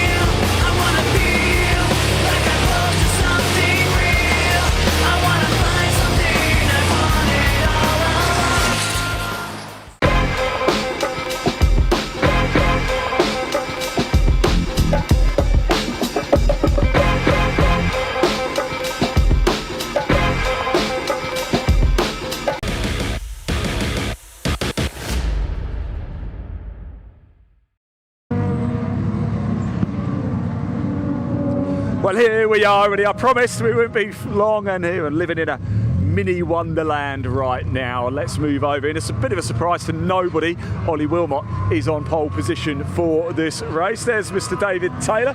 David, I'll be over in a second. You get parked up yet? Top man. I really wanted to come speak to Freddie Hewitt. This is a scene that we've seen an awful lot of. Wilmot Hewitt. This is going to be very tasty indeed. Freddie! It's very good to see you, my friend. How was your winter? You've got a nice new trim as well. You're looking very dapper, I must say. How was your winter? Yeah, shaved and haircut for the occasion. Does it make you go a little bit quicker? I wish it did in qualifying. Proves not to, though. Okay. Not quick enough for pole, anyway. I tell you, we know Ollie. He's always quick, isn't he? But you are too. I mean, he's a tough cookie to crack, I'll put it that way. No, it's good fun. Happy to be racing against him again. Andy beside me, he seems quite quick. Yeah. So it should be a good battle, us three at the front. Yeah, it should be fun. One of my joys in motorsport is seeing your journey in it as well, Freddie. We go back to your Ford KA days, don't we? A little bit different, these, of course, not endurance racing either. What are these like to drive, especially around Brands Hatch? They're really good fun. I mean, if you're looking for like a budget series to get into, this is definitely the one for you. The cars are relatively cheap, good for parts as well. But driving them around here is just great fun. It's a great circuit, and yeah, they're just great. Excellent. Freddie, best of luck, mate. Really good to see you. Shake my hand, because I know your hands are quite cold. I'm freezing. It's cold, isn't it? It's really cold here today. I don't know if you want me to shut that, but I've just done it anyway. Right, I do want to speak to Andy Langley as well. Andy, how are we? It's good to see you. Are you all right? This looks different. Yeah, it is a bit different, yeah. Why the change? So, obviously I ran with Norfolk Cars last year, and this is Gary's car, who sat here. He raced this in 2024. You trust him? Yeah. So they're giving us a challenge this year, and said, how do you fancy driving this? So, yeah. I like it. Yeah, I'm looking forward to it. What can you do? What can you do? What can you do about these two up here? I think we might struggle today. Yeah. We've got a couple of little issues we're trying to work around. I'm not sure we're going to sort them out this weekend, but you know, I'll give it everything, as always. There's pots up for grabs, Andy. We're up for it. Great to see you, top man. Thank you very much. Do you want this left open? Yeah, top man. Thank you very much. Right, somebody I really want to talk to. A good friend of ours. He's become here at Bark, and to myself as well. Paul. Oh man, bring it in. It's good to see you. How are you? You've been a busy man over the winter, haven't you? The tunes are going well.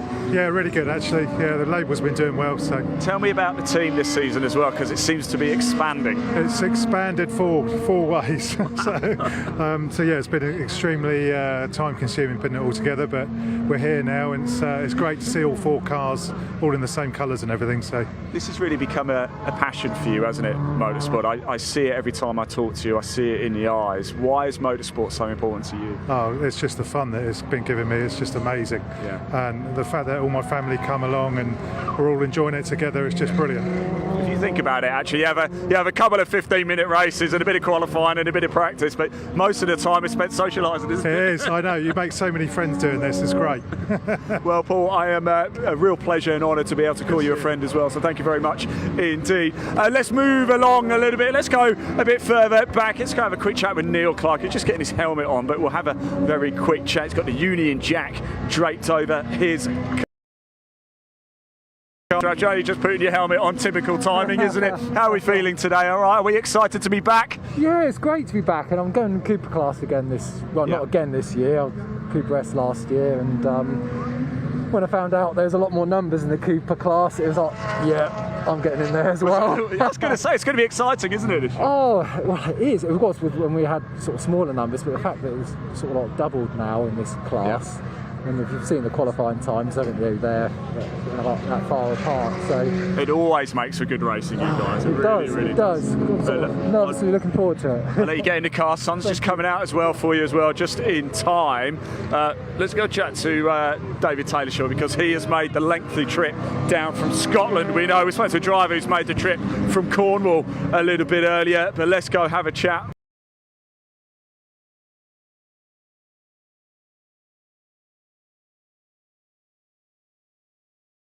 Some way. When did you arrive? How long did it take? Did you get here this morning and left on Monday? I picked the car up from Stoke on Friday, yesterday, and then made the journey down. Got here about 2:30 in the afternoon. Oh, that's a nice easy journey then. Yeah, I've got an Airbnb over there, about 15 minutes. What, Stoke? About 15 minutes up the road, so got the team all staying in that. You're back for another season, David. Why Mini Club Sport? Why is it so good? So friendly, you know. It's course racing, and enjoy it. Excellent. Rather than just one make at Nuttall Hill, I'm constantly going around the same track. I get to visit loads of other tracks. You get to tour the UK basically, like you do. Absolutely. Desperate to get back to Knock Hill, though. I am as well. I had a great time there last year. Oh yeah. And I've got a teammate now, so. Yeah. Where is he? Oh, there he is. Let's go have a quick chat with him, if that's all right with you. Sorry. Hey. Sorry, David. Got to go. We've got to jump on. Let's have a quick chat here, side by side as well with Mr. Taylor. It's good to see you. How are you? Are you excited for this? I am actually excited. I haven't had the best morning, but it's all right. Yeah, but the sun's just come out. I know, that's what I'm learning. Every time I go racing in the past, it's been raining. So this is the first for me. So tell me, what things have you done before? So basically I raced with Richard Hammond and Abby Eaton in the MG GT. Yeah, done a few seasons with them in the CSCC, and yeah, so I've gone from rear wheel drive to front wheel drive. How have you found that transition? Hard. Have you? Yeah. Because I'm used to, you get this sideways, you got to put your foot down. Yeah. In the other cars, I'm backing off. So my brain's backwards at the moment, but yeah, no, it'd be good. I haven't had the best start. I'm starting from the back, but like I said, the only place from there is forward, isn't it? So. You've got to show David how it's done, though, haven't you? Well, my aim is to beat David, so I'm sure you. I've got to. Thanks for coming. It's great to see you. No, nice to meet you, mate. Enjoy it. Yeah, have a great time. Right, sun has come out. We're underway. Where's Colin Wilmot gone? As we spoke a little there, he's right there. Father-son duo, of course. Here's Colin Wilmot. He starts 9th pole position. Mike underneath him once again very quickly. Ollie, I'm just coming for another very quick chat. I won't keep you long. Appreciate you're about to go, but this is a bit of a familiar position for you, isn't it? Pole position. I think everybody's a bit worried about you. It's a nice one, let's say it that way. Are you still living overseas and travelling back for these meetings? Yeah, and we're about 3 more weeks of our winter season, so me and my dad are winter tied, let's say that. Wow. Okay, look, I'm going to let you crack on, mate. Enjoy it. Good to see you. I've got a feeling we might be chatting in about 20 minutes or so as well. Sorry, Tom, I just bring you absolutely everywhere, don't I? Let's just move down a little bit. I think we've still got a little bit of time. I just want to say hello to Chris here as well. Chris Aram. Let's go and say hello. Chris, how are we? It's good to see you. Are you? Did you winter well? Did I winter well? Yeah, I did. Well, just about, yeah. Yeah, it was all right. I was going to say you're looking very well. How are you feeling ahead of this one? Yeah, confident to a degree. Qualifying didn't really go as I wanted to, but if you look at things and a bit of data and see where we can make some improvements. That means it's quite good news for us then, from an entertainment point, because we're expecting you to make up a few places. Well, that is the plan. I'm looking forward. Well, trying to make a good start. To be honest with you, that's where I'm trying to get a couple of places up there. But I think this year, with the Cooper class being the size it is, oh, it's great, isn't it? Yeah, the first couple of corners are going to be quite entertaining, I think. So. We'll see what happens.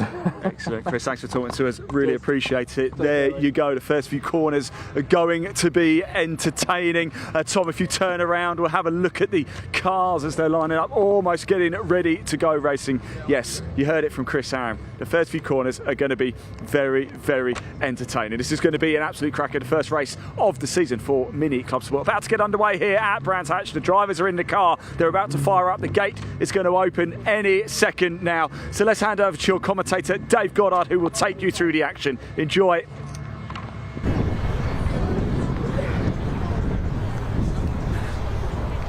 We certainly will enjoy, yes. Thanks very much, Ian. And it's almost time to get underway with the Mini Challenge Club Sports with AirTech Motorsports. Brand new season starting here at Brands Hatch today. It's entering its 4th year under the BARC banner. This is the entry-level category of the Mini Challenge Championship. Of course, the JCW class, which we see supporting British touring cars, is the top tier. Then we've got the trophy category, which we do see on our BARC TV streams occasionally. But this is the Club Sports division. We've got 3 classes out there, R56, R53 and the less powerful Coopers. The Coopers start separately from the back of the field. The R56 and R53 classes will start mixed in together.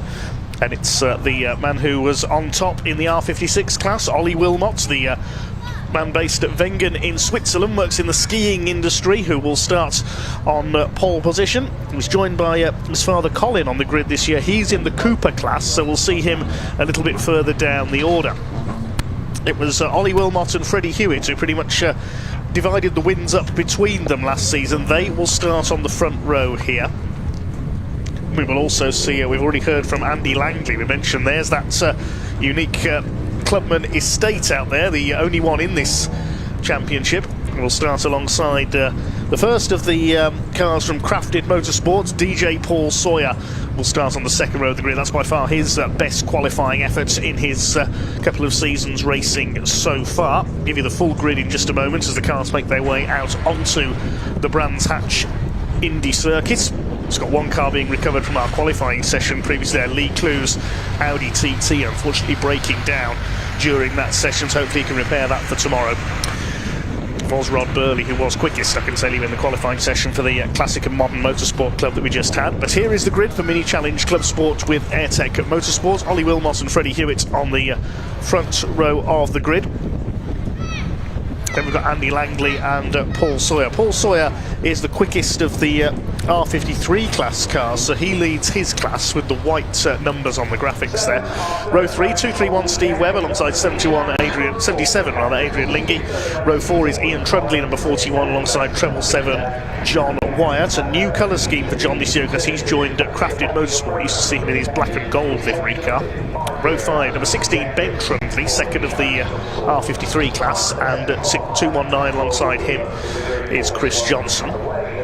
Moving on back, row 6 we have number 7, which is James Dudley alongside 10 of David Gibbons, and row 7 469 Lauren Fletcher alongside 55 Simon Sinfield. Then there's a gap of a couple of rows and we get the Cooper class, the less powerful machines. It was Daniel Truman, number 19, who dominated that class last season, and he starts on pole this time around with number 20 Jacob Heap, the ex-junior saloon car racer, starts alongside him.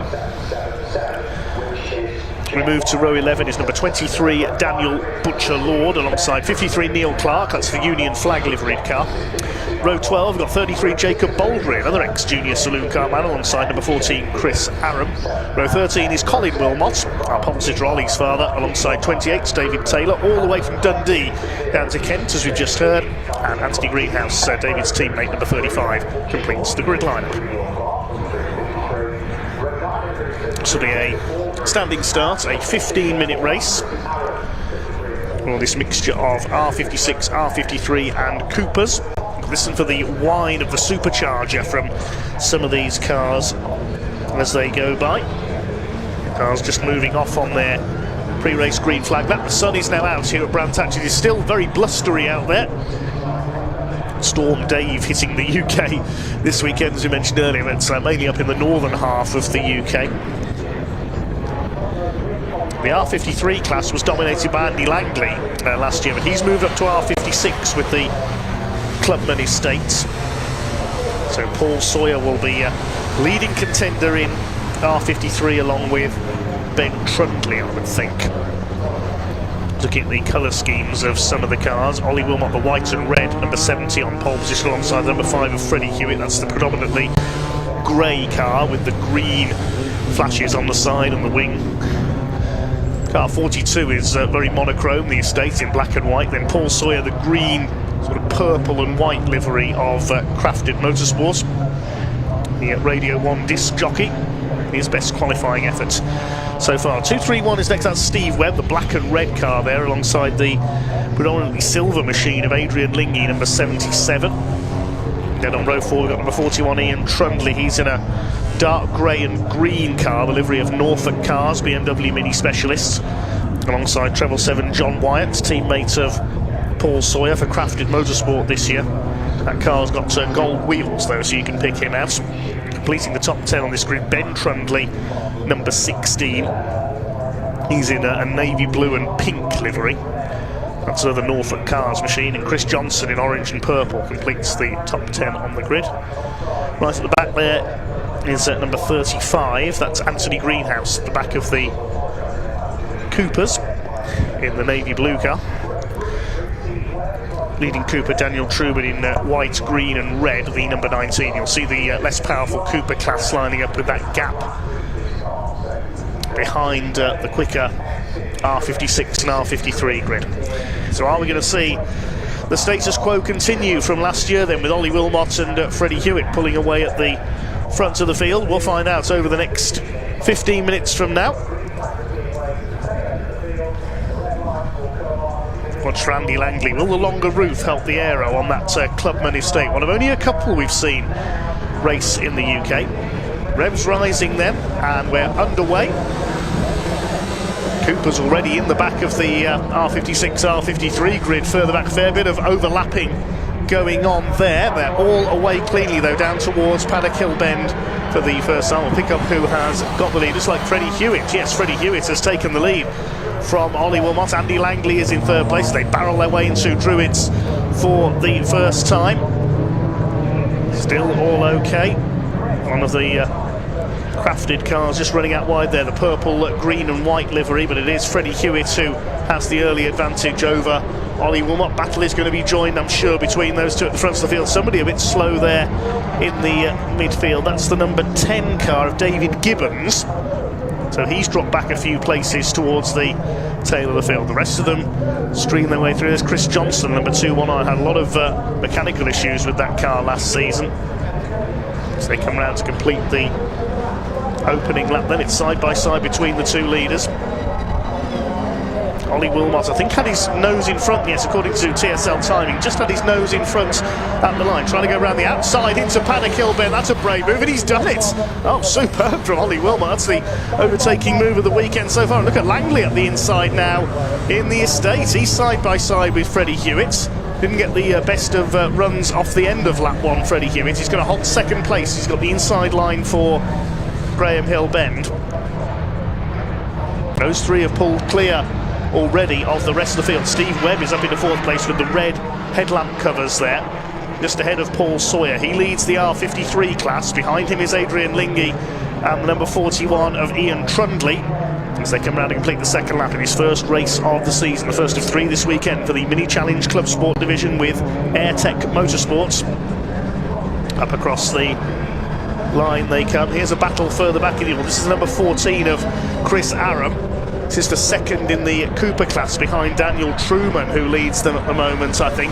And zipping around the outside there is one of the quicker R53 cars. That's the number 10, I think, recovering from that slow start, possibly David Gibbons. It's a fair few cars with a similar livery in there, with the green, purple and white of Crafted Motorsport, so a bit tricky to pick out the numbers on some of them, so apologies for any misidentifications.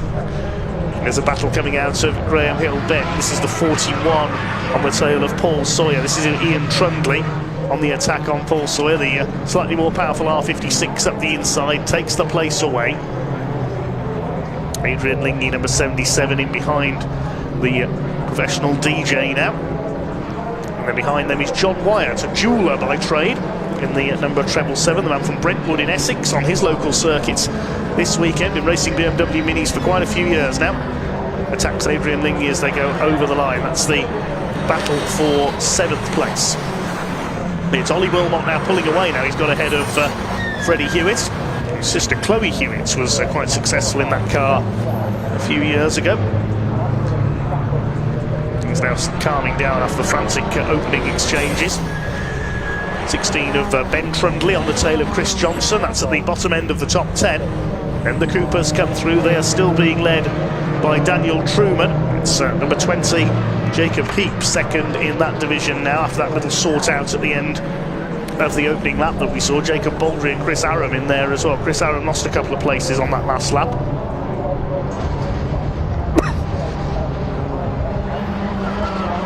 Excuse me. It's over 11 minutes of the race to go then. Things have settled down slightly. There's the number 20. That's Jacob Heap in the Gulf livery car, the powder blue and orange. Daniel Butcher Lord closing up on Chris Aram in the Cooper class fights further back. These the slightly less powerful cars towards the back of the field. Steve Webb under fire there for 4th place from Ian Trundley in the Norfolk cars, number 41. There's Ben Trundley on the tail of Chris Johnson as they come out of Druids. Here are the leaders. Still Ollie Wilmot who leads the way from Freddie Hewitt. Andy Langley in 3rd place. Could be a move being made here for 4th. Ian Trundley has a look now. Steve Webb able to hold him off. Through Surtees, then onto McLaren. Then round Clearways and to Clark Curve to complete their 5th lap. Fastest lap of the race is with Ollie Wilmot, 55.714 seconds. Leads by 1.8 seconds now over Freddie Hewitt. Still number 41 of Ian Trundley all over the back of Steve Webb for that 4th place. The first 3 have escaped, so they're away and gone at the front as Ian Trundley moves to the inside again on the run-up into Druids. He's surely going to get the move done this time. Side by side around the hairpin. Now, can he get the move done? Yes, he's done. It's Ian Trundley up into 4th position in the TGR and Norfolk Cars number 41.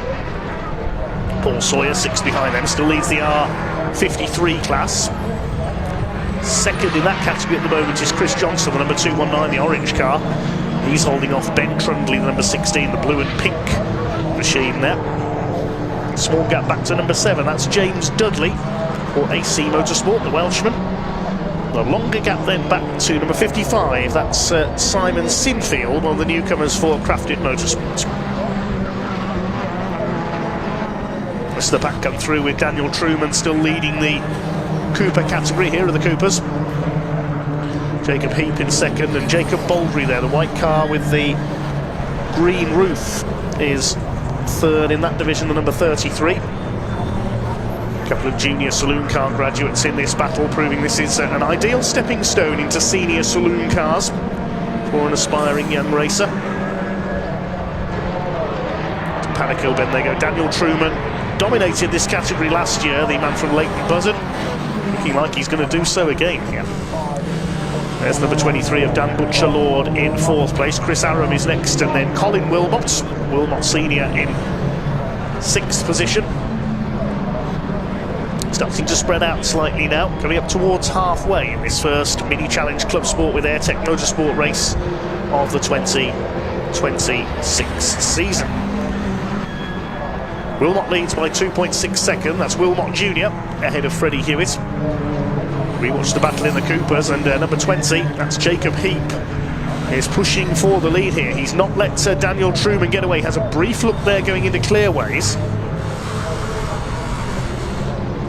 Up they come towards the start-finish line. Is he going to have a look here? Jacob Heap going down into Paddock Hill Bend. Daniel Truman positions his car to the inside. Is Jacob Heap going to try and get the cut back? I don't think he's going to be close enough. No, he's not. Jacob Baldry has a grandstand seat for this battle, looking on from 3rd place. Dan Butcher-Lord is trying to reel them in as well. Up the inside, Jacob Heap into the hairpin, later on the brakes. Can he get the move done? Yes, he can. Down the hill towards Graham Hill Bend. Daniel Truman back up the inside, though. He's got him back again. He's got him back again as they come into Graham Hill Bend. Great battle here in the Coopers. Side by side for the lead. Back up the inside comes Jacob Heap again as they come towards Surtees, but Daniel Truman's got the inside line with the right-hander at McLaren. Jacob Heap, you see him squirreling about there under braking, trying to hold 2nd place with Baldry now on his tail. This is brilliant stuff in the Cooper category. And these three are only fighting for 13th place overall. The overall lead's up to 4 seconds now. Ollie Wilmot over Freddie Hewitt. All eyes on this Cooper class fight. It's going to be 4 soon, because Dan Butcher-Lord is catching them up as well in the number 23. It's a 3-way fight behind them as well. Chris Aram being reeled in by the number 10, that is, of David Gibbons, we saw make a slow start in his R53. Just behind them as well is Colin Wilmot in the 12. It is now 4 cars for the lead of the Cooper category, because Dan Butcher-Lord is latching onto the tail of this fight. There goes the 2nd place fight we just caught a glimpse of, and this is for 4th place overall.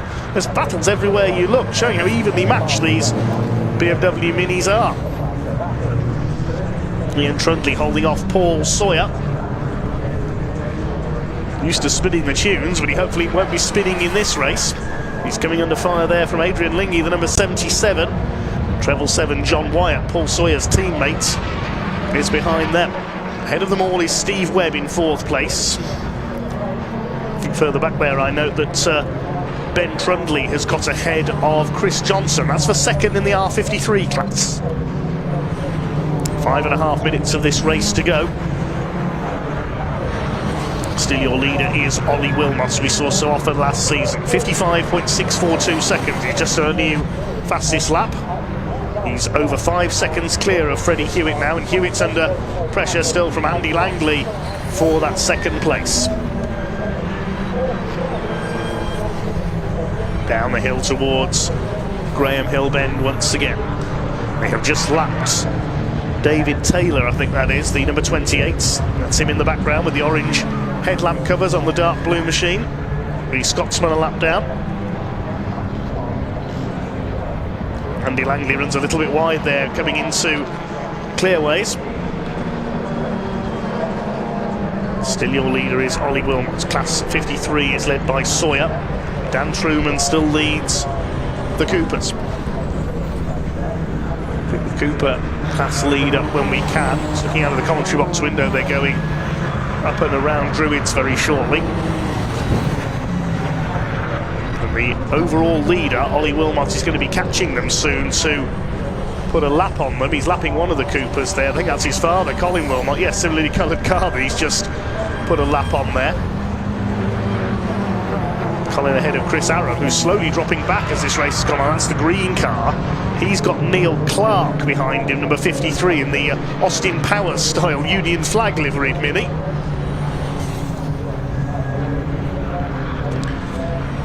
Just under 4 minutes of this race to go now. All 23 cars still running.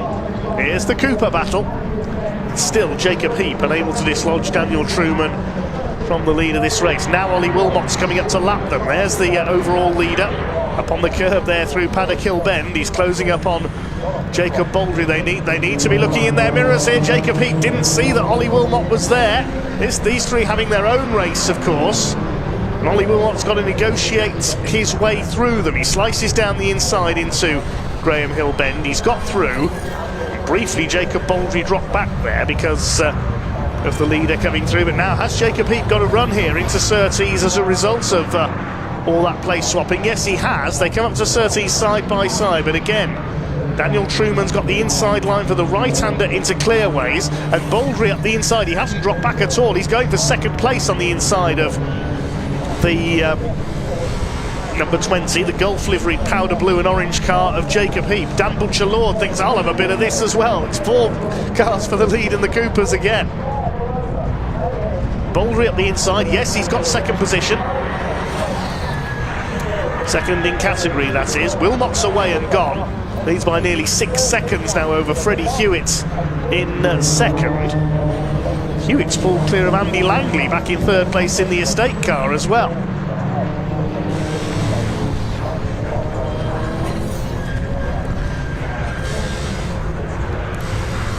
Through Graham Hill Bend.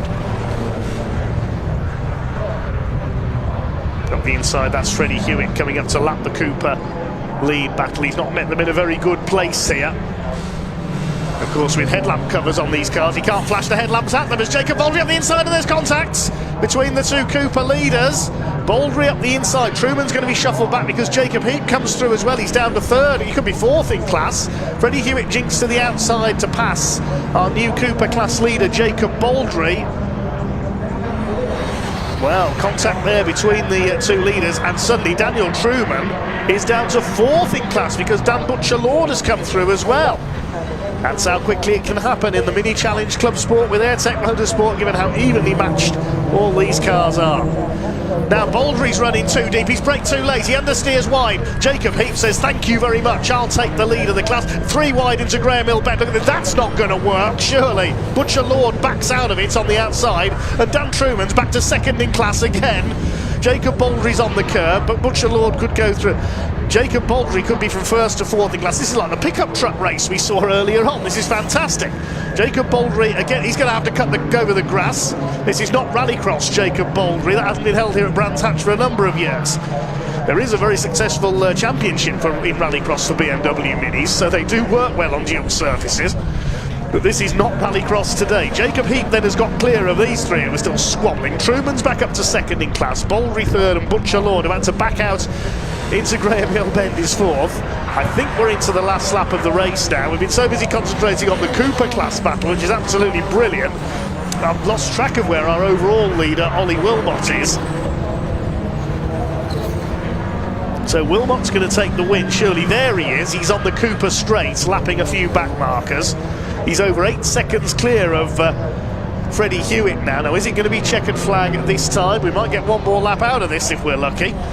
Here he comes around Clark Curve. Ollie Wilmot's picking up exactly where he left off last season. It will be checkered flag this time. Ollie Wilmot comes up over the line, having pulled away to take a clear victory in the first Mini Challenge Club Sport race of the season. It will be Freddie Hewitt who comes home in second place. And what about further back? There's battles everywhere you look. There's John Wyatt, who's got ahead of Adrian Lingy. That's Chris Aram in there, who's I think he's being lapped. I've totally lost track of the midfield in this race. There's so much going on. Paul Sawyer's in there. Look, he's got ahead of Ian Trundley. That's Ben Trundley coming up the outside.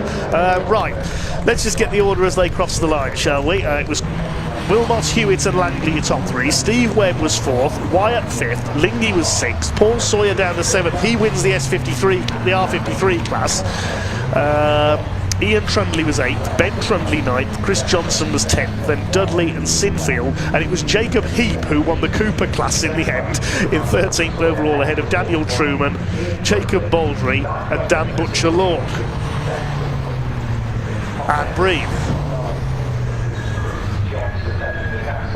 There was so much going on there towards the end of that race, I couldn't keep up with the midfield. What we do know is that Ollie Wilmot wins by just under 7.5 seconds to pick up exactly where he left off at the end of 2025. Freddie Hewitt in second place, his rival from last season. And well done Andy Langley, his first appearance in the R56 class ends in a podium with the Clubman Estates. Paul Sawyer wins Class R53 ahead of Ben Trundley and Chris Johnson, and Jacob Heap eventually came out on top in that crazy Cooper battle ahead of Daniel Truman and Jacob Baldry. All 23 starters went the distance, and Ollie Wilmot got the fastest lap. Let's head down to Ian in Parc Ferme to see if he can make head or tail of that crazy first race of the season for the Mini Challenge Glove Sports. Ollie Wilmot starts 2026 the way he ended 2025. Ollie, congratulations, you're kind of getting used to this, aren't you now? It's nice, isn't it? The only thing is, at the start actually, Freddie got past you for a little bit, didn't he? Yeah, I'm not the best at starts, let's say it that way. So let's see how the end of the year ends up with starts. But yeah, well done, my friend. Congratulations, another race winner in Mini Club Sport, Freddie Hewitt. Freddie, when you got past Ollie, we thought, oh, just maybe. Yeah, I thought maybe. It seems like we got him through the corners, but just down the straights he seems to be a bit special. So yeah. Got a little bit hairy at a few times, with a few back markers there as well. Yeah, I was pretty sure I was pushing about 3 Coopers up into the clearways up here, which was great fun. But I didn't really want to be in that battle, if I'm honest. I just wanted to be out on my own, out of the way. But yeah, one decided to have a little spin in front of me. It was eventful. It certainly was, but look, you brought it home in P2. Live to fight tomorrow as well. Thank you, Freddie. Really good to see you as well, my friend. Andy Langley, thank you very much. Leah is down here. There he is. He's right at the front. A bit of an uneventful race, actually, really, for Andy. It must be said. Again, the only real issue is just coming through a few back marks. In fact, he's just having a look at the car. Andy, everything all right with the car? We came together with a back marker, unfortunately. I was going to say, it looked quite hectic with traffic out there. Yeah, that was the only real thing, wasn't it? Yeah, I was chasing Freddie down. He looked like he was struggling. So, yeah, we came up against the back markers. I thought the back marker was going to go wide because Freddie had just gone through. Yeah. And then he closed the door on me. There was nowhere to go. So, disappointed with that. The car's a little bit bent as well. All the tracking's miles out. So, I backed off completely. So, a little bit of work to do tonight then. Yeah, she was a struggle to go across the line. So, never mind. Next time. We'll see you tomorrow. Mate. Thank you. It's good to see you. Right, as you can see, Civic Cup cars are already heading out on track, so let's get straight into the action. Over to you guys.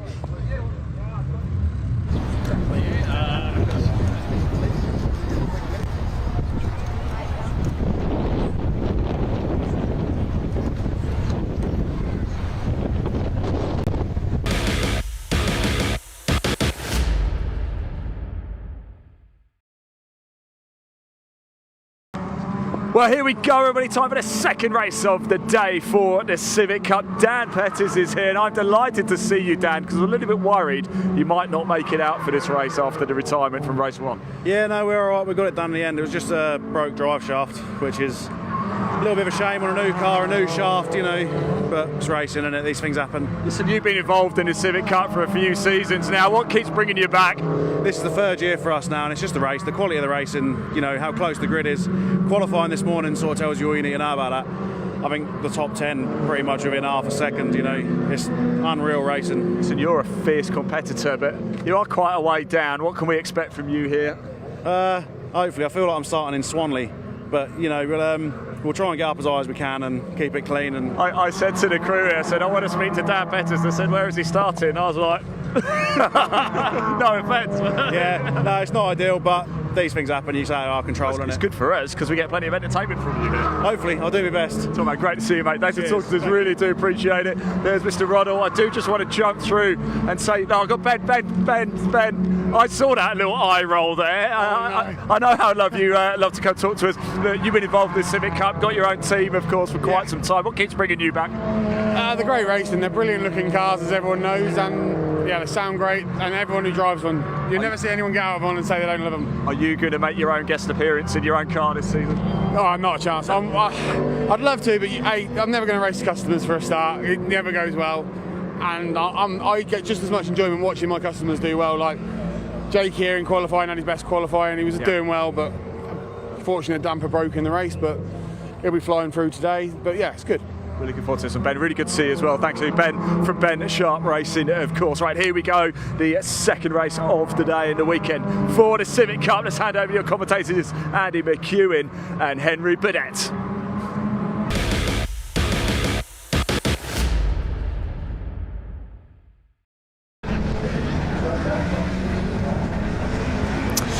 Thank you, Ian. Well, just like magic, the drivers that he was just talking to are already being released onto their green flag lap ahead of the second race of the weekend for the Civic Cup, and this one features the partially reversed grid. So the top 10 finishers from race 1 are inverted to give us this grid, and that means it's a David Walsh pole position with Harry England alongside in his FN2. Wilf Butler, one to watch. Can he get a podium on his debut weekend?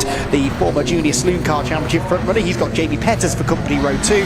Row 3 for Don de Graaf and Spencer Stevenson alongside. Then it was Matt Wilkins and Alistair Camp on row 4 with Dave Marshall and Wesley Swain on row 5. That is because our race 1 winner, Jake Hewlett, was disqualified after the race for a technical infringement, so he will not be starting 10th. He'll be starting right at the back of the grid. Harry McGovern and Charlie Constable are together on row 6 with Louis Austin and Francisco Howitt on row 7. Row 8 for Josh Bromley and Jack Riddell, 2 to watch for. I spoke to Josh between races and he was absolutely made up with how his car was handling, apart from when he got turned into the gravel at Clearways, but he has high hopes for this one. Then it will be Sean McGovern and Aidan Mitchell with Adam Parker and Ben Bateman completing the top 20. Row 11 will see Charlie Budd share with Joseph Dalgano. Then it will be Anthony Gannon and William Butt with Freddie Ingram and Mark Hughes on row 13. Row 14, Adam Kirkland and Dan Petters getting into some of the retirees from the race earlier on. Jake Renshaw running top 6 when he went off at Graham Hill Bend. He's one to watch from the 15th row alongside Callum Enstone. Callum had a spin, I seem to recall, up at Druids. And then right at the back, Jake Hewlett. Dominant race 1 winner, I think is the word I would use. Certainly never looked like being challenged. He was 3/10 quicker than anyone else in qualifying as well, but a non-conforming part in his Civic meant that he was disqualified and will start from the back. Now there is new for 2026 success ballast that gets added onto the cars if you finish in the top 5 in any given race. I'll get to that in a moment, because is that Dave Marshall's FN2? It looks like a gunmetal grey coloured FN2 shaped Civic. All the mice are getting at the machinery in the Civic Cup, Andy. Yeah, that's such a shame if it is. It is Dave Marshall. I can see his grid slot is empty. Look alongside Alistair Camp. Just to finish the point about ballast, top 5 finishers from the race earlier on today now carry success ballast. The winner carries 40 kilos, second carries 30, third carries 20, fourth carries 10, and fifth carries 5 kilos, and that still applies to Jake Hewlett. Even though he lost the win, even though he starts at the back, his car is 40 kilos heavier now than it was when he won the race on the road earlier on. Engine expelling water and steam before the start. Not a happy Honda by the looks of it for Dave Marshall. And such a shame he had come out swinging this year. He's done so much hard work. He credited his team with it, of course, but we are away. Race gets underway, and that is David Walsh that gets the early jump, a very good early jump actually, heading into the first corner. Harry England not that quick away. He will lose second position on the run towards Paddock Hill Bend for the first time. And who was that slipping up the inside? Wilf Butler, I think. One car spits out into the gravel trap towards the barriers, and I think made contact with the barriers. We'll get an ID on that car in a moment or two. That will be yellow flags at Paddock. It was Don de Graaf, our Paul Winfield Trophy winner from the race earlier on today, who unfortunately is in the barriers and going no further. We'll wait and see whether that leads to a safety car intervention, but for now the rest of the pack streams down towards Surtees, and it is David Walsh from pole position, new to the championship, who holds the lead for now. Yeah, it looked as though smoke billowing from the second place car. There's Harry England to the inside. England alongside the number 70 of Wilf Butler, and wave yellows. They're all going to have to slow down. The guys at the back going to see just about all of them. But I mean, we'll probably get a replay of that start. It looked as though de Graaf was to the inside of another driver, and as the car washed out at the bottom of Paddock Hill Bend, it looked like de Graaf's left rear just made contact with the right front of somebody else, because suddenly he speared off at a 45-degree angle, which tells me that's not snap oversteer, that's suddenly coming into just contact at a high rate of knots with the front corner of another driver. Let's see if we can pick it from here. Yes, so de Graaf is to the inside of the yellow and blue car of Jamie Petters as they head into Paddock Hill Bend. Petters goes wide. The slow starting Harry England's then sort of pinched in the middle. De Graaf up the curb, or was it maybe landing off the curb? It was a tank slapper. My apologies. It wasn't contact from another driver. It was on the inside. Yeah, he just got it unsettled over the curb. Yeah. Back end steps out, and yes, the mother and father of all tank slappers. Luckily, there's enough gravel and sand to slow the car down, because he leaves the track at a rate of knots.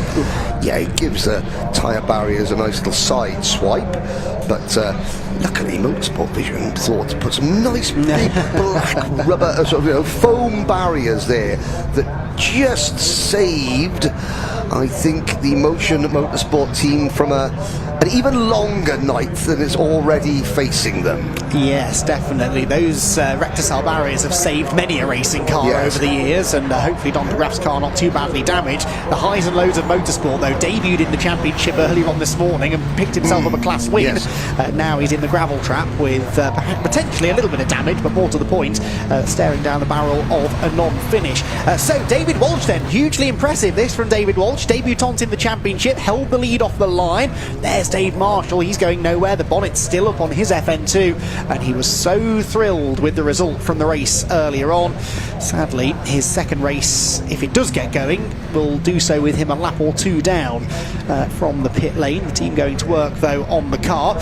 Walsh then the leader, Wilf Butler second. Very interested to see how he goes on the restart. Harry England, a little bit slow off the line, is in third. Fourth for Spencer Stevenson. He perhaps is the sort of more established front runner in that lead group at the moment, I would say, with Matt Wilkins in fifth, Jamie Petters sixth, seventh Alistair Camp, eighth is I keep wanting to say Jack Constable, of course it's not Jack, it is Charlie Constable, who is in eighth position, ninth for Harry McGovern, and Francisco Howitt into the top 10. That's a really good start from Howitt, actually. Where did Francisco start this race? 14th, so he must have gained a few places towards the end of race one that I hadn't spotted, and he is just ahead of Josh Bromley, who is 11th. So Josh Bromley has made good progress. Josh started from, I believe, 15th on the grid. Yeah, 8th row of the grid. So Josh Bromley is marching towards the front, as indeed he rather confidently predicted to me that he would. Aidan Mitchell, 31st on the grid for the opening race, finished race number 1 in 18th position. Has it gone better for Aidan? Well, no, he's dropped back to 21st. How about Alistair Camp? We haven't mentioned Mr. Camp, we haven't mentioned Mr. Swain. We've already talked about the trials and tribulations of Jake Hewlett, who from the back of the grid has managed to keep his nose clean and has gained several places, but this is not helping him because the clock is still ticking. Where's Swain? There in 15th position, so he's gone backwards. And we'll have a little look for Mr. Hewlett. He's 24th, so he's gained half a dozen places. Okay, there's one driver in the barriers, so that's one place he hasn't picked up on the track, but the rest of them are all passes on circuit. There's Wes Swain running in 50th. Alistair Camp, P7. Yeah, I was sort of. You said that was the correct. No, the correct way. I was thinking, Alistair Camp 7th. That's not great. It's not terrible. It's not what he would expect, and it's not necessarily what we came to expect either. I'll tell you what it is. It's the ballast. That's all it is. Remember, he inherited a podium finish. Didn't actually increase his ballast, but he was still carrying some ballast in the car. And that's what this is supposed to do. It's supposed to stop the same people winning every race.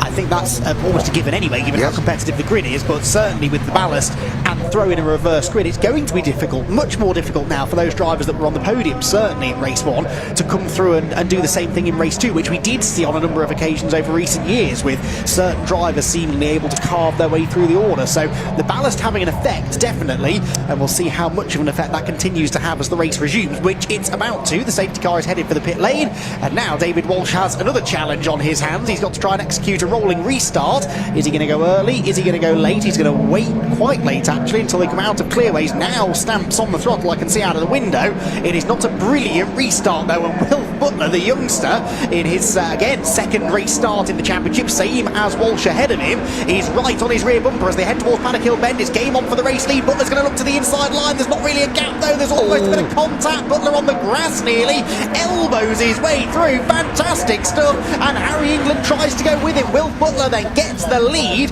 Can England come through into second position? No, Walsh slams the door in his face, and that opens the door for Spencer Stevenson to come around the outside for third position. Brilliant restart that from Butler. He leads down the hill, and it will now be a podium place for Spencer Stevenson.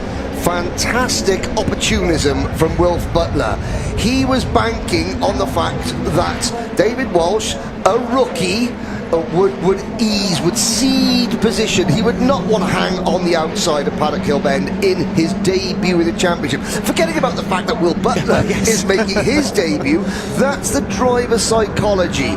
I'm going to push you because I know that you will back out because you don't want to wrap your car up on your seasonal debut. And of course, he came away with a fantastic lead. Can he hold on to it? Because you've got plenty of others. There's Spencer Stevenson now passing Harry England, and further back, that's the number 67 car of Sean McGovern. Yes, it is. McGovern in the mix then. Side-by-side action there. That's Petters gaining a position, I think, maybe at the expense of Matt Wilkins. That's for fifth position. Wilkins having none of it, though. Gets the inside line for Graham Hill Bend, and they run side-by-side through the corner, and indeed out of the corner. Still wheel-to-wheel as they head down the Cooper Straight.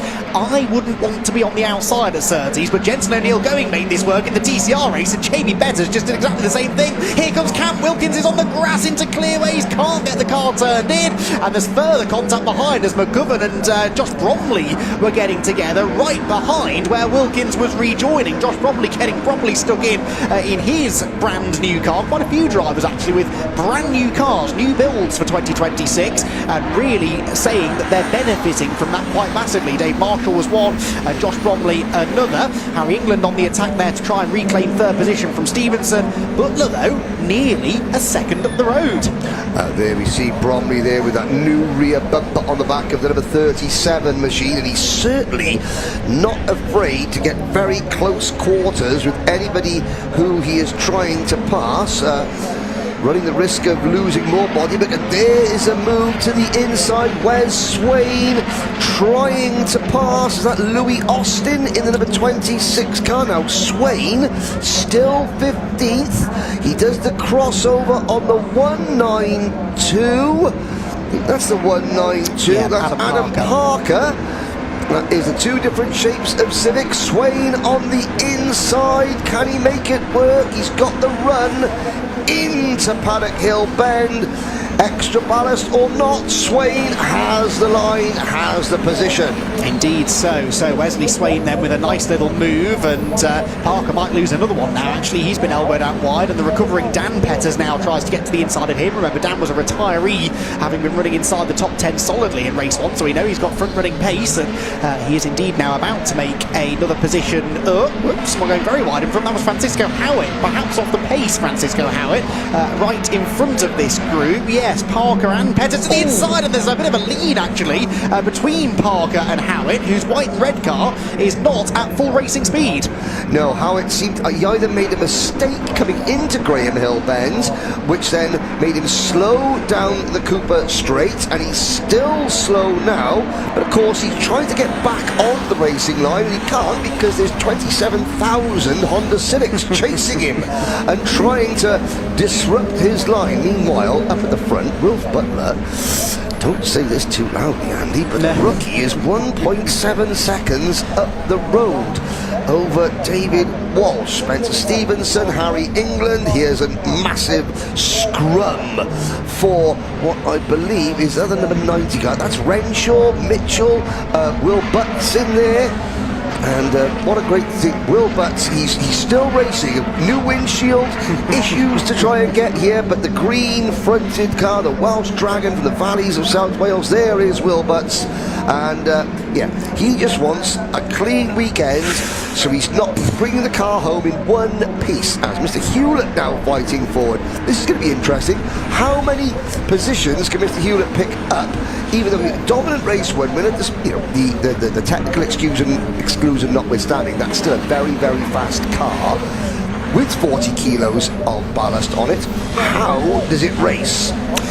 Well, pretty well, although he's not getting to the top 20, so work to be done, although he was certainly trying to do something about that up at Clearways Corner. One of the Petters there gaining some ground, that is Dan, isn't it? Yes, Dan Petters up ahead of Adam Parker and perhaps a couple of others now, so he's continuing to charge towards the front as Will Butt there defends busily, heading down the Cooper Straight. Back with the, well, I hesitate to call them the lead group, because it's a lead group of one right now. Will Butler is nearly 2 seconds up, in fact he is now 2 seconds, nearly 2.1 seconds up the road from David Walsh, who's still hanging on nicely in second. Spencer Stevenson struggling really to get within a second of him, and in fact is maybe about to lose third position, because Harry England's going around the outside of Spencer Stevenson out of Paddock Hill Bend, and well, he can't quite get it done into Druid, but Stevenson, I'm really mystified as to where the pace has gone really from Spencer Stevenson's car. I had him down as a potential race winner here, but he's barely holding on to third. Does he have a little bit of ballast from 5th or 6th position? I don't think he 5 kilos. Well, there's, you know, that was my Christmas holiday, so it's quite easy to put 5 kilos on. It's harder to take it off. Correct myself, actually. Sorry, he was credited 5th, but of course that was an inherited 5th, so no ballast. No in that car, ballast. Well, forget what I said about Christmas dinner. Josh Bromley, meanwhile, just behind that camera shot, you saw Josh Bromley side by side. He was getting into the side of the number 47. Who's that with Bromley? That's Alistair Camp there. Camp, again, with heavier ballast, has not been able to make any progress. He's now fighting back against Bromley, but he's going backwards, Andy. Well, he's probably going backwards shortly. It depends on how him and Josh Bromley get on. But certainly, the success ballast is effective, if nothing else. It is effective. Well, yes, that is a car with admittedly only 10 kilos of ballast in it, being overtaken by a ballast-free car, but and that it's will so competitive, though. Yeah, exactly. You only need to drop a 10th or so, and you could be 3 or 4 rows further back on the grid. Remember, the ballast at the end of the weekend carries over to qualifying at round 2. Whoops, we've got dramas down the Cooper Straight, I can see. A car in the middle of the road. I'm seeing this out of the window, and others scattering to avoid. We might have dramas on the main straight here before too much longer. Who was that?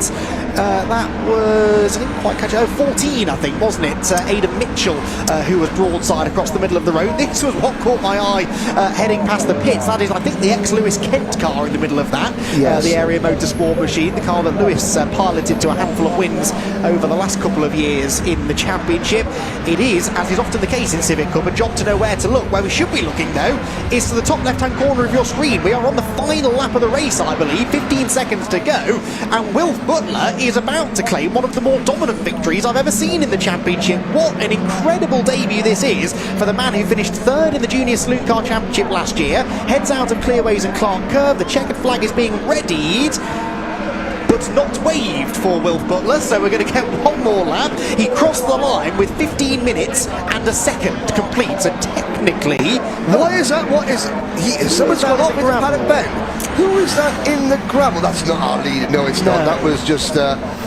It was a green car. So, and I think it's the oil down because there was someone sideways further back and through the gravel. So there's drama at paddock, and there's been a change amongst the podium runners, has there? Harry England keeping Spencer Stevenson behind, but Stevenson under threat now from Matt Wilkins. So I think something catching them out there at Paddock Hill Bend on this extra lap that arguably we shouldn't have had. We are now on the final lap though, and Will Butler is still on course for a dominant victory. Who joins him on the podium though, and in which order awaits to be seen, because this is all going to be decided in the final corner. David Walsh with a brilliant drive here from pole position, looks as though he's going to hang on to second position. Harry England had a go at him into clearways but wasn't able to make the move stick. Will Butler though is going to claim a fantastic victory in only his second ever race in senior racing, full stop, let alone in the Civic Cup, with David Walsh coming home second. It was England third, Stevenson fourth, Wilkins fifth, Jamie Peters sixth, Josh Bromley seventh, Alistair Camp eighth, Harry McGovern ninth, and it was Charlie Constable who completed the top 10. Remarkable battle that was. About a second and a half covered second down to about 7th place in that race. That was a fantastic scrap going on for the lower podium places and beyond, but all of it was happening 3.3 seconds behind Will Butler. That is remarkable. We've seen some very good drivers come into Civic Cup over the years, and it's taken them a long time, my word, to get to grips with it. That was Francisco Howitt getting to grips with the left rear corner of Aidan Mitchell's car, and that will be, I fear, a slam dunk penalty. That was the spin wheel. It was Enstone, I think, who went off up at paddock. Yes, it was. He didn't get through. Will Butt also didn't make it to the checkered flag in that one, so there were a couple who fell by the wayside in the late going. This, though, is your provisional result. It is Wilf Butler the winner by 3.3 seconds. I have to say, I'm massively impressed with Wilf. I spoke to him earlier on today, and I was amazed at just how calm but coolly confident he was for someone brand new to the championship, and that is why he was a very comfortable race winner. David Walsh second, Harry England third, Spencer Stevenson fourth, and Matt Wilkins in fifth, with Jamie Peters, Josh Bromley, Alistair Camp, Harry McGovern and Charlie Constable completing the top 10. Jack Riddell, that's more like it for Jack, charges his way through to 11th ahead of Louis Austin and Wes Swain, with Dan Peters in 14th from the back of the grid. He said he was starting a long way back. What did he say? He felt like he was starting in Swanley, but well, managed to not only navigate his way into the Brands Hatch circuit, but navigate his way all the way up to 14th place by the checkered flag. So that was brilliant stuff from Dan. Right, lots to unpack after that one. Let's head down into Parc Ferme, shall we? Ian is the man on the ground. Let's see what our race winner thought of that. Well, I think this has got to be one of the most popular wins I've ever seen. A serial winner, of course, in Junior Saloon Car Championship, and in just your second Civic Cup race, you're on the top step of the podium, wearing the first place hat. How does that feel? Honestly, it feels amazing. Totally wasn't expecting that coming into the weekend. Obviously, reverse grid and the safety car helped, but yeah, just amazing. Amazing feeling. I've got to be honest, in terms of Civic Cup racing, that was quite a winning margin, actually. Yeah, obviously just getting a nice move done under the safety car, and then I think the cars behind were battling, just enabled me to sort of drive off of it really, but yeah, really happy. I've got a sneaky feeling this is going to be the first of many, Will, but don't all expect him to be by that margin, right? Yeah, hopefully we get a few more, but yeah, see how the season goes. I mean, yeah. Now, I know the family are here as well. You want to go celebrate with them. Where are they? They are just behind us. Go celebrate. Off you go. Go on. Jump up. Let's keep the camera on, Wilf. Look at this. Yeah, look at that. That's what it means. Harry, can we grab you as well for a chat? Congratulations. Move right at the end there as well. What race. It was just so hard out there. And like, it was just no gaining all race, but fair play to Wilf to win it. You Civic Cup drivers, you've got no fear, have you? No, just go out and just throw it about and see how it ends up. Well done. Look, congratulations. Have some water. Enjoy. Oh, nice, very nice warm hands as well. Let's move around, because I would like to find, if we can, David Walsh, who certainly, where is, I don't know where David Walsh is. He's probably run away, having a great time. But there he is, David. Come in, my friend. Come in. I'm just claiming this fantastic hat. It is brilliant. So what a race, eh? Oh, mate, it's great. Goodness. It was great. Do you know, I have to say, I think he almost had a bit of a wobble right at the end there. I thought, no, he's going to lose it. Yeah, I mean, to be honest with you, once he was gone, he it was brilliant, mate. The way you did it, the way you just knocked me into paddock and just took it down the inside, I thought, fair play, that's yours. And then when I realised that actually he genuinely was that quick and we weren't going to catch him back up, I was keeping one eye on Matt in the mirror, thinking to himself, oh, he's not that far behind. If I can keep everyone together, then there's a good chance that he can come through. But, mate, great race. Thoroughly enjoyed it. I was just talking to Harry, actually, about you Civic boys. You got no fear, have you? But the racing action is so good, isn't There's it? something wrong with all of us. But, to be honest, my biggest disappointment is the fact, not that I didn't win, I mean, that would have been great, but I've got a really tight mate who's here this weekend that said if we won, he'd buy the beers all night. Really? And now I'm going to stick my hand in my own pocket. But surely you could get at least one round in. Yeah, well, I'll swap it for the hat or something, but we'll do something, won't we? But no, brilliant race, mate. Thoroughly enjoyed it. Looks like it's going to be a good year. I think it is going to be a good year. Thank you so much. Well done. Congratulations. Right, there you go. That rounds out Civic Cup just for today. Of course, we still have one more race coming up for you. And I think I can almost hear the roar because it's time for the second race of the weekend for the British Truck Racing Championship. Let's hand over to commentator Dave Goddard to take you through the action. Enjoy.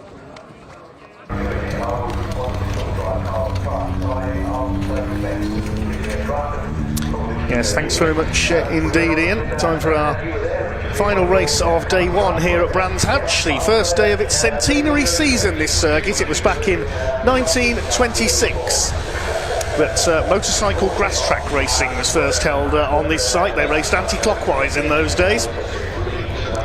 Clockwise direction came in the early 1950s, and the rest, as they say, is history. Getting ready then for race number 2 for the British Truck Racing Championship to close out our first day. Now, the grid for this race originally was set by the second fastest time in qualifying for each driver. Now, that would have put John Bowler in pole position for this next race, but John has been given a 5-place grid penalty for causing a collision in our first race, so he drops back to P6 on the grid, and that gives Ryan Smith, our reigning champion, pole position for race 2. So it'll be Ryan Smith on pole. Of course, earlier on we saw Craig Reed take his first ever Division 1 victory.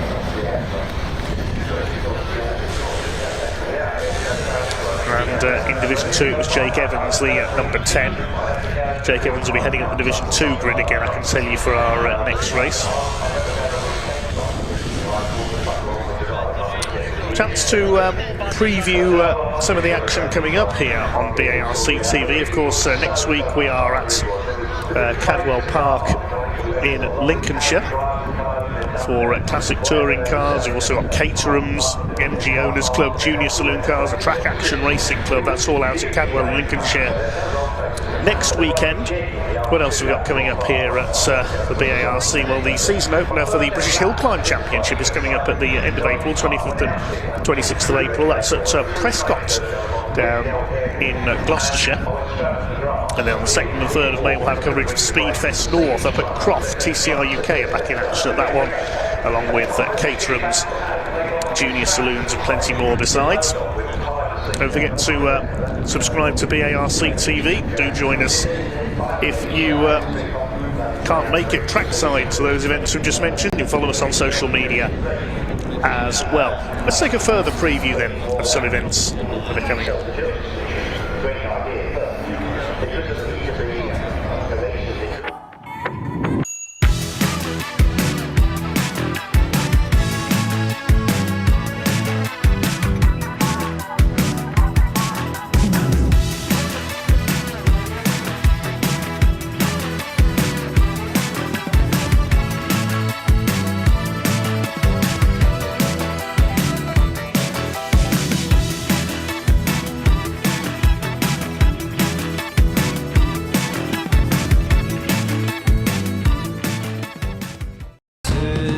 We are back.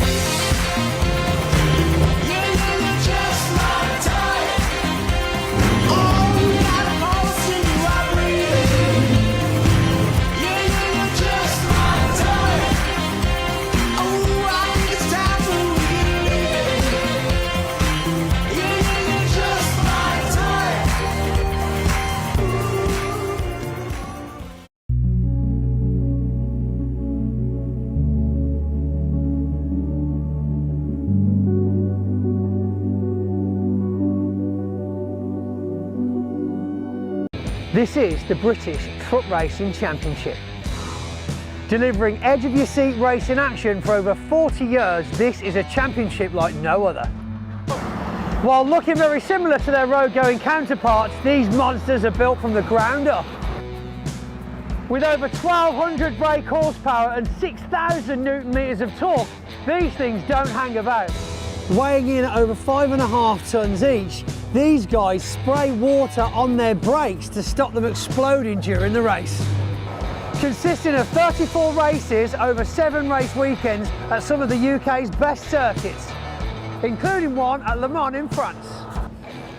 So that's it, we've got 20 trucks in 2 divisions battling at 100 miles an hour around circuits at the UK and in France. For more information, check out BTRC.co.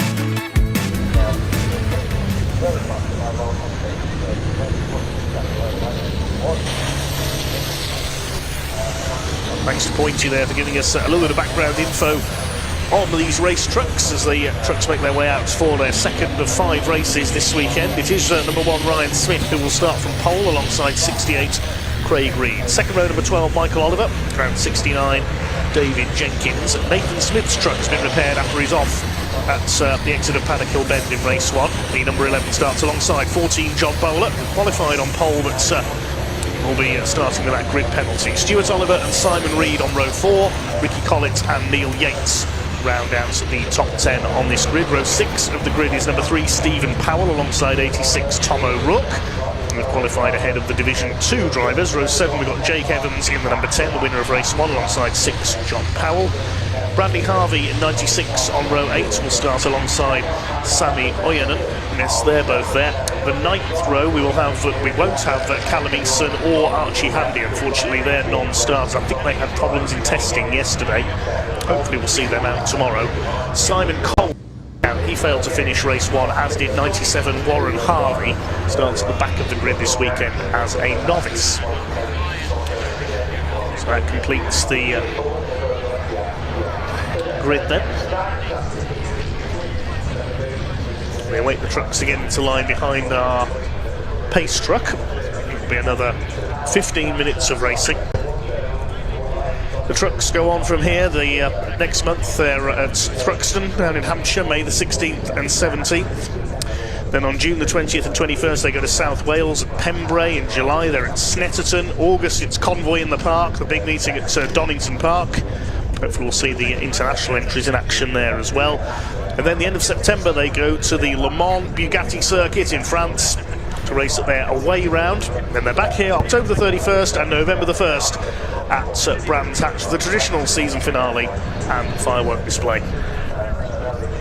See if Ryan Smith over those 7 rounds of the year can make it a record 11 championships and finally defeat Stuart Oliver's record of 10 that he equalled last season. I know he's desperate to try and overhaul the great Stuart Oliver. Stuart's a subdued start to his weekend, back in 7th place in the first race. Ryan Smith had to settle for 4th, but he's on the front row this time in his newly liveried Daimler Freightliner.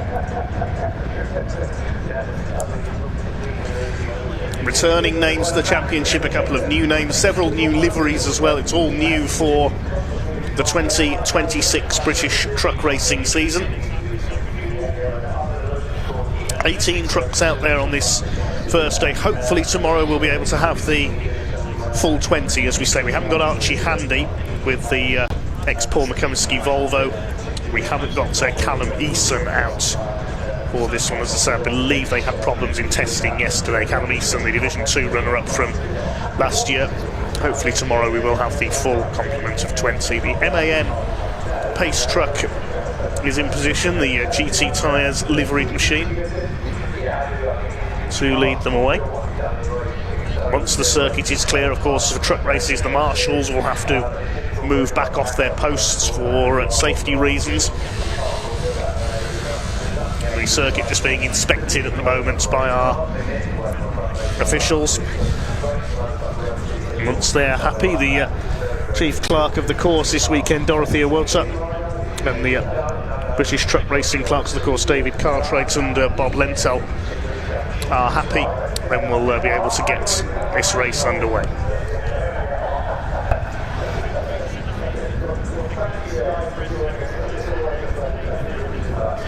Race trucks electronically limited to 100 miles an hour. There are penalties if your truck should break that speed limit.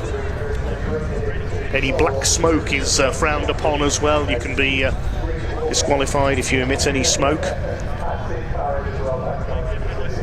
And as Pointy was explaining as well, these trucks run water-cooled brakes, so you'll see steam coming off the wheels as the race progresses, as the brakes heat up. It's like Simon Cole and Warren Harvey down at the back of the grid have just swapped places, making sure that Simon Cole is on the outside, because he didn't take part in the qualifying session this morning. In tomorrow's races, of course, the grids are set by the races from today, with the top 8 in each division reversed. Race 5, the grid is set by race 3, which takes place tomorrow morning in a similar way. I must say a big thank you as well to Steve Bewers and Trackside Recovery, to provide the heavy recovery vehicles, organise the heavy recovery vehicles for our truck races here at Brands Hatch. We saw Mick Gould's huge American Peterbilt in use just before the lunch break, when Nathan Smith's truck ended up in the gravel on Halewood Hill. Just awaiting the all clear then to get this one underway. In fact, the pace truck now rolls away. Time for 15 minutes of truck race action here on the Brands Hatch Indy circuits. It was back in 1985 that the sports debuted here at Brands Hatch with the Lucas Truck Super Prix.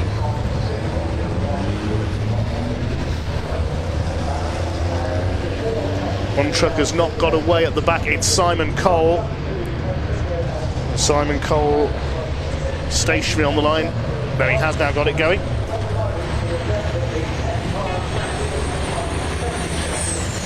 It's April 1985 that the Lucas Truck Super Prix took place. It was Gaudenzio Mantova, at the wheel of a Scania, who took the prize on that occasion, the Italian, with Richard Walker, who would go on to be one of Britain's all-time greatest truck racers, in second place. Still around the motorsport scene today, his son Jack Walker-Tully went into car racing a few years ago, and Bent Bos of the Netherlands was third in that Super Prix event. And the likes of motorcycle rivals Steve Parrish and Barry Sheen took part on that occasion, and Slim Borgren as well, the musician turned Formula One driver who sadly passed away a couple of years ago. But these are the current stars, 18 of them on track.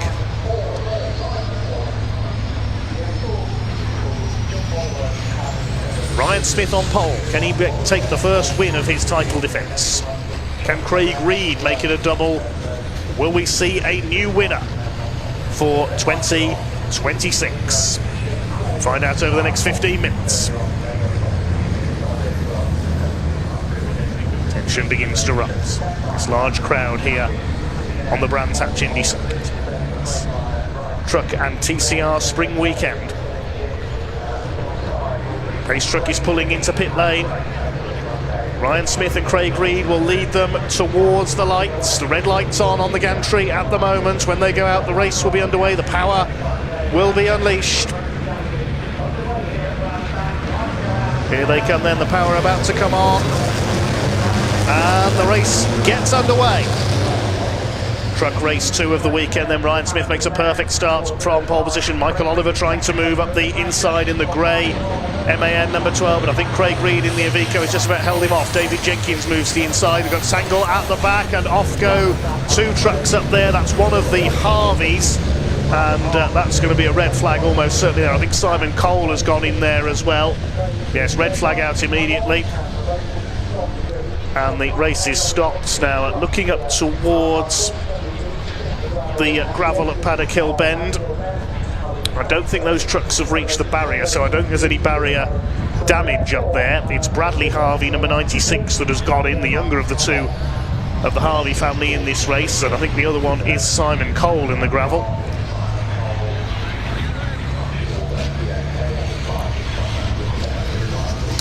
So the red flag out immediately on our second truck race of the weekend. 2 of the Division 2 trucks off at Paddock Hill Bend.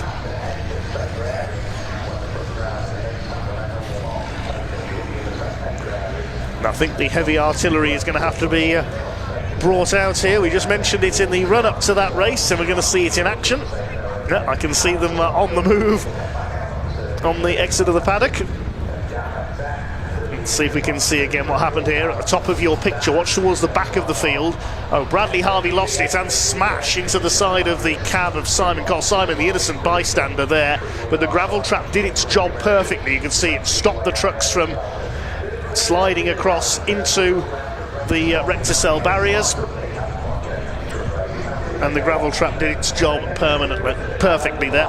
There we can see the damage to the cab of Simon Cole's machine, the Iveco. We hope he's okay, and Bradley Harvey as well in the Weaver DAF. I think that's John Powell's truck that he's driving. So here's the heavy artillery, and there is that very impressive American Peterbilt from Mick Gould Commercials, custom built in the USA. 600 horsepower, 15 litre Cummins diesel engine in that machine. Imagine that in your rear view mirror, all lit up on the motorway at night. Very impressive machine indeed.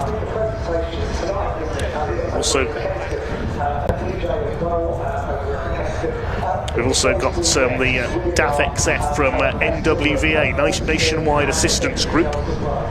It's just turning around there to recover the other truck up there.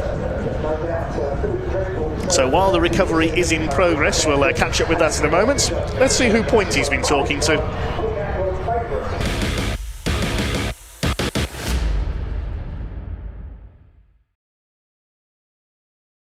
Have you noticed though that red, when it comes to televisual stuff, is actually a good thing? Good sign. Have you noticed that? Whereas on anything else, on any other dial in any vehicle or plane, imagine if you got a red light on a plane. It's dangerous. That's bad. You don't want that. You don't want that. That's no. So red lights on camera, good. Red for go. There you go. Green for stop. Green for you're safe to say those things you were going to say, but the red light was on and now it's green, so you're okay to say it. Reverse psychology. So I'm here with Jake Evans. We can call him reigning champion now because, well, he is the champion from last year, still is the champion this year, 2026. Here at Brands Hatch, defending the title. First of all, without going into too much detail, very quickly touch on, I suppose we can call it a win of whatever was going on between Brands last year and Brands this year. Yeah. As I say, no real detail, but the feeling to have that result finally after so many months of waiting. Yeah, it took some time. We still, when we left here in November, we still weren't sure what was going on. We were aware there was an appeal raised about the collision. I'm sure everyone saw in the last race, and that took a few months to come to fruition through reviews and then the final appeal, and then eventually we won, like you say. So. Took a few months to get the feeling that you need, that you hope you would leave Brands with. I was going to say, do you think that it kind of tarnished the championship win a little bit for you? And from maybe, let's get inside everyone else's head. Do you think that if it had gone the other way, it would have tarnished their win a little bit as well, just having to that battle involved? I don't think there's anything better than, crossing the line and having won. You look back you watch Ryan's, 10 titles, and you see Ryan come in and he knows that they've got the point score. And, usually about 2 races before the end of the week. Mathematically unbeatable, right? And because of events that unfolded earlier in the season. The stack up of points didn't go our way, and the Thruxton round, I harp on about it, was a killer for us because we didn't race at all. So that destroyed all, the championship lead that we had to that point. And then it was a clawback exercise, and which is why it ran so close to the wire. I'd like to call it the underdog experience. Yeah. No, maybe not. But a victory is a victory nonetheless, no matter how it's dressed. That was a little bit of a rhyme there, forgive me. But here we are, as I said, 2026. Weather's all over the place here at Brands Hatch today, but we've got a long year ahead of us. Bit of a mishmash with regards to where we're going to be and when we're going to be there circuit-wise. Do you think that's going to make any difference to you, having a meeting per month now? Yeah, I think it takes benefit of what we used to have, the summer break. I think we used to have like a 6, 7 or 8 week in some seasons gap in the middle of the summer where the weather's at its peak in effect. Yeah, great conditions for racing. Exactly, yeah. So it's like, was it June? We used to have like a whole month of June off, and then we'd start again later, whatever it was. And yeah, I prefer it spaced out that way, and it means you don't end up with them bunched like we had Le Mans and Snet a week apart last year. No one can do that again. I don't think that was going to happen again this year. So getting that out of the way and getting some gap between gives everyone a bit of breathing room. And I mean, you've seen how hard these things are to maintain, and when the damage is big, you need time to put it right. It's late nights, early mornings, sometimes no sleep whatsoever whilst you're rebuilding them for effectively what would take weeks if you took it to a commercial garage for a road going truck. 100%, yeah. And the turnaround from Snet to Le Mans, for us, there wasn't a crazy amount of damage. It was more service turnaround, and it was 2.5 days of flat out work from the team to turn it around. So yeah, it's a week off work as well. A week off work, yeah. So what do you do in between winning truck races? I actually work for Cummins, the engine manufacturer. Oh, wow. So a little bit of experience around blocks there. Yeah, well, I've worked for my dad in different guises over the years in many roles. And yeah, I went to university and then started working for Cummins. So if we're not in the workshop there, I'm in the workshop down there. So I don't get any rest from any of it, to be honest. It's all engines and turning things and, mechanical stuff. So one could argue it's definitely in your blood. Oh, 100%. I don't think I have a great deal of choice, did I? No, right, that's it. From the background I'm from, it's, the options were limited, and I certainly wasn't going to go be a footballer. See, I merely adopted trucks. You were born by them, raised by them. Yeah, true. But I mean, you look around. The Batman reference there. There's different. There is, you look around, right? There's teams here of all different guises, and this is what we love so much about being in the truck paddock, because it is wholly inclusive. Like, it doesn't matter who you are, what you're doing, what background you have. We have, entrance into this sport, and they've come and gone over the years that have had zero, truck mechanic, engineering background, and have been and bought the stuff and have got a team around them, and they come and they're competitive racers, and that's what I love about it. I don't think you get that so much in the top flight car stuff. Yeah, no, you're absolutely right. It becomes that kind of almost like a kind of like pedestal thing. And it's like, well, all right, it's just racing. We know it costs a lot, and we know it's hard work, and we know it's pretty much a hobby that then, you get trophies for if you're getting good at it. Yeah. So yeah, I do feel the same way as that with you, with the shall we call it the higher end cost of racing. That's just like, well, you've been bred up into it, haven't you? Like, but are they any good, or have they just followed the path? Exactly, yeah. Speaking of paths, though, any changes mentally, physically, or of course mechanically into the 26 season that we need to be aware of, that you might think this is what's going to give me the edge? Any fears that you're thinking of, right, this is what I've really got to watch out for this year because they'll be after me? Yeah, not so much on our side. It was just more service stuff, keeping on top of all the maintenance, gearbox service, suspension service, all that stuff. So we know we're right when we come here, because as we found out last year at Thruxton, consistency is what we need in this championship to score the points. On the other front of what's around me and the grid, we've obviously got John Powell back in Division 2 this year, and he's wealth of experience. And then the kit around this championship now in our class, Div 2's definitely coming up, isn't it? I mean, you see it about 10 years ago, and it was literally like the dregs of, well, they're still running, fair play to them, they're good guys. But now it's like, no, okay, we're here, Div 2 is it. but that's it, mate. You look around now, and some of them you look at, you wouldn't be hard pressed to tell the difference between an A and a B class truck now. And everyone's stepped their engine game up. I think most of us have moved across to the MAN engine now, the Division 2 MAN engine. So I think that should improve the competitiveness and the closeness on track as well, where in previous years we've perhaps been a bit more strung out. Yeah. I'm really looking forward to that. It's a bit more wheel to wheel, and I'm sure the spectators will be loving it as well. Is there any particular circuit that you're looking forward to the most this year? I think Donington it has to be. I like Le Mans as a bit of a tour. I think that's a good, not just the racing, but the social aspect of it. Yeah, it's a big event, isn't it? Yeah. But Donington being the home event, we had a whole load of guests there last year from, you know, all the sponsors and family and stuff. And to do as well as we did there after the Thruxton event, which is where we blew the engine up, and to come with a new engine to Donington and do well, and found a feat there really quickly in the testing, and then went on to do so well. I'm looking forward to going back there and try and do that again, to be honest. Excellent. So there we go. Right. Well, in that case, good luck for 2026. The trophy is still yours at the moment, but who knows what the first weekend of Brands Hatch will do for you. But we've got 5 races ahead of us, maybe less by the time you guys get to see this. But of course, if you want to follow Jake's year, and of course, look back on any of the races from the 2026 season or anything before this year as well, make sure you're following us over on our YouTube channel for all of the racing action live and replays. Jake, thanks for joining us. Cheers, mate. Thank you.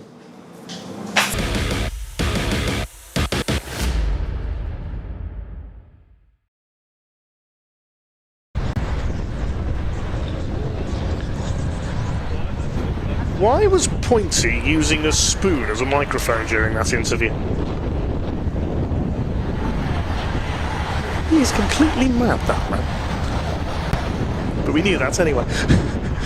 Anyway, I'm pleased to report that both trucks are out of the gravel at Paddock Hill Bend. Race 2 of the British Truck Racing Championship this weekend red flagged when Bradley Harvey spun and took Simon Cole with him into the gravel, but the Mick Gould Commercials Peterbilt has recovered them and is now being expertly manoeuvred by Richard Tier, its driver, back into its parking space in the paddock area just behind the race control tower. That is a very impressive feat of reverse parking. I have to say, I can barely reverse park a small hatchback, never mind a gigantic truck that size. You can see Bradley Harvey's truck on the left of your picture there in pit lane with a big chunk missing out of its front corner. And Simon Cole back in pit lane as well. He's not his weekend at all. He had problems in testing yesterday, failed to finish race 1, and now was the innocent bystander really in that incident as Bradley Harvey lost it and took his truck off into the gravel. So it looks like we're down to 16 trucks for the restart with Ryan Smith on pole. Looks like it'll be a full distance according to the TSL timing screen. Full 15-minute race for the trucks as they hadn't completed a lap when the red flags came out. Craig Reed on the front of the grid, who is leading the championship, having won the opening race of the season in the Iveco Stralis. So it's Daimler Freightliner and Iveco on the front row of the grid.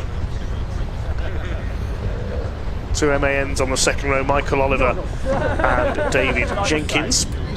Let's have a look again at the initial attempt to start our second truck race of the weekend. Watch towards the back of the field coming into Paddock Hill Bend. Bradley Harvey just gets sideways, slides back across, wallop into the side of Simon Cole, and into the gravel they went. But the gravel doing its job perfectly, stopping the trucks before they reach the barriers, and meant that there was no costly barrier damage to repair, which would have meant a much longer delay under the red flag. Trucks just needed to be plucked out of the gravel by the recovery vehicles, and they were able to return to the pit lane under their own steam. Looking ahead to tomorrow, we kick off just after 10 AM with the second of our 3 TCR UK Championship races of the weekend. Hopefully all the cars that hit problems in that race of attrition earlier on will be back out. Quite a few with repairs to do overnight. That's followed by the Mini Challenge Club Sport, and then our third truck race of the weekend due off at around 11:15.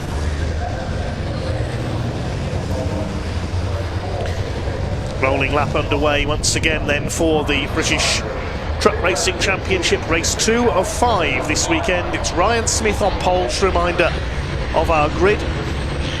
with Craig Reed alongside. Row 2, Michael Oliver and David Jenkins. The third row, Nathan Smith and John Bowler.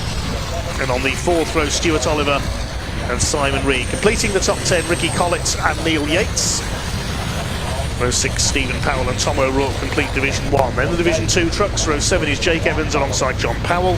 Row 8 would have been Bradley Harvey and Sammy Oyanen, but Bradley is still in the pit lane. On the 9th row, there's no Callum Eason or Archie Handy. And at the back of the field on his own is Warren Harvey in the Weaver Motorsports DAF. He's got a pole family honour now, really, with Bradley. Looks like he's out of it.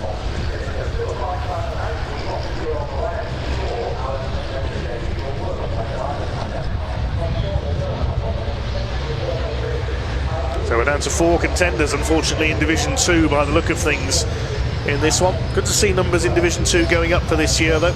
It's had a thin couple of years, has to be said, with a number of Division 2 drivers graduating to Division 1.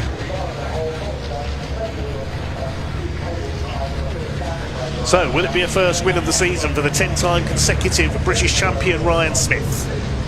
Will we see an improvement from Stuart Oliver? He's back on row 4 in the number 7. Pace truck about to pull into pit road. It'll be Smith and Craig Reed to lead them up towards the red lights. Take 2 with race 2 this weekend. It's Spring Truck and TCR weekend here at Brands Hatch, the final race of day 1. The second attempt about to get underway.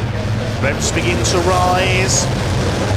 And the pack is unleashed. Here we go. Great start by Ryan Smith down towards the first corner. Craig Reed will slot in behind, side by side for third. David Jenkins trying to go around the outside of Michael Oliver. A little bit of a lock-up on the inside from Stephen Powell in the number 3. They've all made it through Paddock Hill Bend cleanly this time, up towards Druitt. Smith who leads. Michael Oliver's on the grass. He lunges at Craig Reed. That was more like stock car racing than truck racing into Druitt. Then Michael Oliver is very eager indeed. He's got through into second, but that's allowed Ryan Smith to charge away at the front of the field. Into Graham Hill Bend. It's Oliver second. Craig Reed is in third position. David Jenkins just ahead of Nathan Smith for fourth. There's the pairing of Neil Yates and Stephen Powell, the NYR Alco livery trucks, new colours for them this season. They bounce their way through. I wonder if Craig Reed has picked up any damage. That's earlier contact with Michael Oliver. We'll wait and see. There's John Bowler. He should have been on pole for this race. Got a 5-place grid penalty for contact in race 1. David Jenkins there holding off Nathan Smith, and Craig Reed has got damage. He's not come through. He's pulling into pit lane. I thought he may have some damage to the front end with that contact with Michael Oliver. And yes, Craig Reed, unfortunately, our race 1 winner, has pulled into the pits. So that's given a big lead to Smith and Michael Oliver. Third is David Jenkins. Nathan Smith going well up there in fourth. No relation, incidentally, to Ryan. And behind him is John Bowler. Stuart Oliver. Ricky Collett's going well up there in P7. It looks like it's Simon Reed in 8th place, the second of the Smith brothers in the Ivecos.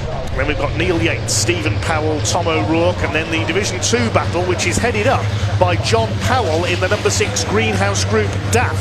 So Jake Evans has dropped back to third in Division 2. He's beside Sammy Oyanen. Warren Harvey having a better run this time, keeping up with the back of the field as he continues to learn his craft as a truck racer in his first ever weekend.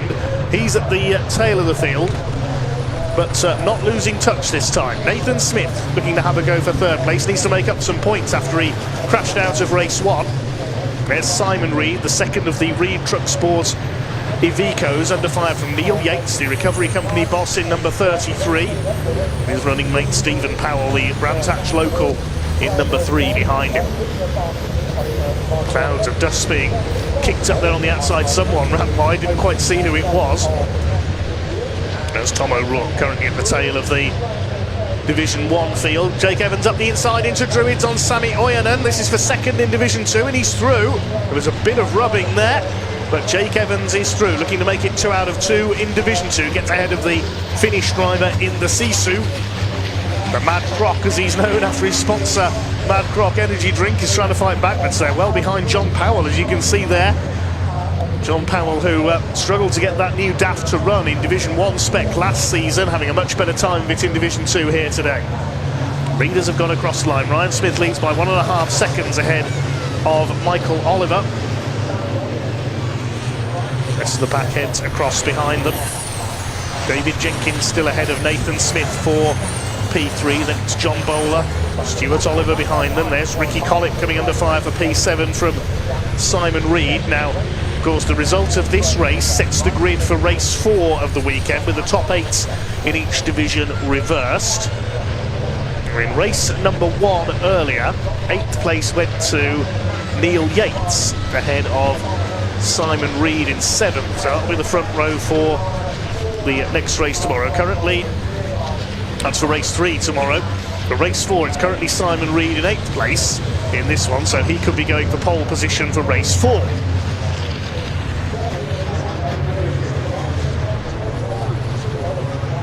Let's have a look again at the opening lap here. This is Michael Oliver and Craig Reed.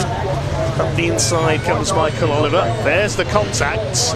Hits the right-hand side of Craig Reed's truck, and that presumably caused some damage that took Craig Reed out of the race. So we'll see if the stewards have anything to possibly say about that. So this is another lunge into Druids. Jake Evans taking 2nd in Division 2 from Sami Oyanen, looking to chase down John Powell for the lead in Division 2, which he is currently doing. But Ryan Smith continues to lead the way, chased by Michael Oliver, Jenkins, then Nathan Smith, then a gap back to Stuart Oliver again.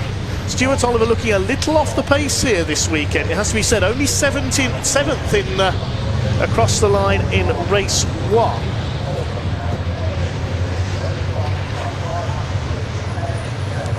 Sorry, 6th across the line in race 1, I apologise, after we lost Nathan Smith.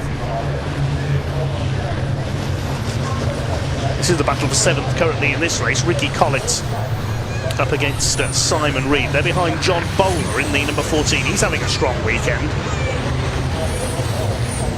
Lead gap is now to 1.7 seconds. Nathan Smith in 4th place has just done the fastest lap of the race, 58.703. He only made his debut at Brands Hatch in November 2025 at the wheel of his father David's MAN, the former Division 2 champion of a few years ago. Nathan is certainly a chip off the old block. There he is, the white MAN, the front bumper's flapping, but not slowing Nathan down as he tries to catch our top 3. Almost 75 miles an hour average around the Brands Hatch Indy circuit. Here's the Division 2 battle. The gap is coming down there. What was the gap at the line last time through? Just under a second between John Powell in the number 6, Jake Evans behind him in the number 10 MAN. Through to complete their 6th lap this time. They're behind Tom O'Rourke, Scotsman in the 86 International Navistar. Boss of MV Commercials, long-time partners of the British Truck Racing Championship. Ricky Collett under real pressure now from Simon Reed. This is the battle for P7. Whoever finishes 8th, of course, gets pole position for race 4 of the weekend. Could be Simon Reed who starts on pole. It'll be provisionally Neil Yates for race 3. And the results earlier on. There is Yates, just ahead of Stephen Powell. It's been a very quiet weekend so far, has to be said, for Stephen Powell. A couple of the favourites on paper going into this weekend, slightly off the pace. Stuart Oliver, Stephen Powell. But Ryan Smith was stuck back in 4th place after a struggling qualifying in the opening race of the weekend. There is Ryan Smith out in front this time, 1.8 seconds ahead of Oliver and Jenkins as they try to close up for 2nd place. David Jenkins, incidentally, has now done the fastest lap of the race, 58.609 for the Staffordshire driver in the Digraph and Morris Lubricants MAN. But he's closing on Michael Oliver for 2nd. Still this battle rages on between Simon Reed and Ricky Collett. Reed's got the inside line for Graham Hill Bend. Ricky Collett doesn't give way though and nearly forces Simon to cut the corner on the grass there. This is allowing Neil Yates to close in as well. And Stephen Powell as well, so we could have a 4-way battle for 7th place developing here pretty soon. So this is the main battle at the moment, along with that 2nd place fight between Oliver and Jenkins.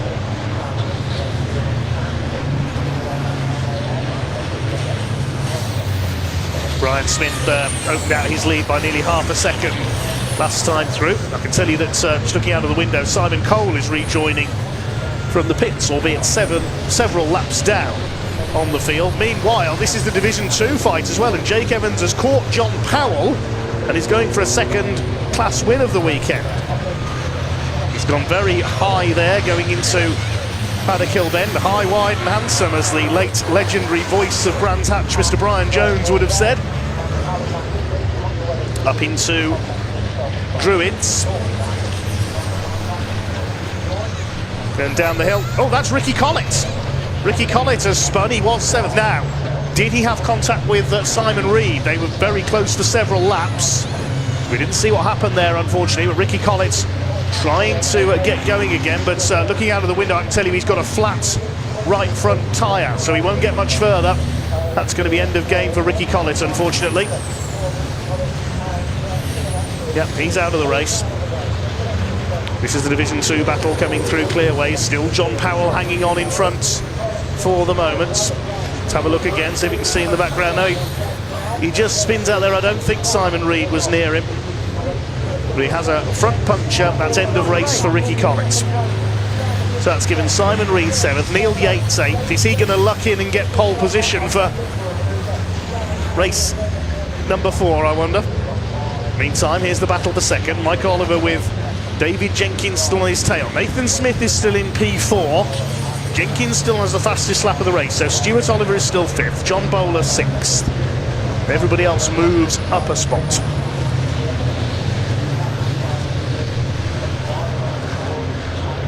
Just looking further back down the order, there's been another change in Division 2, but not for the lead, but we concentrate on this second place battle. I can tell you Warren Harvey has got ahead of Sami Oyanen, so he's going well. We concentrate on second place for now because David Jenkins is all over Michael Oliver for the runner-up spot. This, of course, is playing into the hands of Ryan Smith, the champion, getting away at the front of the field. Nathan Smith just looking, oh, we've had a tangle, and that's Oyanen and Warren Harvey. So what must have happened there is Oyanen's tried to get the place back again. I said that Warren had got ahead of the Finn, but they've tangled. That's at Clearways, and that's there's 4 minutes left on the clock. That is almost certainly going to be a red flag if Sami Oyanen can't get going again. Warren Harvey's got going, and that's such a shame. He was going so well, and Sami Oyanen trying to dig the Mad Croc Sisu out of the gravel. We can see what happened. Yeah, Oyanen had got back ahead, and it was Warren Harvey back up the inside. And Oyanen, I don't think he knew he was there, turns in and wallop. That is big contact. And into the gravel they go again. The gravel does its job. That's a shame. They were having a good battle, those two. So Sami Oyanen still in the gravel. The race continuing for the moment. I wonder if we might see the red flag come out here with 3.5 minutes to go. Still, your leader is Ryan Smith. We look further back down the order. This is the Division 2 battle now. Simon Cole, who's rejoined for the pits, is several laps down, so he really needs to let John Powell and Jake Evans through here. He lets Powell through at Druids. Warren Harvey, I can tell you, is still going, but I think the red flag is coming out. Ryan Smith slowing the field down on the pit straight. I can't see a red light on the start-finish line, though.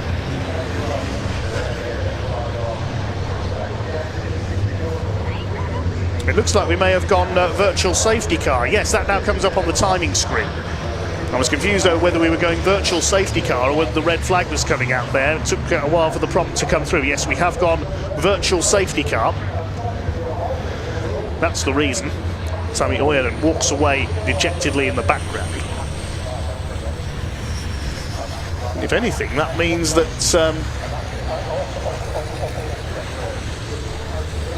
Simon Cole has struck lucky by rejoining from the pits, because if he does enough laps to be classified, he'll get points in Division 2. But out of luck, Jake Evans, because under the virtual safety car, he can't pass Simon Cole to lap him, and it's let John Powell increase his lead again. We've got 2 minutes left on the clock.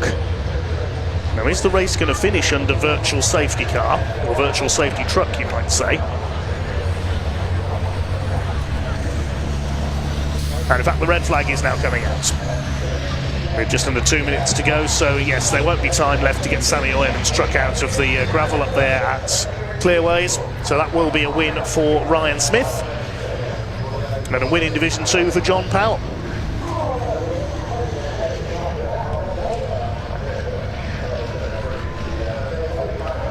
Confirm the full results as soon as we're able. So Ryan Smith picks up the first win of his title defence, looking for his 11th consecutive title this year. The provisional result then with the red flag coming out. Ryan Smith the winner by 1.7 seconds ahead of Michael Oliver. David Jenkins completes the podium and also gets fastest lap. Nathan Smith a good 4th with Stuart Oliver 5th. John Bowler completes the top 6 ahead of Simon Reed, and Neil Yates P8 again. So I think that's two pole positions provisionally he's got for tomorrow's first 2 races. Stephen Powell 9th, Tom O'Rourke completing the top 10. And John Powell wins Division 2 ahead of Jake Evans. Warren Harvey did get going again. I think we'll take 3rd in Division 2. We lost Sammy Oyenan, Ricky Collins. Simon Cole was still running at the finish, but several laps down. Craig Reed pulled into the pits, and we lost Bradley Harvey on the first start. Let's head down to Pointy in pit lane.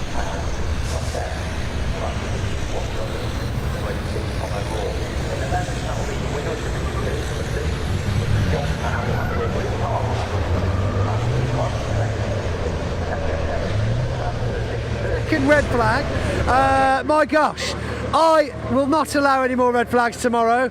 Watch this space. I've said it now. That's it. It's final. Right, let's have a quick chat over then with Michael Oliver, because he's at the front.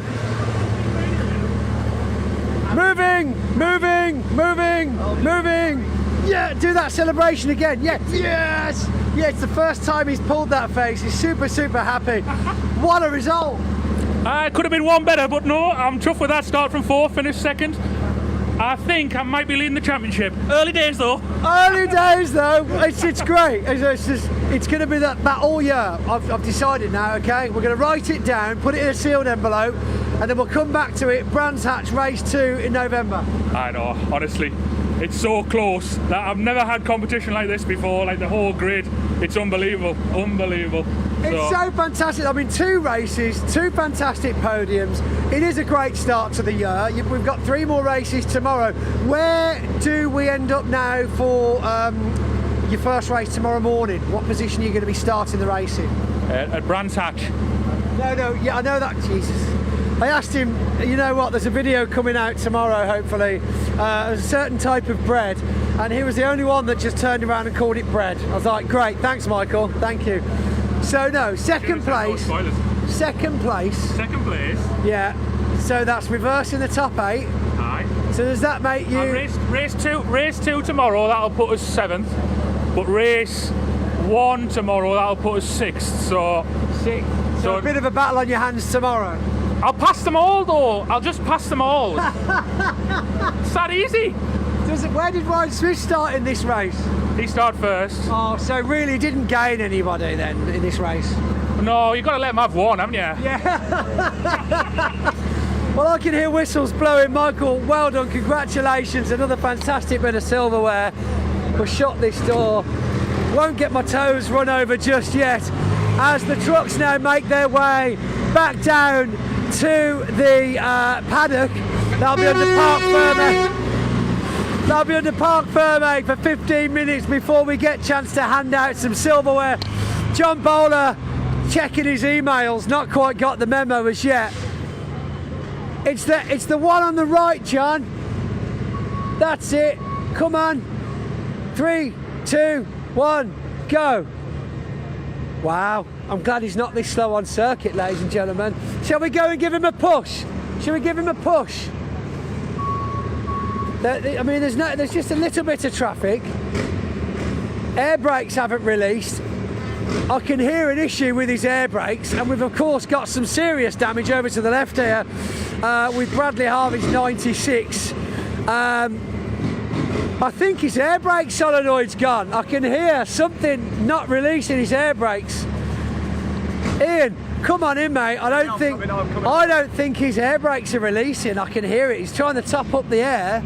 but it's just not happening. So they're going to have to try and squeeze through there or get this one moving. They're stuck. Big smash of Bradley Harvey. Do you think we'll be seeing him tomorrow morning? I hope so. I tell you, I've seen these guys work miracles before, so doable. Engine out, wheels off, everything in pieces on the floor. 3 a.m. in the morning, it's back together again. Although the only thing I will say, if there's a time for this to happen, it's now, at the end of the day. Absolutely. Yeah. Right, Pointy, I think I just want to say thank you to you as ever. Thank you to you as ever. You can keep going if you want. I'll allow you to thank me. Thank you. I'll tell you, e-bike come now some race, wasn't it? It was interesting. I'd like to get like a checkered flag for the trucks tomorrow. That's my prediction. Top man, 3 Checkered races for flag. the trucks tomorrow. So much more action. Civic Cups, TCRs, Mini Club Sport. Got Super Saloons in action as well. So much. Thank you to all of you for watching today. If you haven't already, make sure you hit that like button, hit that subscribe button. We're back live tomorrow morning, about 10 o'clock or so-ish. But from Pointy and I, big thank you to Andy McEwen, Henry Bodette and Leah as well, and of course Dave. But I'm going to hand back to Dave. He needs the last word. He is the king. So Dave Goddard, over to you. Go, Dave.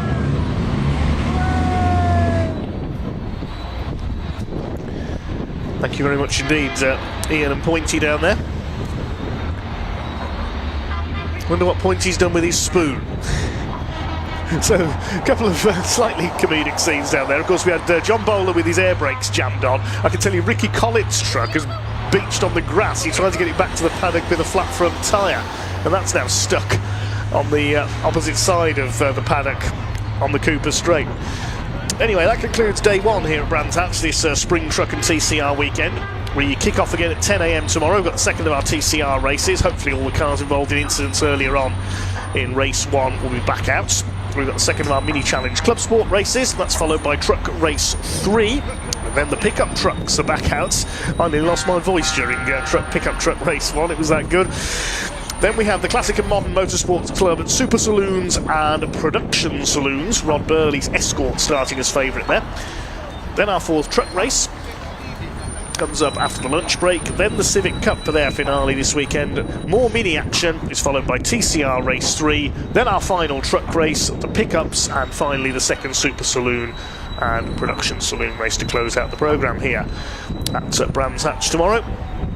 Well, thanks very much for watching here on day one at Brands Hatch. Don't forget to subscribe, like and set your reminder for the stream going live tomorrow. Give us a follow on all our socials here at the BTRC as well. Check out the website barc.net for the full fixture schedule for the 2026 season. That's about all for day one here at Brands Hatch. We'll see you at 10 o'clock tomorrow morning for a full day of race action, but it's goodbye till then.